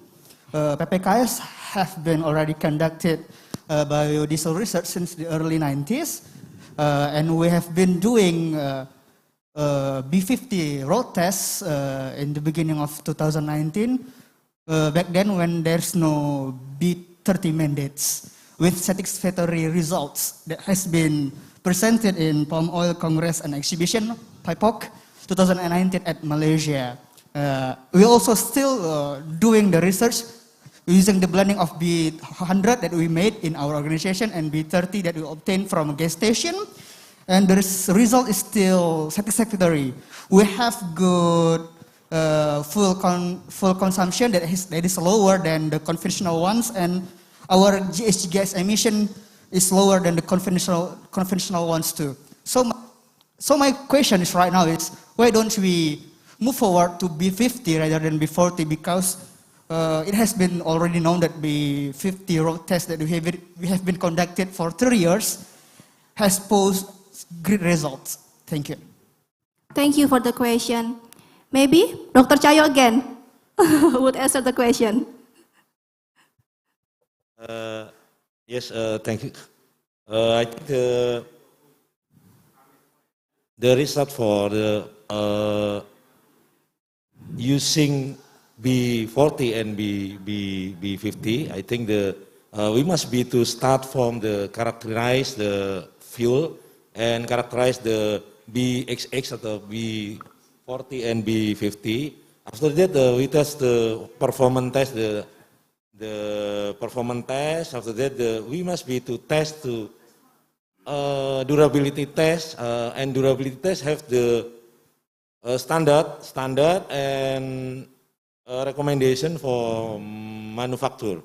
Manufacturer, for example, manufacturer association, the Gekindo, have recommendation about the parameter by parameter and the engine, how many, for example, how many limited the parameter maximum and minimum, and so on. I think all result can do the recommendation for the specification,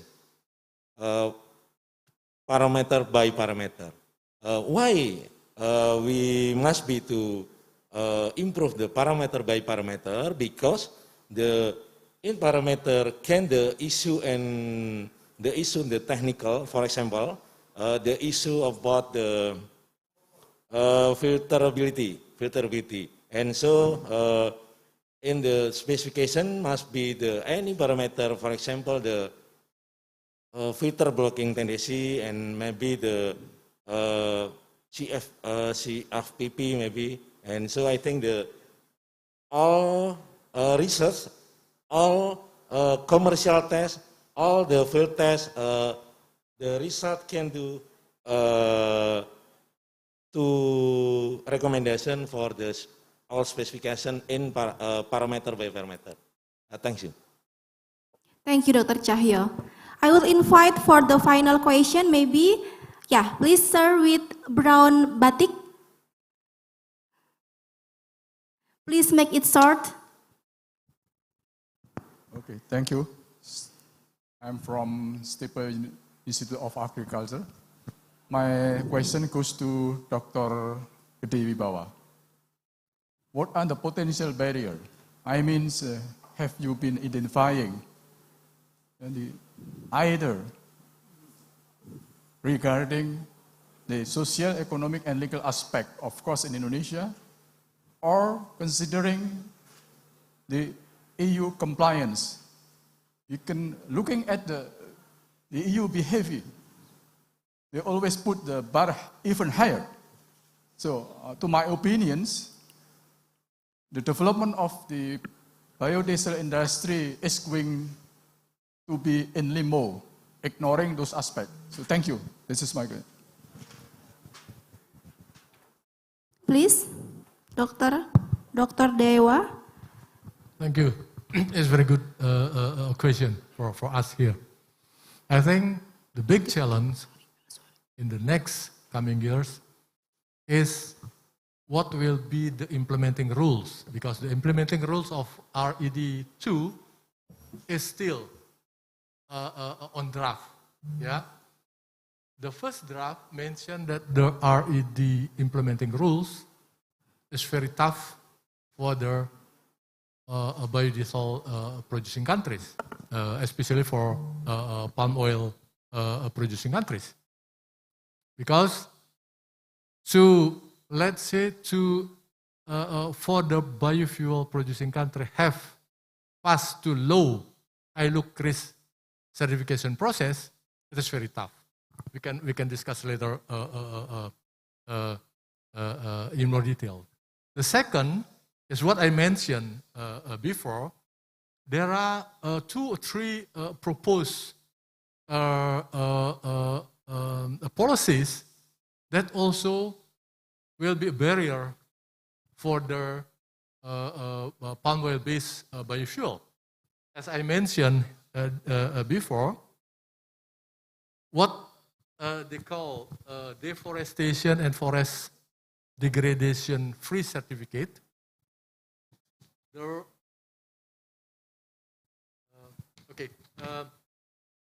The important one is, especially for the due diligence,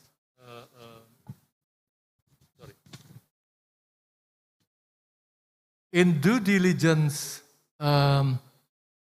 corporate sustainable due diligence, there is one proposals mentioned in the Annex 4, the country of production and all plot of land production, including geolocalization coordinate.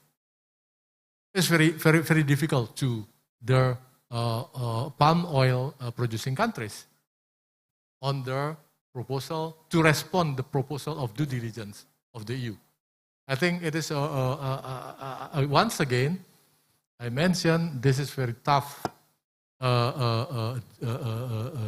let's say, challenge for the palm oil producing countries to respond what the EU policies on due diligence, for example. Okay, thank you for the answer, Mr. So, ladies and gentlemen, we apologize for limited time. So, this session will be ended now. If you still want to discuss, you may go directly to the speakers. But at last, I would like to invite all the speakers to give the short final statement regarding how we can achieve higher blending biodiesel and also create global cooperation. Maybe for the first, I will ask for Mr. Julian McGill. Please, you can deliver your final statement. Certainly, thank you. Just hearing what you asked in the questions there, I'm struck by one thing, which is you're talking about a B50 blend that you can technically achieve that would add 3-4 million tons to palm oil demand. Today, the palm oil price is at a record high. There is simply not enough palm oil available in the world. You would, in doing that, which I don't think you should do simply because you don't have the palm oil availability and it would not serve your interests, which are primarily to stop crude oil imports, stop diesel imports, and support farmers, which you're doing both extremely well at the moment. But if you were to do that, it would completely throw the world's biodiesel market out of kilter. And so I suppose the point I'm trying to make with that is to say, yes, the EU is shifting towards waste feedstocks, as I said, as is the US, but in the end, it all comes full circle back to the same big pot of available feedstocks. But secondly, you don't need to look towards the EU for palm-based biodiesel. Palm-based biodiesel policy today is made in Indonesia. You will determine with your Indonesian mandate what happens in the palm-based biodiesel. And I think you will find that more and more the issue is simply getting availability of the feedstocks, which puts the originating countries in a far stronger position. Thank you very much. Thank you. So next, maybe Dr. Cahyo, you can give the short final statement about how we can achieve higher blending biodiesel and create global cooperation. Yes, thanks. I think we can, with the synergy and collaborative, we can to use and to increase the blend for biodiesel to conventional diesel, and biodiesel and blending to conventional fuel for energy security. Enough. Okay, thank you. Next, Mr. Tan Sri Datuk Dr. Yusuf Basiron, please. Yeah, the biodiesel industry is going to continue to be a very much supported industry among the producing countries, and it is going to be here to stay, irrespective of what the EU policy is going to dictate, because the EU cannot remove biodiesel industry development from this part of the world. We are in control. So that is the reality. Thank you. Thank you. Now next, Mr. Gede Wibawa, please. Thank you. Thank you. Just very short comment that for the biofuel, palm-based biofuel development in the future, I think the collaboration along the value chain, not only the downstream, but also upstream, because it is the problem of feedstock is also very challenging for the future of biodiesel palm base. Thank you. Thank you. Maybe we can give a big applause for the speakers. Thank you for all the speakers for the informative and interesting presentation, and all the participants for their very active participation. We hope this event could bring more common commitment and strong action for greening our fuels with biodiesel. And as we know, this year is the time for Indonesia as presidency of G20. Through this event, we hope we could gain support for the biodiesel implementation as part of international economic and financial cooperation, climate change mitigation, and also sustainable development. Thank you for having me. It was a pleasure time. I give back to the MC. Thank you very much, moderator and speakers. A round of applause, ladies and gentlemen, for session 2. Please stay on the stage for the handover of tokens of appreciation, and may we invite the chairperson of APROBI, Bapak Paulus Cakrawan, to please hand over our tokens of appreciations to the moderator and speakers for this session. The first token of appreciation will be submitted to Tan Sri Dato Dr. Yustof Basiron, Executive Director of Council of Palm Oil Producing Countries, CPOPC. Thank you very much, Tan Sri, for your contribution in this discussion. Thank you very much indeed. And the next token will be presented to Dr. Gede Wibawa from the Ministry of Trade, expert team member of the Ministry. Thank you very much for your insights. And then the next token will be presented to Dr. Cahyo Setia Wibowo, Head of Product Application Technology of Lemigas.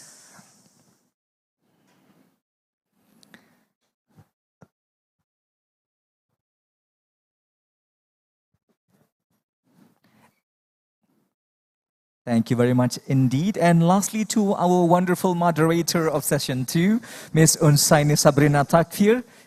Please accept our tokens of appreciation. Thank you very much indeed. And may we invite everyone to please take the center stage for a group photo. Let's take a moment now together. Tan Sri, can we show the tokens, please? Yeah, in line with the others. On the count of 3, 1, 2, 3. One more time, 1, 2, 3. That's it, session 2, ladies and gentlemen. A round of applause for our moderator and speakers. Thank you very much indeed.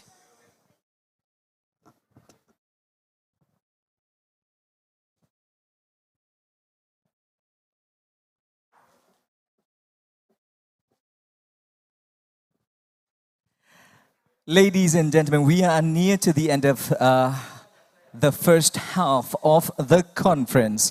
And allow me to thank our sponsors, to the platinum sponsors, Malaysian Biodiesel Association, Thai Biodiesel Producer Association, PT Holding Perkebunan Nusantara, Riset Perkebunan Nusantara, and PT Smart TBK.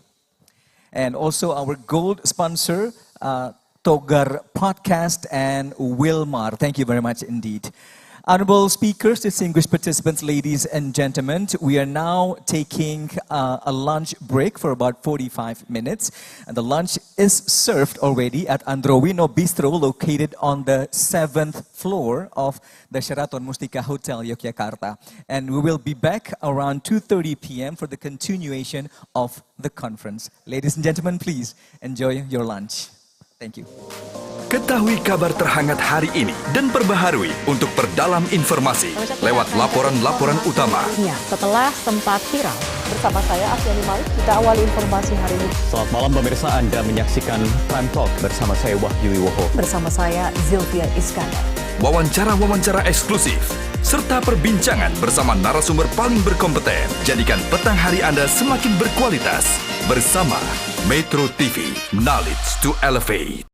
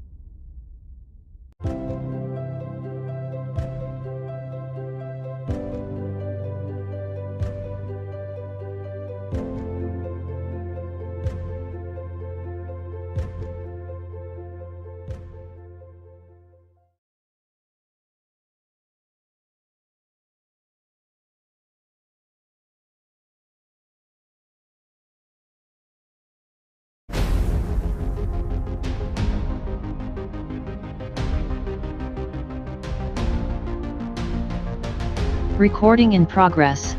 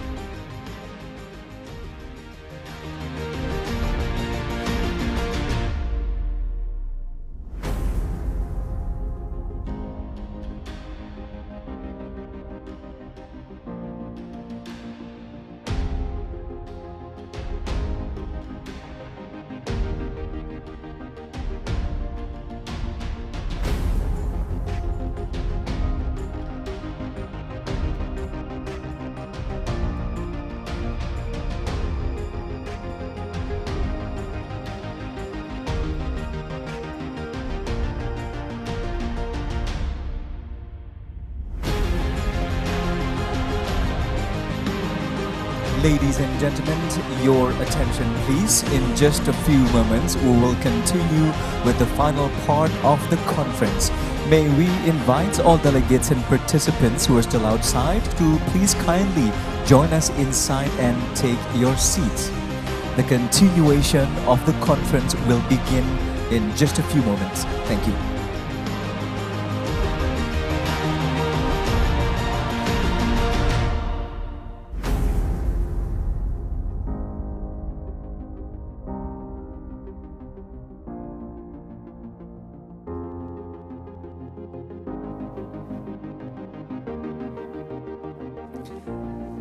Your attention please, ladies and gentlemen.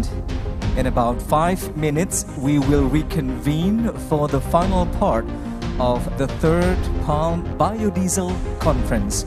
We kindly invite all delegates and participants to be seated. The conference will continue in just a few moments. Thank you.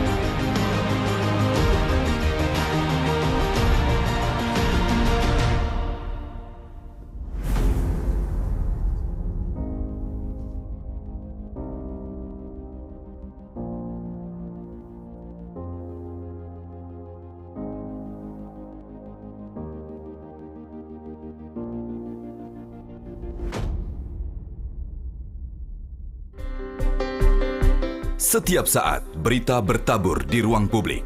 Namun hanya media Indonesia memberikan yang terbaik, mendalam, terpercaya, dan mudah diakses di mana saja dan kapan saja. Media Indonesia cetak, mediaindonesia.com, dan e-paper Media Indonesia layak menjadi referensi Anda. Media Indonesia, referensi bangsa.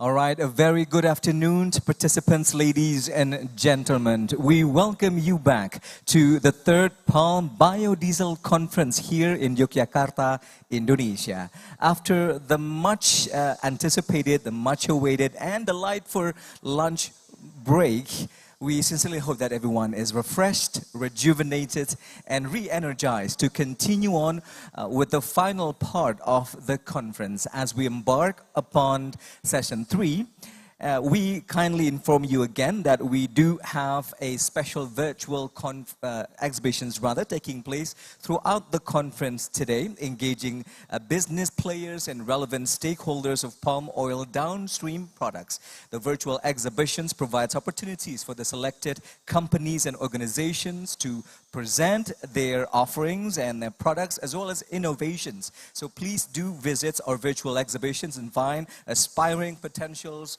on palm oil downstream products. Ladies and gentlemen, this is conference session 3.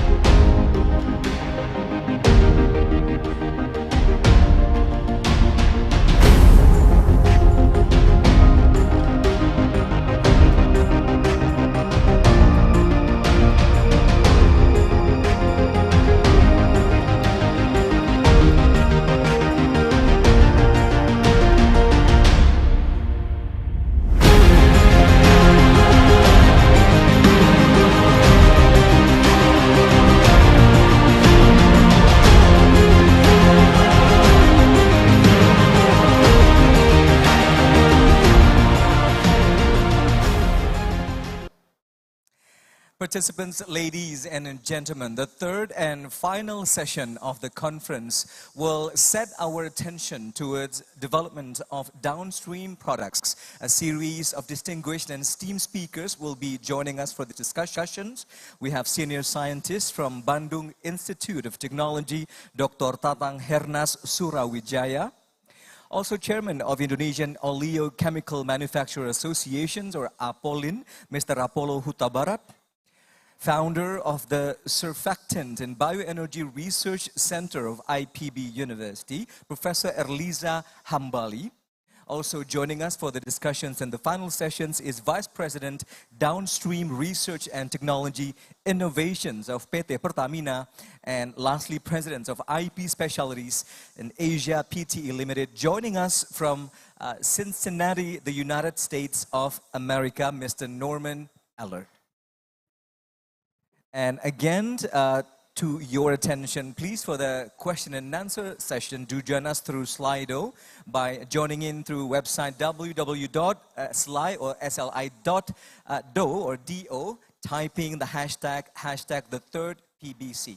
And allow me to introduce our moderator for the final session. He is the Director of Strategy and Policy of CPOPC, with over 30 years of experience in palm oil industry, with extensive working experience across the globe, which includes the United States and the United Kingdom. It is my delight and honor to welcome our moderator, Mr. Muhammad Ja'far Ahmad. Please welcome, ladies and gentlemen.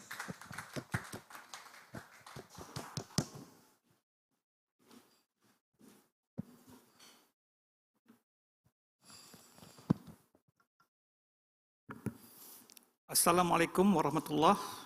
Thank you, Mr. MC, for your kind introduction for me to moderate this session number 3. Selamat siang and good afternoon, bapak-bapak dan ibu-ibu yang saya hormati, ladies and gentlemen. This is going to be a difficult session because right after lunch, so I hope I could entertain you, and I think we have a good panel of speakers. As mentioned this morning, ladies and gentlemen, this session on the development of downstream product is a new subject matter that the conference would like to focus. The biodiesel industry needs to explore new opportunities and challenges that can add new market dimension for the palm oil industry. I think this session will be interesting to see the potential and prospect of palm oil-based biodiesel and its downstream product. As I mentioned, we have 5 prominent speakers at this session. They have very impressive qualification and experience to talk on each topic. I may not be able to read all their achievement. They have about 15 minutes each to present their topic, and there'll be a question and answers at the end of the session. So I'm not going to invite them all at the stage right now because I think the space is quite tight. So what I'll do, I will invite one by one to the stage.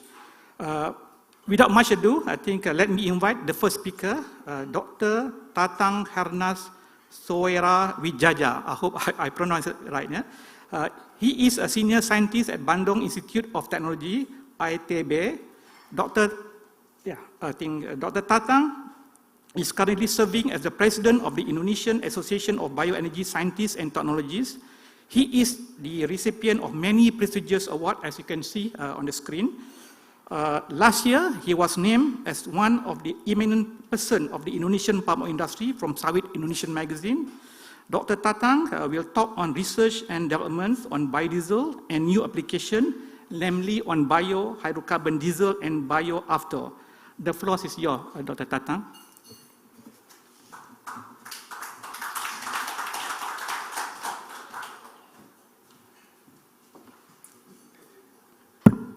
Good afternoon. I think we need coffee, yeah? Okay, first of all, I want to thank CPOPC and the organizer, APROBI, for inviting me to share my knowledge about research and development relevance to the biofuel industry. Gimana nih kamu gambar sekarang? Next, balik. Ya. Okay. So thanks for inviting me. I will share with you some of the research of development we do in Indonesia and actually the fundamental science background of it. Yeah, so this figure is very important because this one shows how close is fatty acid to hydrocarbon. Yeah, you see there the palmitic acid, and below it is pentadecane, hydrocarbon, which is key component of diesel fuel. And if you remove the CO2, that's in the square above, then you get pentadecane. That's from palm oil. This one is from palm kernel oil, lauric acid with undecan. Yeah. If you remove the CO2, you get undecan, which is jet fuel. Jet fuel in Indonesia is called AFTUR, aviation turbine fuel. We call it AFTUR. In English or in international term, it is called jet fuel. So the English term for bioaftur is actually biojet or jet biofuel. Yeah, this one. So by removing the CO2 from fatty acid, we get hydrocarbon. And that is why we have renewable. Fatty acid is the best raw material for making renewable hydrocarbon. And this one also, why FAME biodiesel is so successful, because it's actually the long tail of the fatty acid is hydrocarbon. Okay? Now, how we make gasoline? From oleic acid, which is also present dominant component in palm oil. So we crack, we heat it, it decarboxylate, it split between the unsaturation and make non-octane with some little processing, we get gasoline. So we can get biodiesel, we can get green diesel, we can get green jet fuel, we can get green gasoline or biogasoline. So that is why palm oil and palm kernel oil is so important. So if we ask what surplus of vegetable oil are good raw material for making biodiesel, then from the fundamentals of biofuel science, the answer is vegetable oil containing no or minimum amount of polyunsaturated fatty acid. That's very important. And what is the best raw material of making biohydrocarbon diesel or green diesel? Vegetable oil containing minimum amount of unsaturated fatty acid or having minimum iodine value. What is the best raw material for making biogasoline? It is vegetable oil containing high amount of unsaturated or oleic acid. And what is the best raw material for making biojet fuel or jet fuel based biofuel? This lauric acid. Now, if we value the oil according to the quality for making this, yeah, then we have that. Palm kernel and coconut oil stand the first. The second is palm oil. Number 3, 4, 5 is not yet developed, but it is Southeast Asian potential tree yielding oil. And we see on number 1, 2, 3, 4, 5, 6, 7, 8. Yeah, the raw material used by temperate country is actually inferior raw material. Yeah, that's why we can use biodiesel from palm oil up to B30, while in the temperate region they cannot go higher than B7.5. Yeah, this is why. So, if we consider the potential of our raw material, I would say Southeast Asia should actually be the world leader in the fuel subsector of energy transition. So we should be the leader in that energy transition, okay? Now, this is the idea biodiesel, considered from the fundamental of biofuel science. First, contain no methyl ester of polyunsaturated fatty acid. We know that and we know not. You see that biodiesel from palm oil is the smallest containing that material. And this consists mainly of methyl ester of saturated and monounsaturated or oleic acid. Yeah, because it will have excellent oxidation stability. And then the saturated alkyl chain is desirably not normally linear, but contain some branches, methyl branches, because it will result in much lower crowd point. Yeah, it will not easily, what is that? Yeah, the crowd point. We have, with palm oil, we have crowd point around 15. Yeah, because if we have some branch, then we can make the crowd point deeper than, say, 0 degree. And preferably contain some percentage of lauric oil methyl ester. Yeah, why? Is to make the boiling rinse mimics closely the diesel fuel. Yeah, most biodiesel have rather flat boiling point. But if you add some lauric methyl ester, then the boiling point mimics closely the diesel fuel. Okay? Now, this is one of our research also. We try to remove methyl ester of polyunsaturated fatty acid through partial hydrogenation. But what we do is, first we refer to natural law. The science of thermodynamics tell us that if a suitable catalyst could be found, then the polyunsaturated methyl ester could be hydrogenated using glycerol. Is the co-product of biodiesel production. And it will become methyl oleic plus dihydroxyacetone. Do you know what is dihydroxyacetone? Okay. It is some, what is that? It's used in some lotion in the West to make ladies' skin somewhat brown. Yeah. So we want our skin somewhat white. They want their skin somewhat brown. Yeah, that's dihydroxyacetone. So we are investigating. So we are investigating.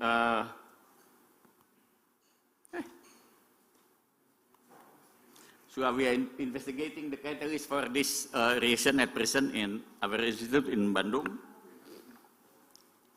Yeah, this is what I call, if you can say that this methyl palmitate, yeah, if you mix some brands that in the middle, yeah, then the melting point will be about 50 degrees lower. That will make our biodiesel has even stay liquid, even below 0.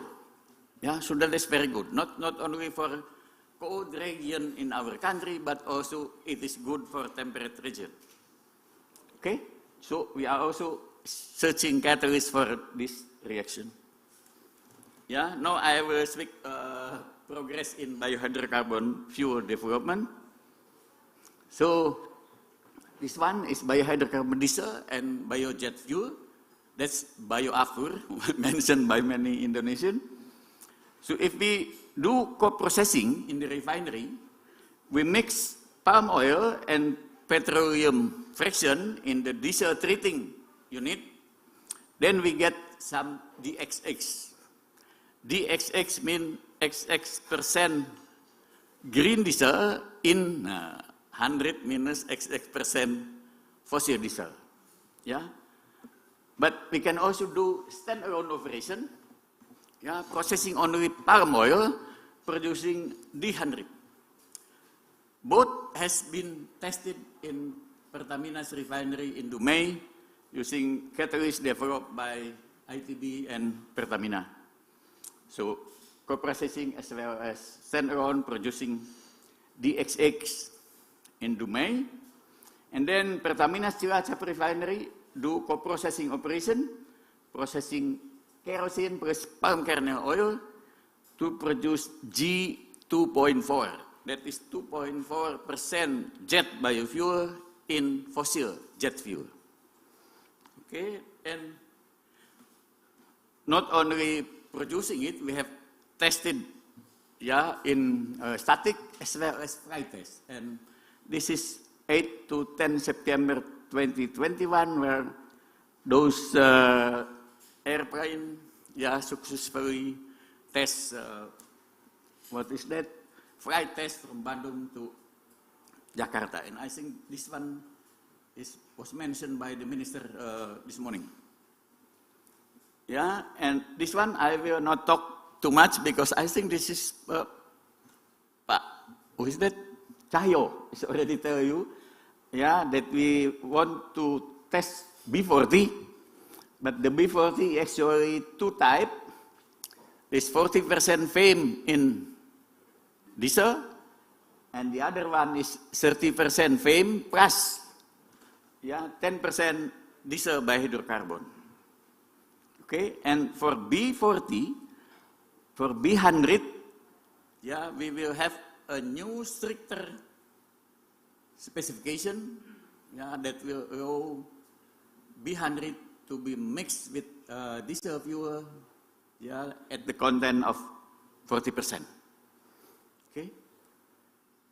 This one is biogasoline development. Oh, I think this is not actually the latest version. This morning I get make some correction, but this is still the last. See the version before. So we have developed the gasoline manufacturing technology.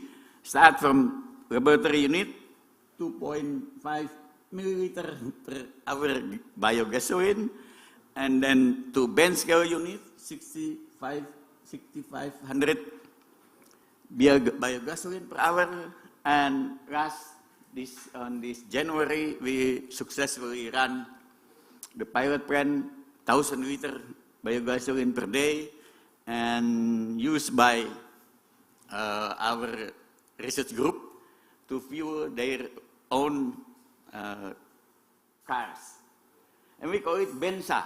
Bensa in Indonesia means bensin sawit. Bensin sawit or palm oil biogasoline. Its research octane number is 100 to 120. Okay? You have 2 more minutes? Yeah, okay. This is 2 more slides.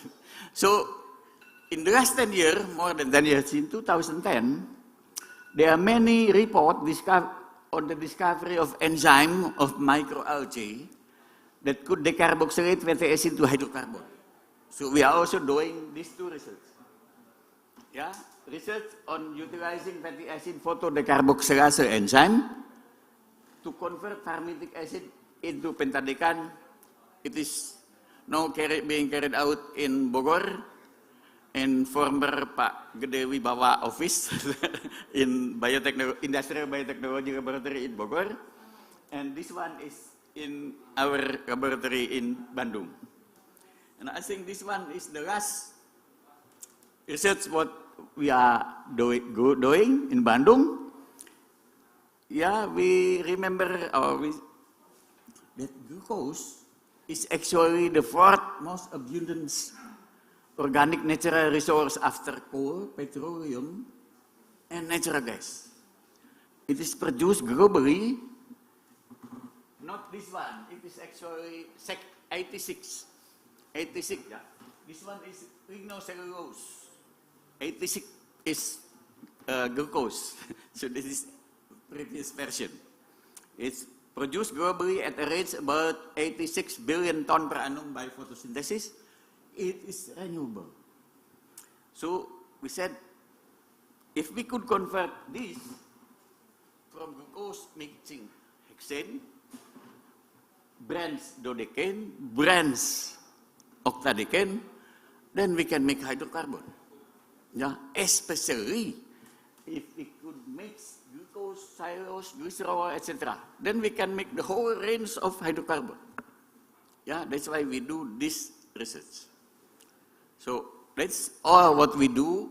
Yeah, it is difficult research, yeah, but if it is not difficult, why do research? That's my last point. Thank you very much for your attention. If you have questions, then I will be happy to try to answer. Thank you very much.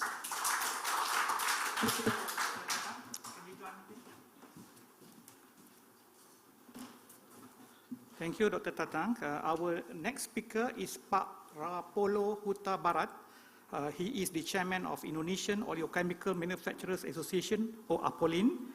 He has been with the industry at PT Musim Mas and PT Smart, and he had also been, with APROBI and Gemini, two of the important industry associations in Indonesia. I think you can see the CV here. It is now my pleasure to invite Pak Rapolo to the podium to talk about the glycerin market and its downstream application. Pak Rapolo, please.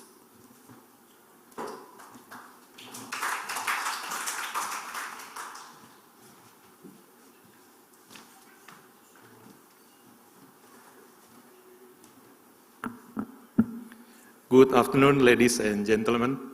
First of all, thank you to Tan Sri Dr. Yusuf Basiron from Executive Director of CPOPC, Pak Paulus Cakrawan, Vice Chairperson of APROBI, all of participants online and offline, and of course to all my senior in this industry. My presentation today from Indonesian Oleochemical Manufacturers Association, or in Bahasa, Asosiasi Produsen Oleochemicals Indonesia. Our topic today is glycerin market and downstream application of glycerin. This is our outline. First, APOLIN milestone, oleochemical Indonesian capacity, oleochemical export, the destination export of oleochemicals from Indonesia to the world market, users of industry, basis of glycerin's application, and the last one, glycerin market.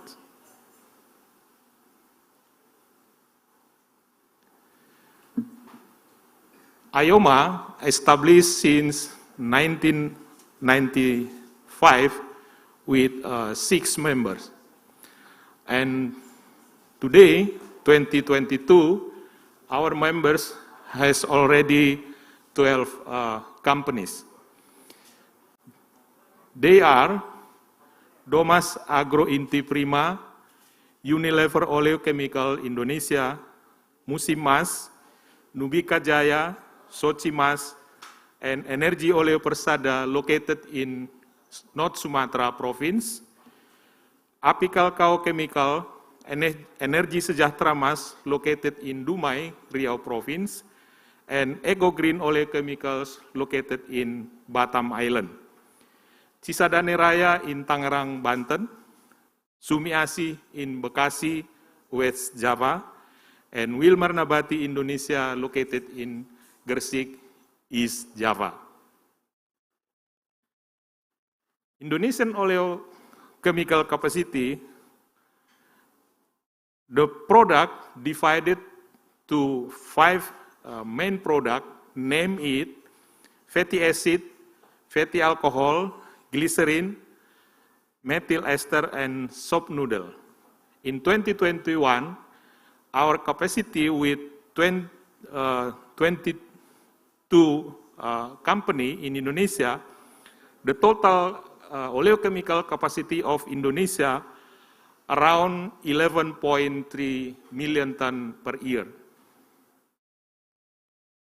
This is our export oleochemicals to the global market from 2019 to 2021.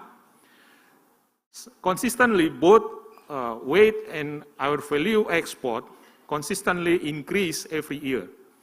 In 2019, the volume export oleochemicals Indonesia to the global oil market is 3.2 million ton with the value 2.1 billion US dollar. In 2022, the volume export oleochemicals is 3.7 million ton with the value 2.6 billion US dollar. And the last year, our volume export is 4.2 million ton with the value 4.4 billion US dollar. This is the special product for glycerin export. In 2019, the volume export for glycerin from Indonesia is about 484,000 tons with value 239 million US dollar. In 2020, the volume is 581,000 tons with the value export is 288 million US dollar. And last year, the volume glycerin export from Indonesia is 662,000 tons with value 562 million US dollar. Where is the oleochemicals product Indonesia export? Mostly, our export oleochemical products goes to China, and then to EU, US, and India. This is the our volume export every year from 2019 to 2021. And this is the value export from 2019 to 2021. This is the glycerin export destinations, also mostly to China, and then to US, India, and Middle East, both of weight and value from 2019 to 2021. What is the users of industry using the oleochemical products? Regarding to the percentage using the detergent and cleaner industry is most the biggest using the oleochemical products that about 52%.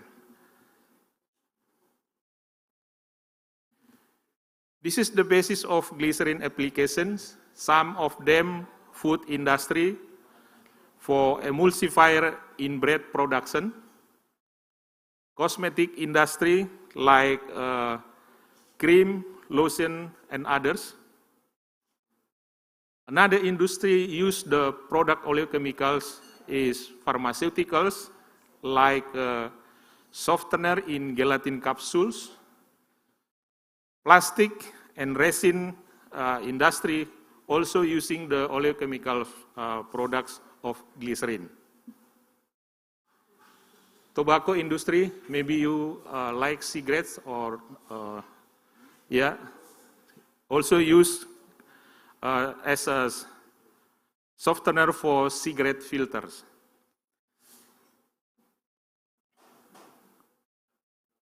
Of course, glycerin have a future in the global market. The future application of glycerin for propylene glycol, like antibacterial properties and epichlorohydrin, acrolein, and for renewable fuel and eicosapentaenoic acid or EPA and omega-3. This is the percentage of used glycerin for each industry, mostly for soap, cosmetic, and pharmaceutical, about 37%. Alkyd resin have 13%, for food industry 12%, and polyurethanes about 11%. This is the supply and consumption of glycerin in the world market. In 2016-2017, the supply of glycerin is about 4 million tons, with consumption about 3.2 million tons. In 2019-2020, the supply of glycerin to the global market is about 4.7 million tons, with consumption reached 3.6 million tons.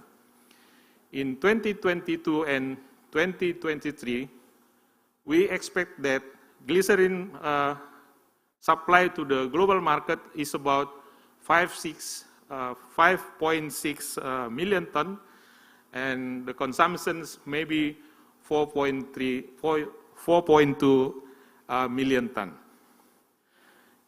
And the market glycerins in 2021 reached about 3.2 billion ton US dollar, and in 2030 we projected that market value for glycerin products is around 7.2 billion US dollar. Thank you very much for your attention.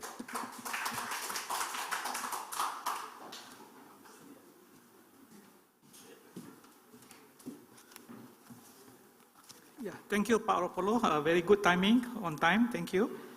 Next, we will invite Professor Dr. Aliza Hambali. She is the founder of the Surfactant and Bioenergy Research Center at IPB University. Yeah. She is a very prolific researcher, writer, innovator, and have received many recognition for her works and achievements. Professor Dr. Aliza will talk on the subject of surfactants, washing liquids, and their opportunities in the future. The podium is yours, Prof.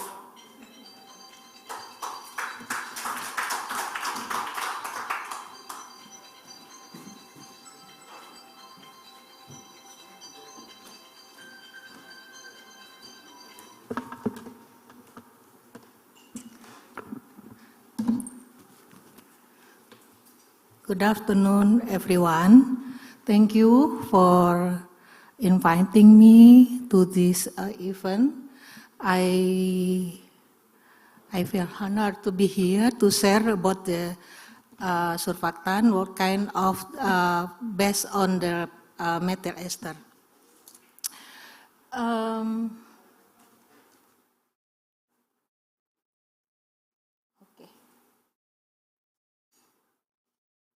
Okay, as the committee asked me to present with the topic of the production of C16 methyl ester for detergent and washing liquid and opportunities ahead.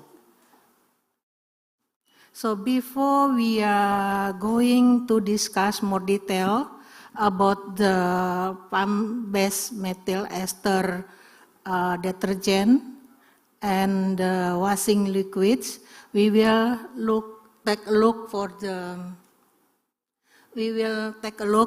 this slide first. Surfactant have the head in one molecule, the F head and the F tail. Head is hydrophilic, and tail is hydrophobic. This is function of the surfactant. They can react with the water and can bond with the oil. So what is actually surfactant? Surfactant is come from the survive active agent. So here we can see type of the surfactant: anionic surfactant, cationic surfactant, and non-ionic surfactant. Anionic surfactant in the hydrophilic, they have negative charge, and cationic surfactant, they have positive charge, and the non-ionic surfactant, they don't have charge there. And the last one is amphoteric surfactant. So this is a sample. Actually, we can develop many type of the surfactant as main raw material for detergent and washing agent. So we can see here, this is three of a sample I pick up.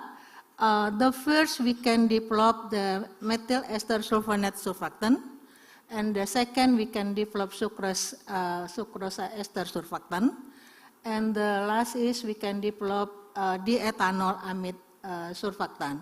All of these surfactant can be synthesized from the palm methyl ester.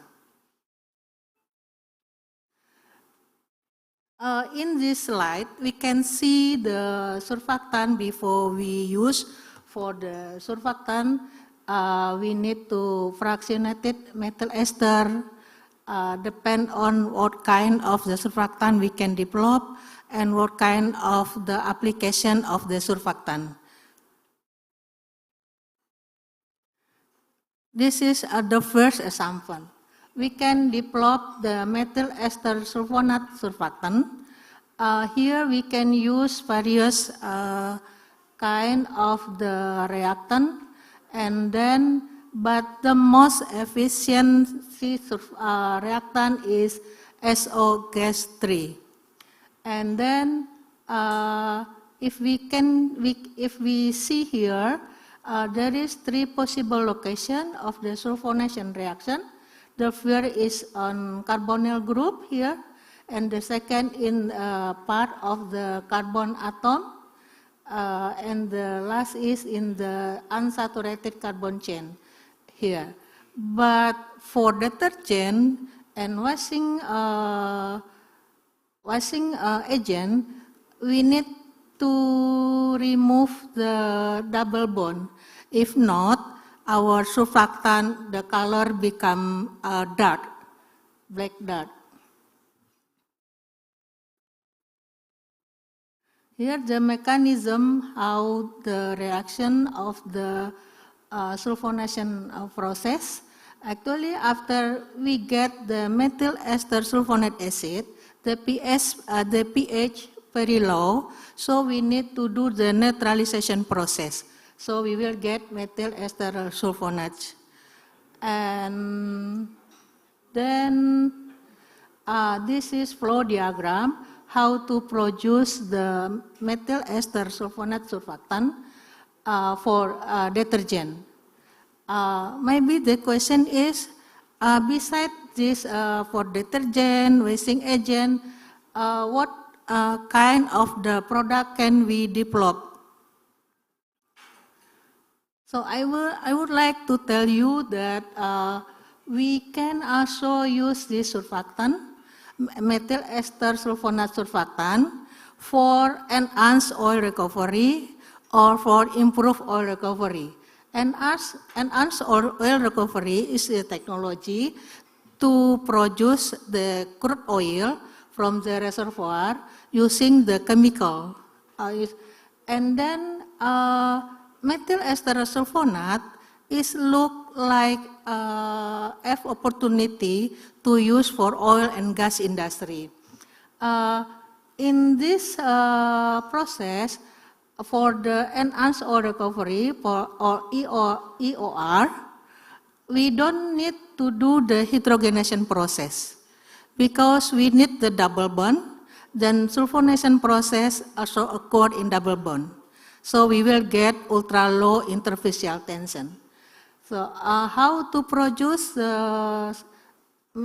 surfactant, methyl ester sulfonate surfactant for EOR and OR application. So here is the same with the surfactant for the detergent and the washing agent, but the methyl ester here we don't need to do the hydrogenation process, and we don't need to do the fractionation process. So, based on our research, the characteristic of methyl ester sulfonate, they have ultra low interfacial tension, 10-3 Dyn per centimeter, resistant to high temperature, wetting ability, AC of emulsion breaking, biodegradable and low toxicity, stand in high salt concentration environment, because most of all of the reservoir in Indonesia have a high salt concentration and sustainable.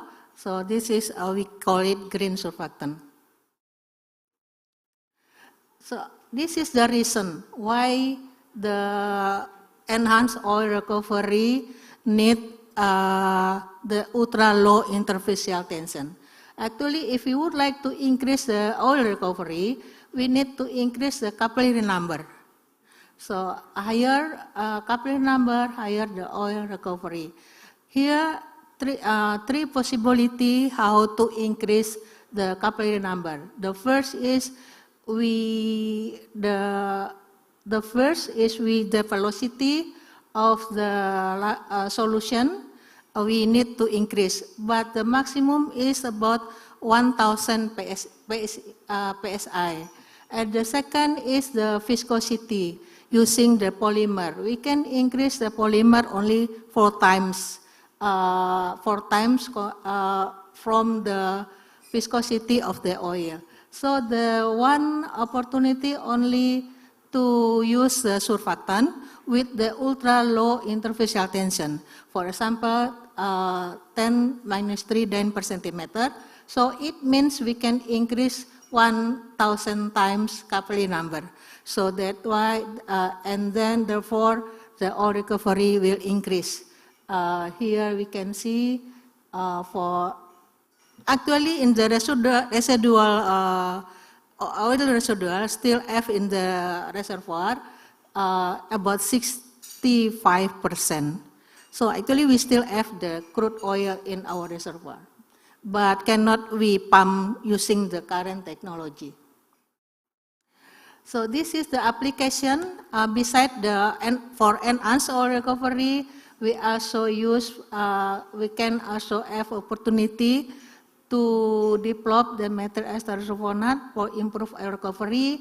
For example, in the oil and gas industry, they have the problem with the asphaltene, they have problem with wax, they have problem with slag, and they have problem with emulsion, and then also with the environment.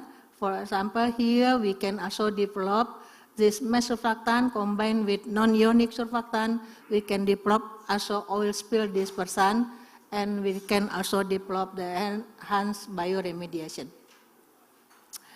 So pump-based mesh surfactant, this is possibility. We can use the pump-based surfactant for various type of the industry. So the second is the diethanol amide surfactant.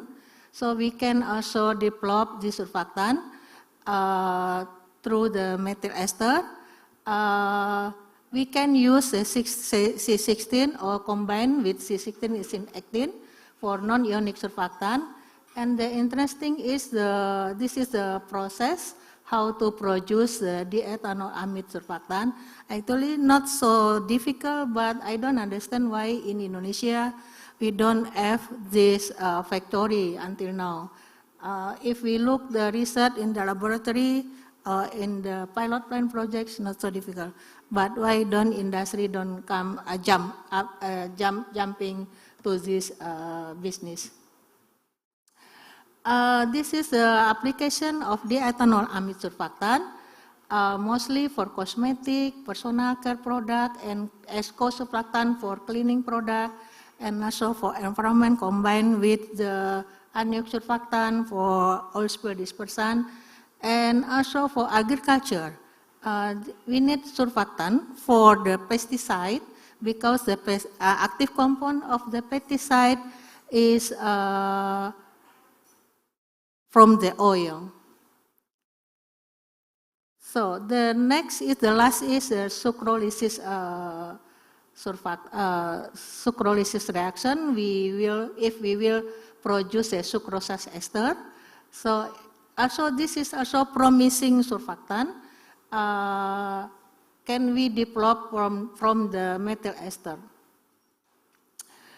Also, how to produce this surfactant based on the laboratory scale is also easy to develop. And this is the application of sucrose ester for personal care product, for pharmacies, for cosmetic, for cleaning product, and for food and beverage. So the application of this surfactant also have opportunity for the palm methyl ester to transformation become this surfactant. 2 more minutes. Yeah, this is the last one. Thank you. So the conclusion is, this is the type of the surfactant. And the surfactant can be various type of surfactant need by this various industry. So the mission of our from as countries producing palm, so we will replace all of the petroleum-based surfactant with the palm oil-based surfactant. I hope one day we can achieve that. Thank you very much, and then thank you for the attention.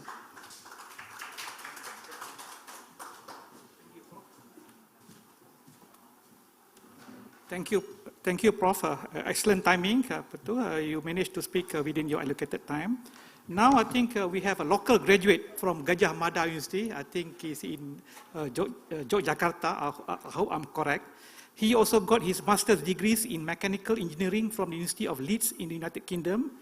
Pak Andianto Hidayat is currently the Vice President of Downstream Research and Technology Innovation at PT Pertamina.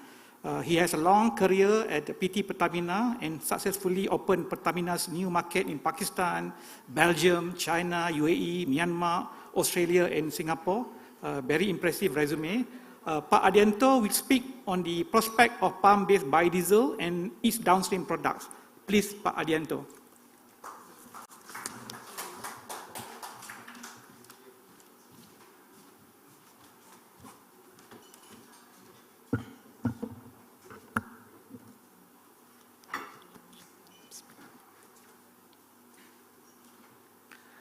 Good afternoon, ladies and gentlemen who present here offline and also participant on the online.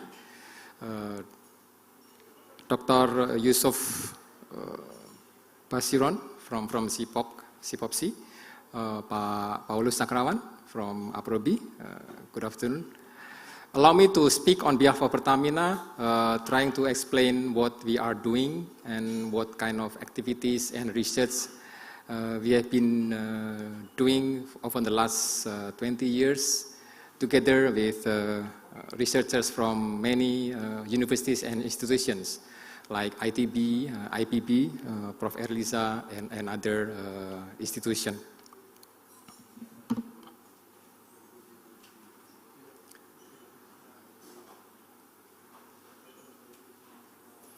Okay, based on this picture, we see that out of the downstream special and end products, we see that food occupies 76% of the demand, and oleochemicals, derivatives, and energy and biomass is 14%. Pertamina, 24%, sorry. So Pertamina is trying to focus on these two because food is not our core business. So we plan to look at the potential of oleochemicals and derivatives as well as energy and biomass as our core activities. The government is asking Pertamina to look into the potential of oleochemicals as part of our business opportunity in the future. So our involvement with palm oil, biodiesel or biofuels cannot be separated from our activities on catalyst. That is where we start our focus and we start our research on biofuels. 1999, we, together with professors, colleagues, researchers from IPB, we start to research on our catalyst, domestic catalyst, or we can say catalyst merah putih. And by 2010, almost 10 years, we successfully, we successfully developed our first HBD, hydrogenated biodiesel catalyst, and tried co-processing in our Dumai refinery. At that time, it was like 7% of vegetable oil injected together with conventional crude oils into our reactors.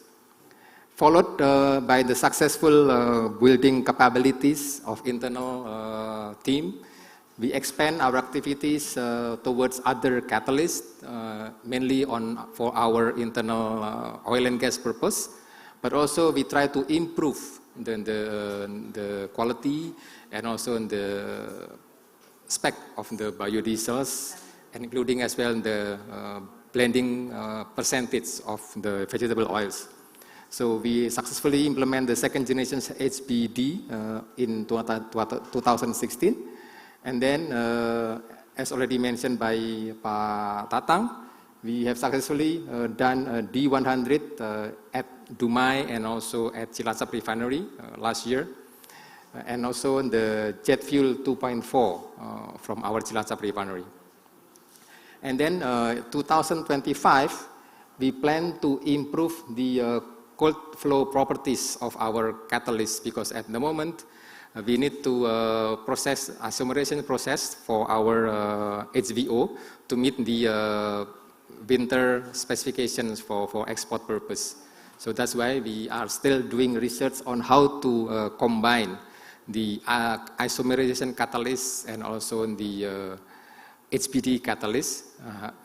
It's hydrobiodiesel or hydrodeoxidations together in one reactor, because in the HBD or HDO, the catalyst should need to be activated by sulfur, while the sulfur actually poisoning the isomerization catalyst. So now we are trying to find a way that this catalyst can be used in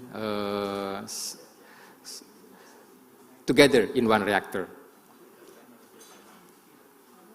So talking about green fuel technology, already spoken by other speakers, I think we can skip this, but Pertamina is also now trying to looking for this process, yeah, the metal soap, still under extensive research. We are now here. Pertamina does not do any activities here, but we just off-take from our friend in APROBI. But here we try to develop our own standalone refinery called Green Refinery.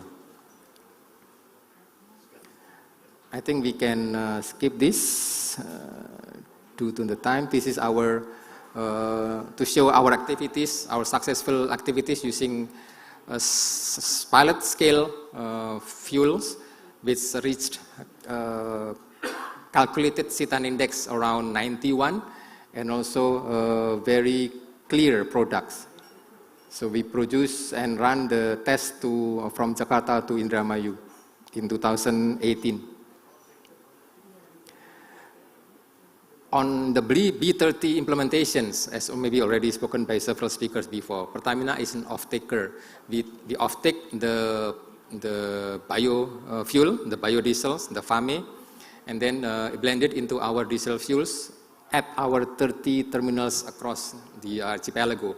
So this is quite extensive distribution system, and sometimes we need to arrange carefully due to the limitation of the storage as well as the limitation of the jetty occupancy. So this is quite complex distribution system combining the fuel, the various fuel of gasoline, diesels, and also we try to take the farming into our system. Okay, we can skip this. Already mentioned that biodiesel against green diesels, the quality and how different.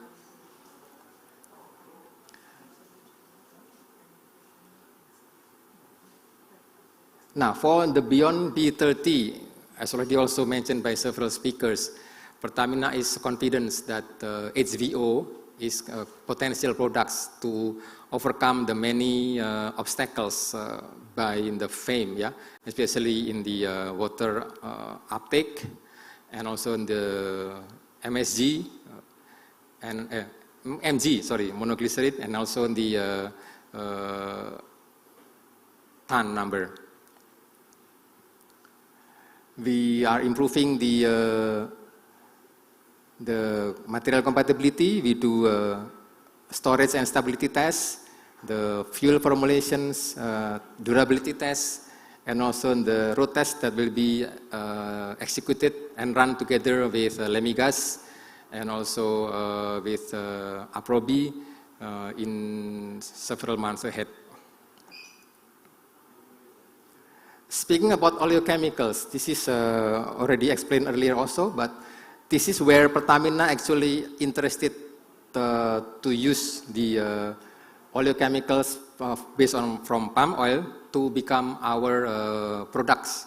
Especially the red one is already being injected and being tested from fatty acid for our anti-corrosion or corrosion inhibitor, and also potentially to become biolubricants from the fatty ketone, and also the surfactant EOR.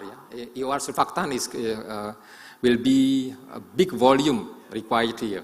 If it is successfully tested and successfully injected into our oil well, it will last at the same time with the oil reserve, maybe 15 or 20 years with quite a huge amount. So this is potentially a big business if we can find the right surfactants to improve our oil production.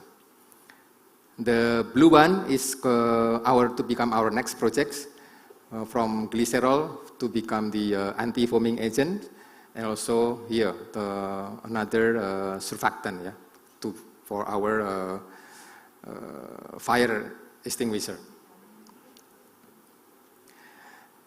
Even surfactant is a potential, but if we see at this roadmap, we understand how long it takes for us to actually go into a commercial scale. We have reached here the formulations and also the bench test, lab test here of the chemicals, the surfactant itself. But then we need to try to design the injection scheme, and also to find the well that is potential for our formulations. And this involves many different institutions like SKK Migas, our upstream subsidiary, and also legal aspects, because oil well is a government property. And then there is a pre-feasibility studies, and then we also need to set up the pilot scale production on the surfactant. So approximately it needs around 6 to 7 years for one surfactant to be able to be implemented in our oil well.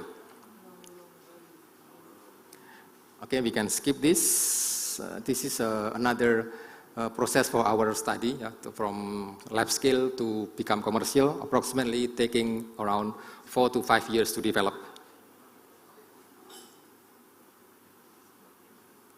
So other than palm, Pertamina is also looking now into the second generation's bioethanol using the waste side of the palm business, palm industry. Here we are processing empty fruit bunches to become a second generation bioethanol, which may be blended into our gasoline, as already mandated by the government here in Indonesia today. It should be already E5, but due to the economic limitations, we are still unable to implement the mandate by the government. But we are trying to plan how to make these mandate situations executable. Especially these days when the oil price is high, we try to find a way how that the ethanol, bioethanol price can be overcome to be implemented in our distribution system.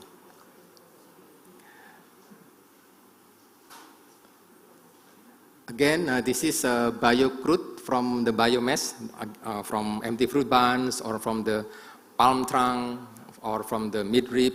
We can convert into bio-crude, and the bio-crude then can be processed into our refinery to become conventional hydrocarbons product like gasoline, diesels, or maybe other meat distillate. Okay, I think that is all. Pertamina is trying to incorporate many stakeholders and bring the research results into a commercial scale. So if there's any potential that can be contributed from Pertamina to your business, welcome, and we are ready to collaborate. Thank you, and have a good day.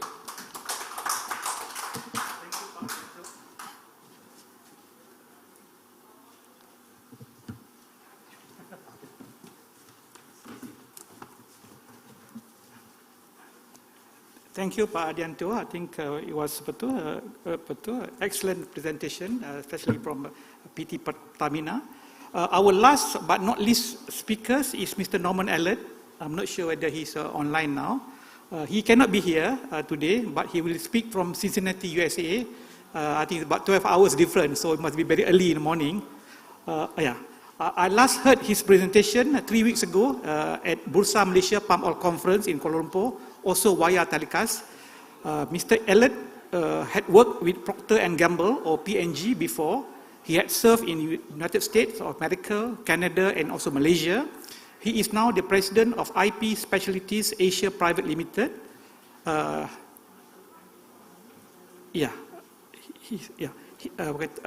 it is my pleasure to invite Mr. Allard to make his presentation. Thank you.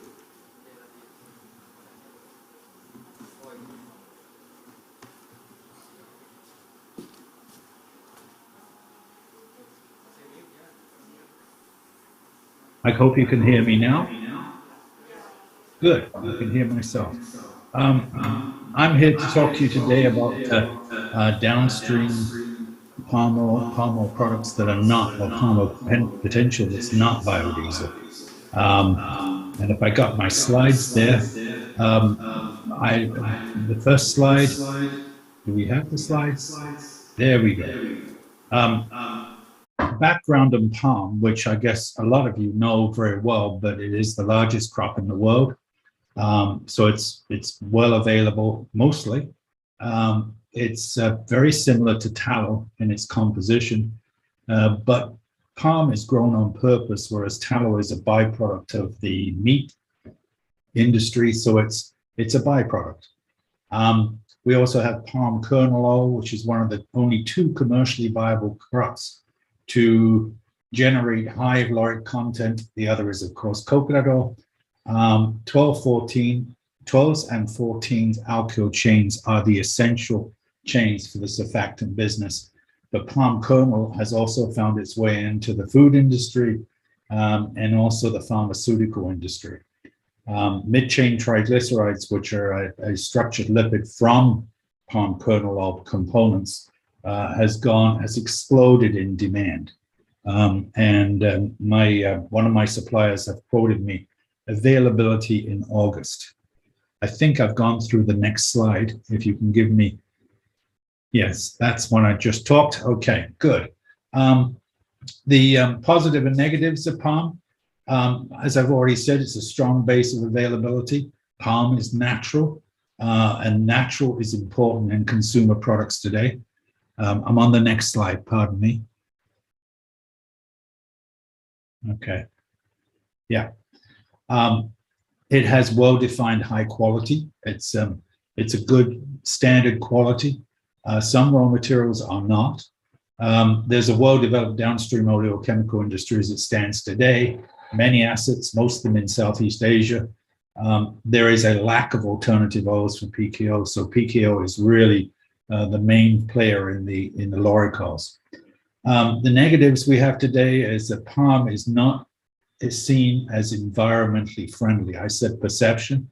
I know there's many arguments that I've heard in this conference that says it is environmentally acceptable, and I frankly believe that. But it's unfortunately in the West, it's got a reputation for being not environmentally friendly. So we get many requests today for palm-free products, unfortunately, or at least RSPO mass balance products. Currently, the situation today is it's tight, very expensive, if it were POC, I mean, the issue is, will there be enough palm to go around to even oleochemicals? The priority is obviously going to be on food and fuel, and are we into the new food versus fuel argument? Next page, please.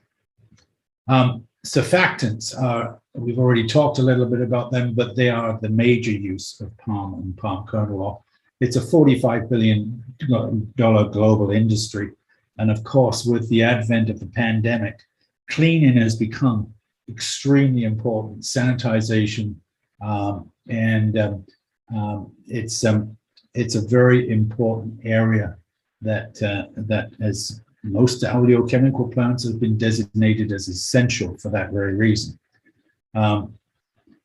16-18 chains, as we've already heard, are actually very effective at cleaning. So some of that could get into palm, for example, the methyl ester sulfonates we've just talked about. But in fact, they moved away to the 12-14 because people went to cold water washing, and 16-18s tend to solubilize out in cold water.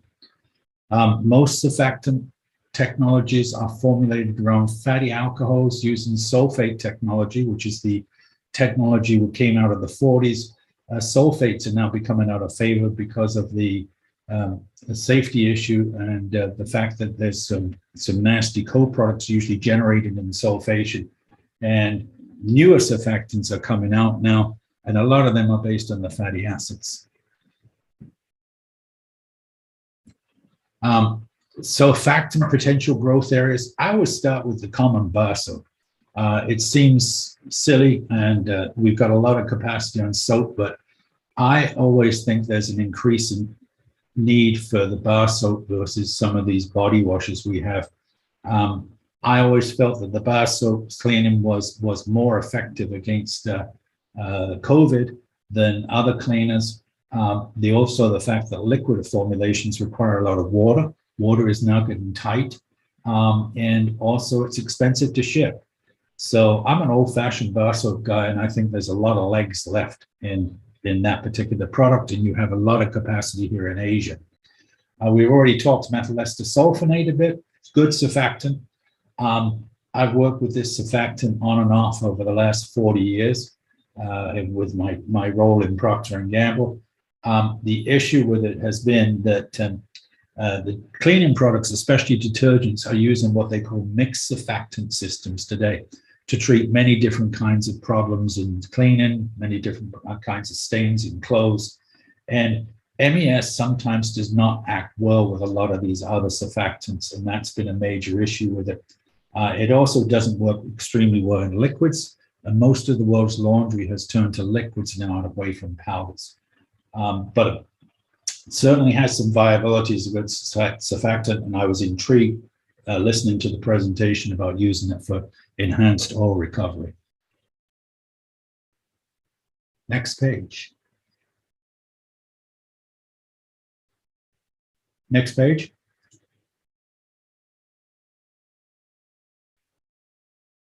Oh, I'm sorry. I went too far. I'm not used to this. Okay. But we did talk most of that. Anyhow, let's go into light cuts. One of the most valuable parts of the palm kernel oil are the light cut fractions, the 8s and the 10s. Back in the 80s, when we were first seeing palm oil as growing to be a huge commercially available crop. And in fact, when I was involved in what was then a P&G joint venture in Malaysia to make fatty alcohols, we saw palm kernel oil as a byproduct, and therefore it was a waste stock. One of the key parts about it was, what on earth are we going to do with these C8s and these C10s? It's really somewhat ironic today when C8s and C10s are hugely, almost unavailable because they're so tight. I was quoted a 10-month lead time on C10 recently. But the synthetic lubricant business, which we actually helped start, has grown and got excitedly big. They're jet lubes, motor oils. They're also the core components I already mentioned, the mid-chain triglycerides, and that business is extremely exploded too. So they've become very important and very expensive. MCTs are components of foods, like especially baby foods, health foods, and cosmetics. They're also used in some industrial applications at this point. They've become an extremely versatile and important product. Frankly, light cuts today are the ones that are carrying the profitability of the whole palm kernel industry, because mid-cut alcohols are probably not very profitable today versus the prices of palm kernel oil. Other industrial areas, next page. There's been an effort for some years for the industry to go green and use less petrochemicals. There's a place for petrochemicals. I like to tell people that there's a lot of synthetic alcohols in the US, and they're probably going to continue to be a lot of synthetic alcohols in the US. A friend of mine in research once did on paper an estimate. If you've turned every chemical into a natural chemical derived from natural fats and oils, we would need twice as much fats and oils as we have today, and none of it could be used as food. So it gives you some idea of how big the chemical market is and how important that have synthetic materials be part of that. Most of it involves reactions such as epoxidization to get to the desired result, but palm methyl esters can turn up in a lot of different places that are interested. They are showing up as a plasticizer base, and you may have heard of BPA, which is banned, for example, in Europe. 16-18 esters being converted can replace that. They can go into industrial lubricants, solvents. Palm products have also been used to formulate natural polyols and polyurethanes, going into the plastics business. So your car seat, for example, could be derived from some of these palm methyl esters. I've already talked the final point. So the next page, please. Substitution. This is an area of growth potentially. It's interesting. There's been an effort for some years to go green and use less petrochemicals. As I already said, we're not going to eliminate them. There's been an increased interest in use of palm methyl esters as a replacement of synthetic products, which we already talked about. This is the one I just went through. Can you give me the? Oh, I'm on the wrong page. Sorry, I have to keep up with you. When the fatty acid industry first started in Southeast Asia, the stated intent, which I heard in a presentation in the 80s, was to take out the US fatty acid industry and completely dominate it from Southeast Asia. This was never completely successful due to the existence of tallow. Tallow is a byproduct, but a good quality one with a large volume. It can also be classed as a waste material. You heard a presentation earlier today which talked about how tallow as a waste material is going to be a preferred material for renewable diesel. And that indeed is happening. And tallow has suddenly got very, very expensive in the US and Europe. And suddenly it's becoming much less available than it has been for oleochemicals. And from what I heard through this convention, it sounds like it could get even less available. So in fact, that whole movement may do what the industry in Southeast Asia has failed to do, is take the US fatty acid business out of play somewhat. Because the reason it stayed in play was because it had available a low-cost, good quality supply of raw material locally. And interestingly, if that happens, it could be one of the largest new incremental uses for palm, albeit it's a very traditional one. Next page.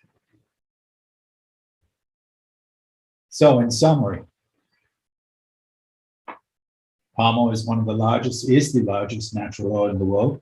It holds a unique position, in my opinion, to help feed the world, and will always be important and necessary from that perspective.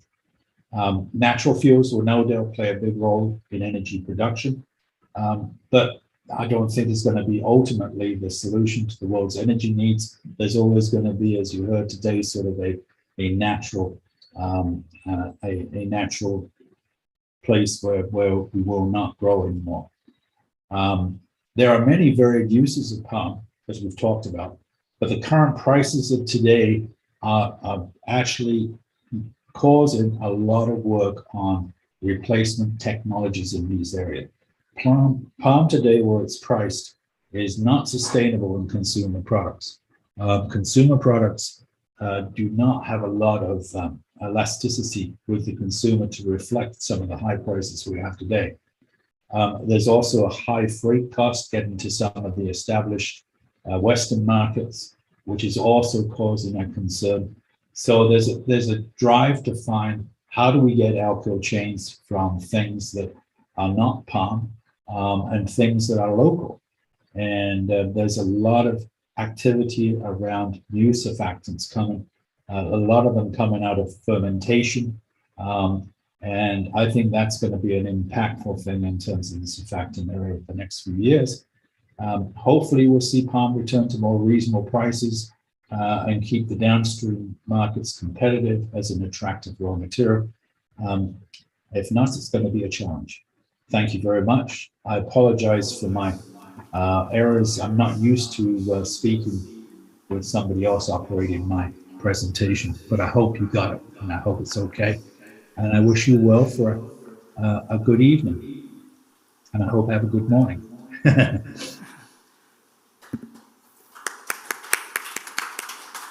Thank you, Mr. Alert. Please join us now for the online, for the question and answers. I'm afraid, I think the organizer just mentioned that I have only 5 minutes to answer. I think we are a bit running out of time. I think I was informed we have about 500 people online, so it's a lot of people now following us, and I think it's not fair for them not to ask questions. So perhaps we can just have maybe the first 2 questions. I think we can entertain another 3-4 minutes. Okay, yeah, I think with your permission, I think we just focus on the first 2 questions because of the time. This question is to Dr. Tatang, yeah? Okay. I am interested in biohydrocarbon from cellulosic glucose. I presume it could be sourced from palm oil cellulose parts. When will this technology be technically ready and commercialized? Pak Tatang, Dr. Tatang?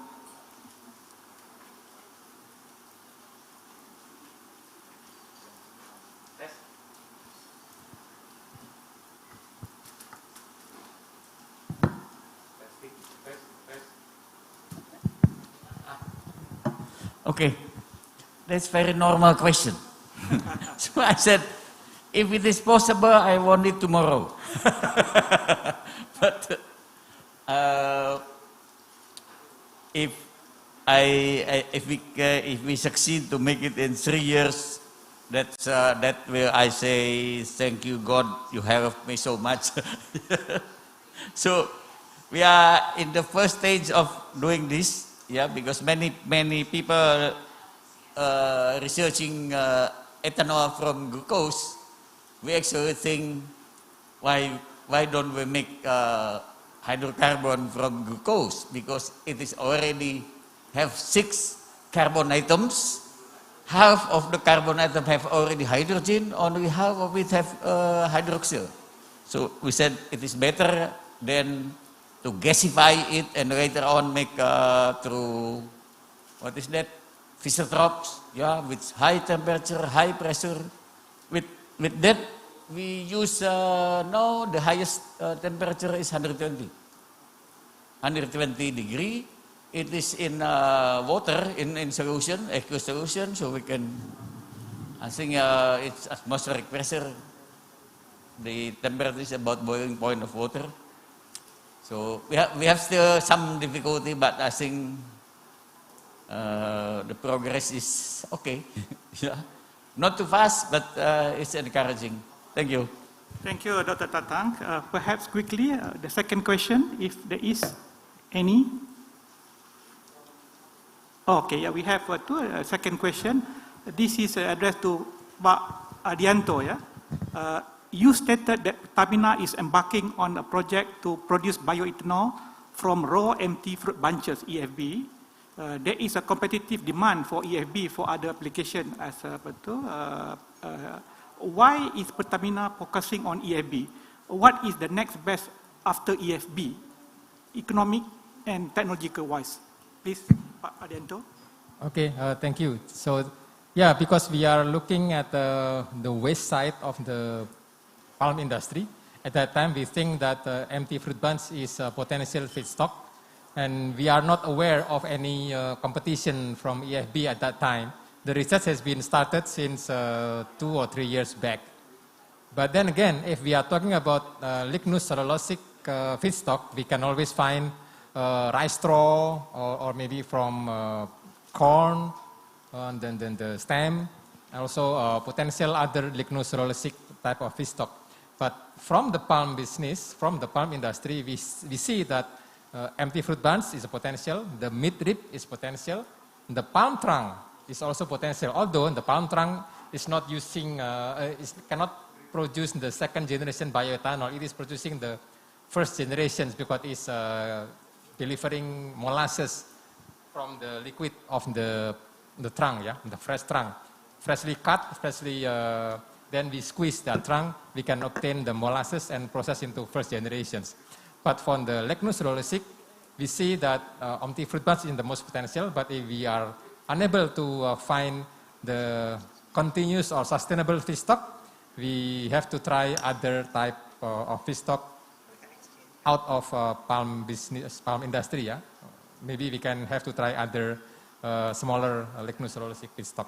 I hope that answers the question. Yeah, thank you, Pak Adianto. I think I regret to have to close this session now. I think before that, I would like to thank to all the speakers. Thank you to all the speakers for your excellent presentation and discussion.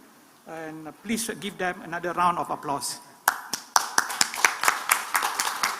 Please remain on the stage. Now I will pass it back the session to the Master of Ceremony. Thank you.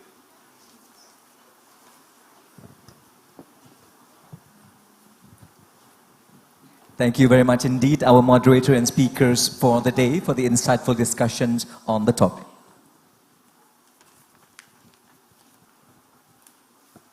And I would like also to ask everyone to please remain on the stage as we proceed towards the handover of tokens of appreciation.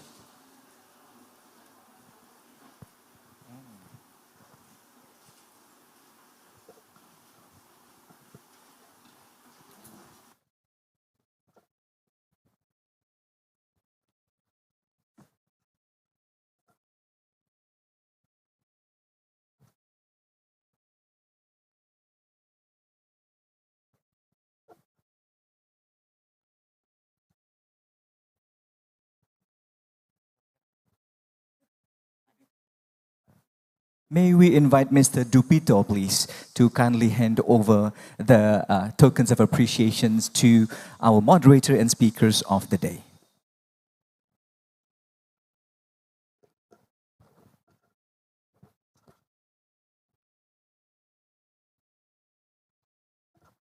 And the first All right, the first token of appreciation will be handed over to Dr. Tatang Hernas Surawijaya, our senior scientist from Bandung Institute of Technology.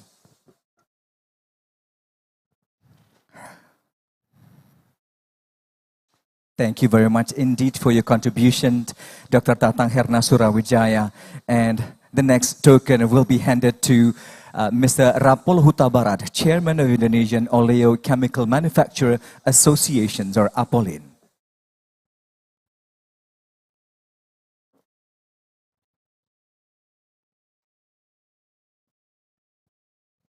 And next up, may we have Professor Erliza Hambali, founder of the Surfactant and Bioenergy Research Center of IPB. Thank you very much. And last but definitely not least is to Mr. Andianto Hidayat, Vice President, Downstream Research and Technology Innovations, PT Pertamina Persero. Thank you very much indeed for your contributions to the dialogue. And last but definitely not least to Mr. Muhammad Ja'far Ahmad as the moderator for this session. Thank you very much indeed, Mr. Moderator. And may we have everyone at the center of the stage for a group photo, please.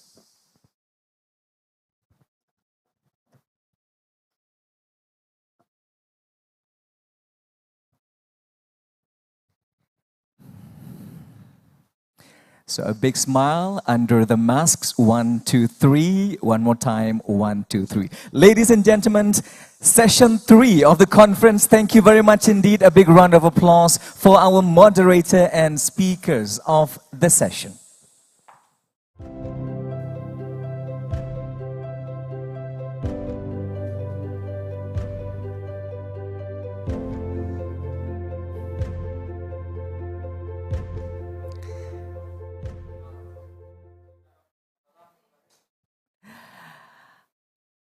Distinguished speakers, delegates, ladies and gentlemen, we have now come to the final sessions, the concluding sessions of our conference. And this is the final sessions of the conference.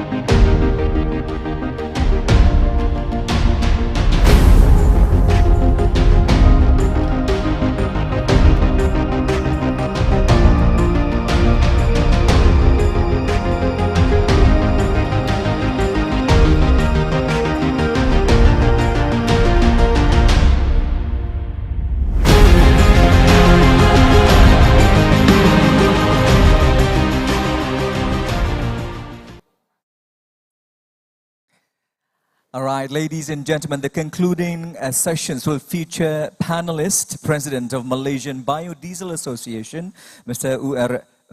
Unitant, and also Chairman of the Thai Biodiesel Producer Associations, Mr. Sanint Trianont, and also Chairpersons of APROBI, our very own from Indonesia, Mr. Paulus Cakrawan. And this concluding session will be moderated by the Executive Director of CPOPC. Once again, please welcome onto the stage Tan Sri Dato Dr. Yusof Basiron. A round of applause, ladies and gentlemen.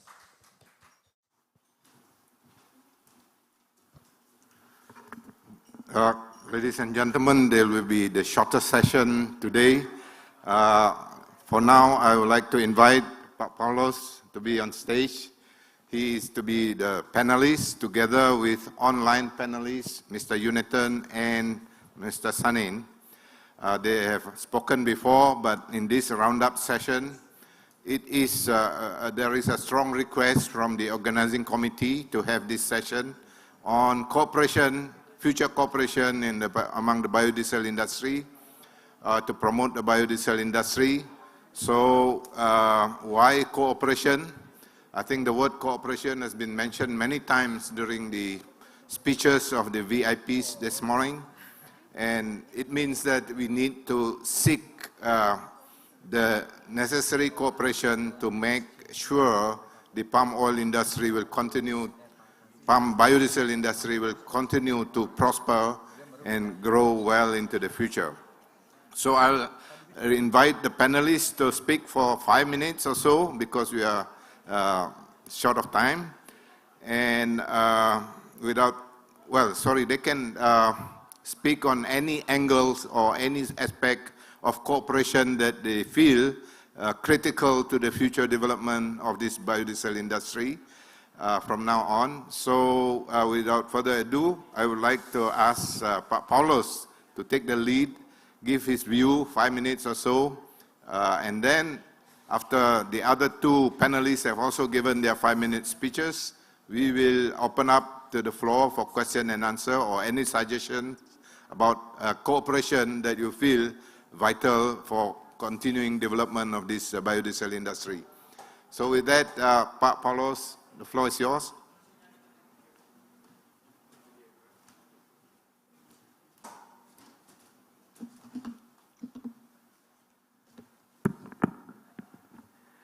My colleagues, Tan Sri, and also my colleagues from Malaysia, Unitan and Kun Sanin from Thailand. And now our conference will be end soon. So this is my ideas, my thinking about the future cooperation in palm biofuels, biodiesel industries. Almost all the countries in the world are committed to taking action to reduce the emission due to the Paris Agreement further action. And we must accelerate the energy transition toward to the net zero emission. This is the fact that we are facing now.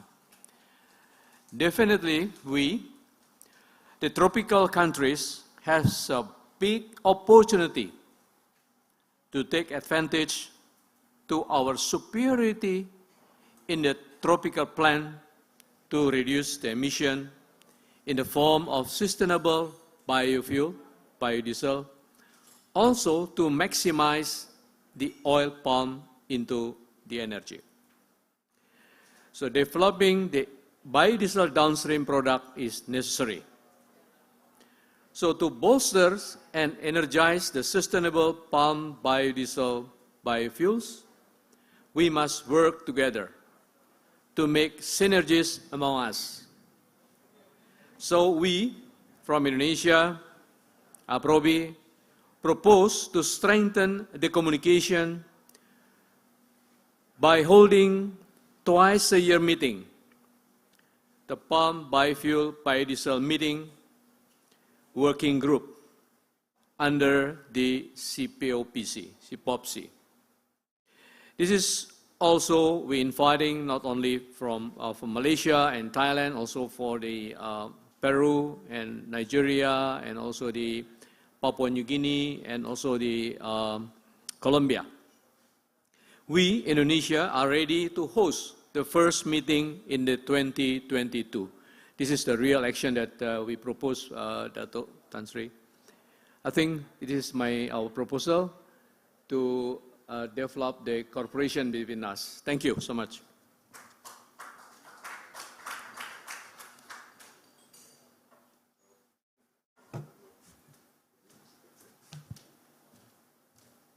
Thank you, Paulos. Take note of your suggestion and recommendation, especially it touches on what CPOPC can also do to get it done. So now, who would like to go first? Can I invite Mr. Sanin for your ideas about cooperation? What are your suggestions and recommendations? Please, 5 minutes or so. Thank you. Thank you, Dr. Basilan. I totally agree with Mr. Paulo just now that we need a closer communication. We have a very good start a couple of years ago in Malaysia, who kindly hosts the first conference, Biodiesel Conference. I think we had a good start. But now, I think it's time for all of us to get together, deep dive into more details. And one of the further proposal that I would like to make is, I think we have better try to draw more attention from the government, from all governments in the producing countries. Because I think I would like to use the word streamlining, which is, I think it's if we can have it properly done, we will make many stakeholders' life a lot easier. For example, like car manufacturer, they have struggling trying to design or to plan to serve each countries with different policies on fuels. Biofuels, which I believe it's pretty hard for them to come up with a one single good plan. So what I would like to suggest here or propose here is first is to draw more collaboration with the government authorities, and secondly trying to do some streamlining project. It could be in terms of a specification or anything like that. That would be my proposal. Thank you.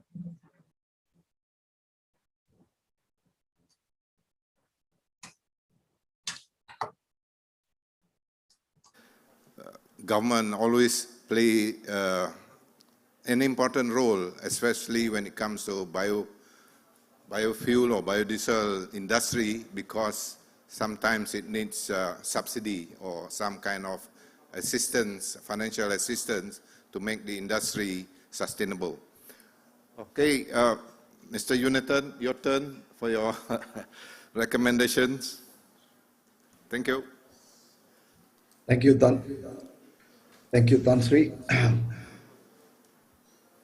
I'd like to share a few slides. I promise I will be within time.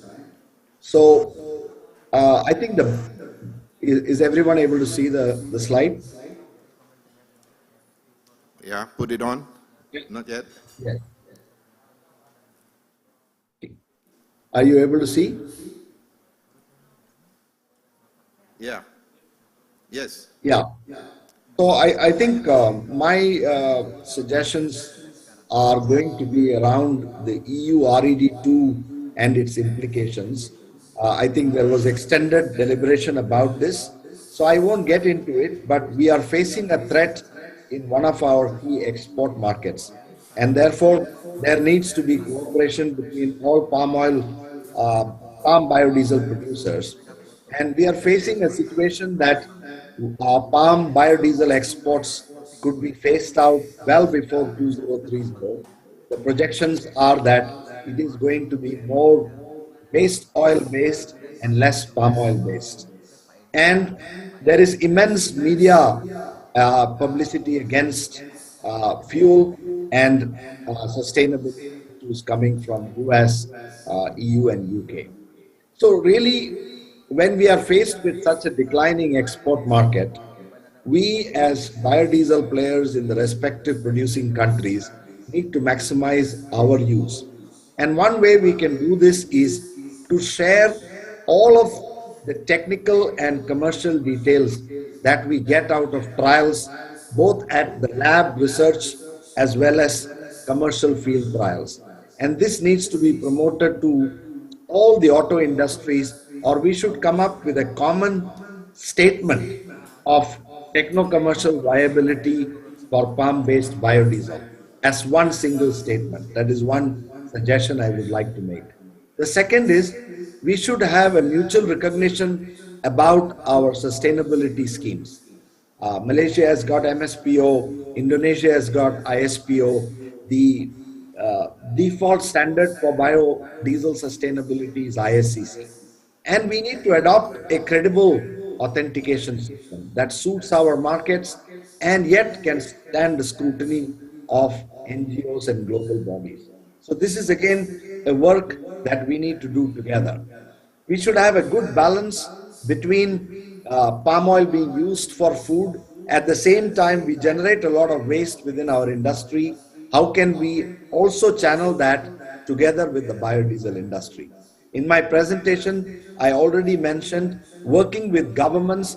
One common theme that we all could work is carbon tax, a mechanism that the world is going towards in terms of reducing greenhouse gas emissions. And when it comes to utilization of waste oil, there is so many issues together. We need a policy framework on how production, domestic utilization of these waste oils can be done.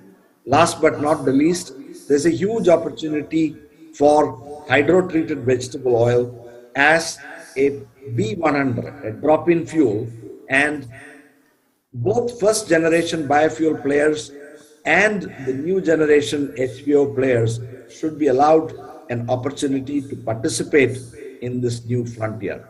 And in all these areas, all of us who are in the palm biodiesel business globally can work together, because not everything we do in palm is the same as it applies to other oils. So on that note, thank you very much for your attention. Thank you, Mr. Jonathan. I think from what you have heard, there is a very strong need for cooperation suggested by the leaders of the Biodiesel Association of Thailand, Malaysia, and also Indonesia. And they know better how to promote the continuing prosperity of the biodiesel industry, because they are the stakeholders, they are in it to improve the business. So we take note of their recommendation or suggestions for further cooperation. Now you have 5 minutes of floor time, question or suggestion of other form of cooperation or whatever form of cooperation that you wish to suggest, or to ask them questions.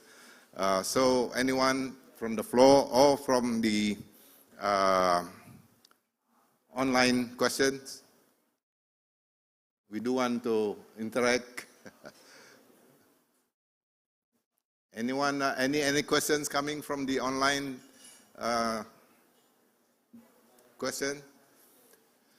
Well, it looks like we are all very exhausted, and and I think the panelists have actually given a very broad-based recommendation about future cooperation in this industry. And I think those would be very strong ammunition for us to move forward, taking note of what they have recommended. I know I'm passing back to our MC. You have to invite, I think, Pak Paulos to do the closing remarks. Yeah, Pak Paulos. So thank you very much. Please. Thank you very much, Moderator Tan Sri Dato Dr. Yusof Basiron. A round of applause, ladies and gentlemen, for a session, the concluding sessions that will further cement cooperations between the participating countries. And now we would like to use these opportunities for an exchange of tokens of appreciation. Please remain on the stage, Pak Paulus and Tan Sri. The exchange of appreciation, tokens of appreciations will take place between the Executive Director of CPOPC, Tan Sri Dato Dr. Yusof Basiron, and also Chairperson of APROBI, Bapak Paulus Cakrawan. Bapak Paulus will commence first with the tokens of appreciations to Executive Director of CPOPC, Tan Sri Dato Dr. Yusof Basiron. For the cooperation, we thank you so much. We hope for a further cooperations in between the institutions. And in return, Tan Sri Dato Dr. Yusof Basiron will also present a token of appreciation to our very own Mr. Paulus Cakrawan of the Indonesian APROBI for a long-lasting cooperation into the future. Thank you very much indeed. May we also request Tan Sri Dato to please remain on the stage, Tan Sri, as we give time for Mr. Paulus Cakrawan for the closing remarks of the conference. The floor is yours, Mr. Paulus, please.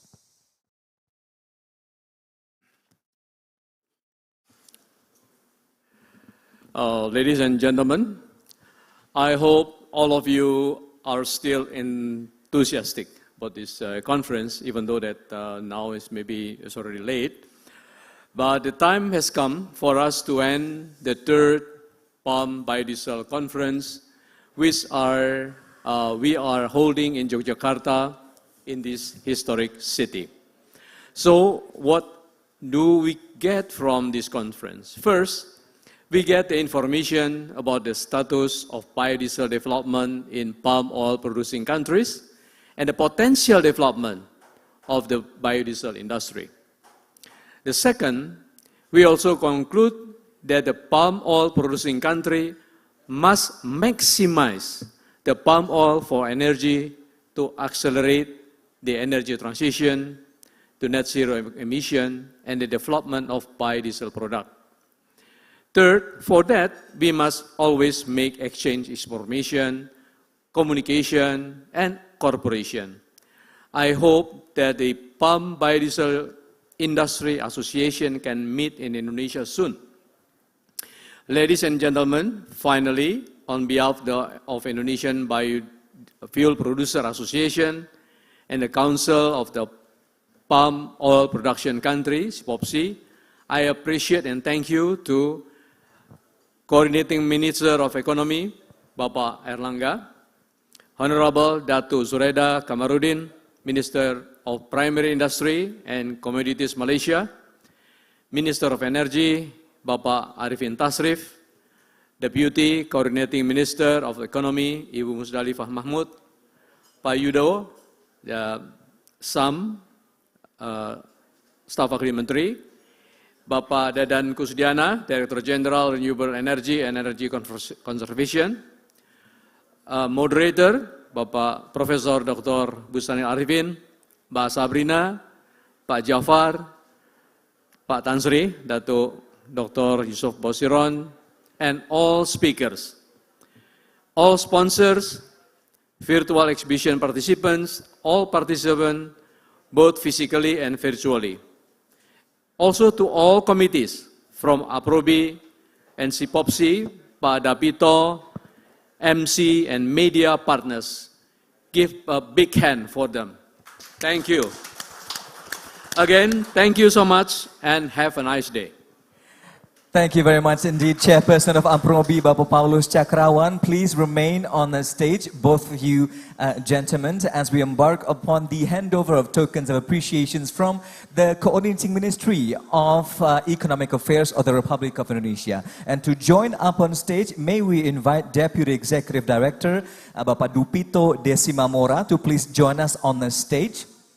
And now we invite Assistant to Deputy Minister for Estate Crops Agribusiness Development from the Coordinating Ministry for Economic Affairs, Bapak Muhammad Edi Yusuf, to present coffee and tea from PT Perkebunan Nusantara, the 9th, as a token of appreciation to the stakeholders. First to Mr. Paulus Cakrawan, Chairperson of APROBI, coffee and tea from PT Perkebunan Nusantara the 9th, and next to Tan Sri Dato Dr. Yusuf Basiron, and last but definitely not least to Mr. Dupito Desimamora, signifying a long-lasting cooperations and a bright future for palm oil industry moving ahead. Let's get together for a final round of group photos. Ladies and gentlemen, this is a moment of cooperation of APROBI, CPOPC, and the Coordinating Ministry for Economic Affairs of the Republic of Indonesia. A final round of applause. Ladies and gentlemen, thank you very much indeed. Our guest of honor this afternoon for concluding such a remarkable achievement of deliberations for the third Palm Biodiesel Conference taking place here in the beautiful and historical Yogyakarta Special Region. Participants, ladies and gentlemen, as the saying goes, to every beginning there is an ending, and this applies now. The third Palm Biodiesel Conference has come to an end. On behalf of the organizing committee, once again, we thank everyone for gracing us with your presence and showing us your enthusiasm, both here in person and also virtually out there from different parts of the globe, from different time zones. Thank you very much indeed. And please accept our apologies for any shortcomings you might find throughout the deliberation today. And allow me to finally express our gratitude to our sponsors, to the platinum sponsors, Malaysian Biodiesel Association, Thai Biodiesel Producer Association, PT Holding Perkebunan Nusantara, Riset Perkebunan Nusantara, and PT Smart TBK. Also, our gold sponsors, Togar Podcast and Wilmar. And to the media partners as well, Sawit Indonesia, Asian Palm Oil Magazine, Oils and Fats International, Eloise.co, Metro TV, Media Indonesia, and Medcom. See you at the 4th Palm Biodiesel Conference. Andra Ahmad Idris, good afternoon. Wassalamualaikum warahmatullahi wabarakatuh.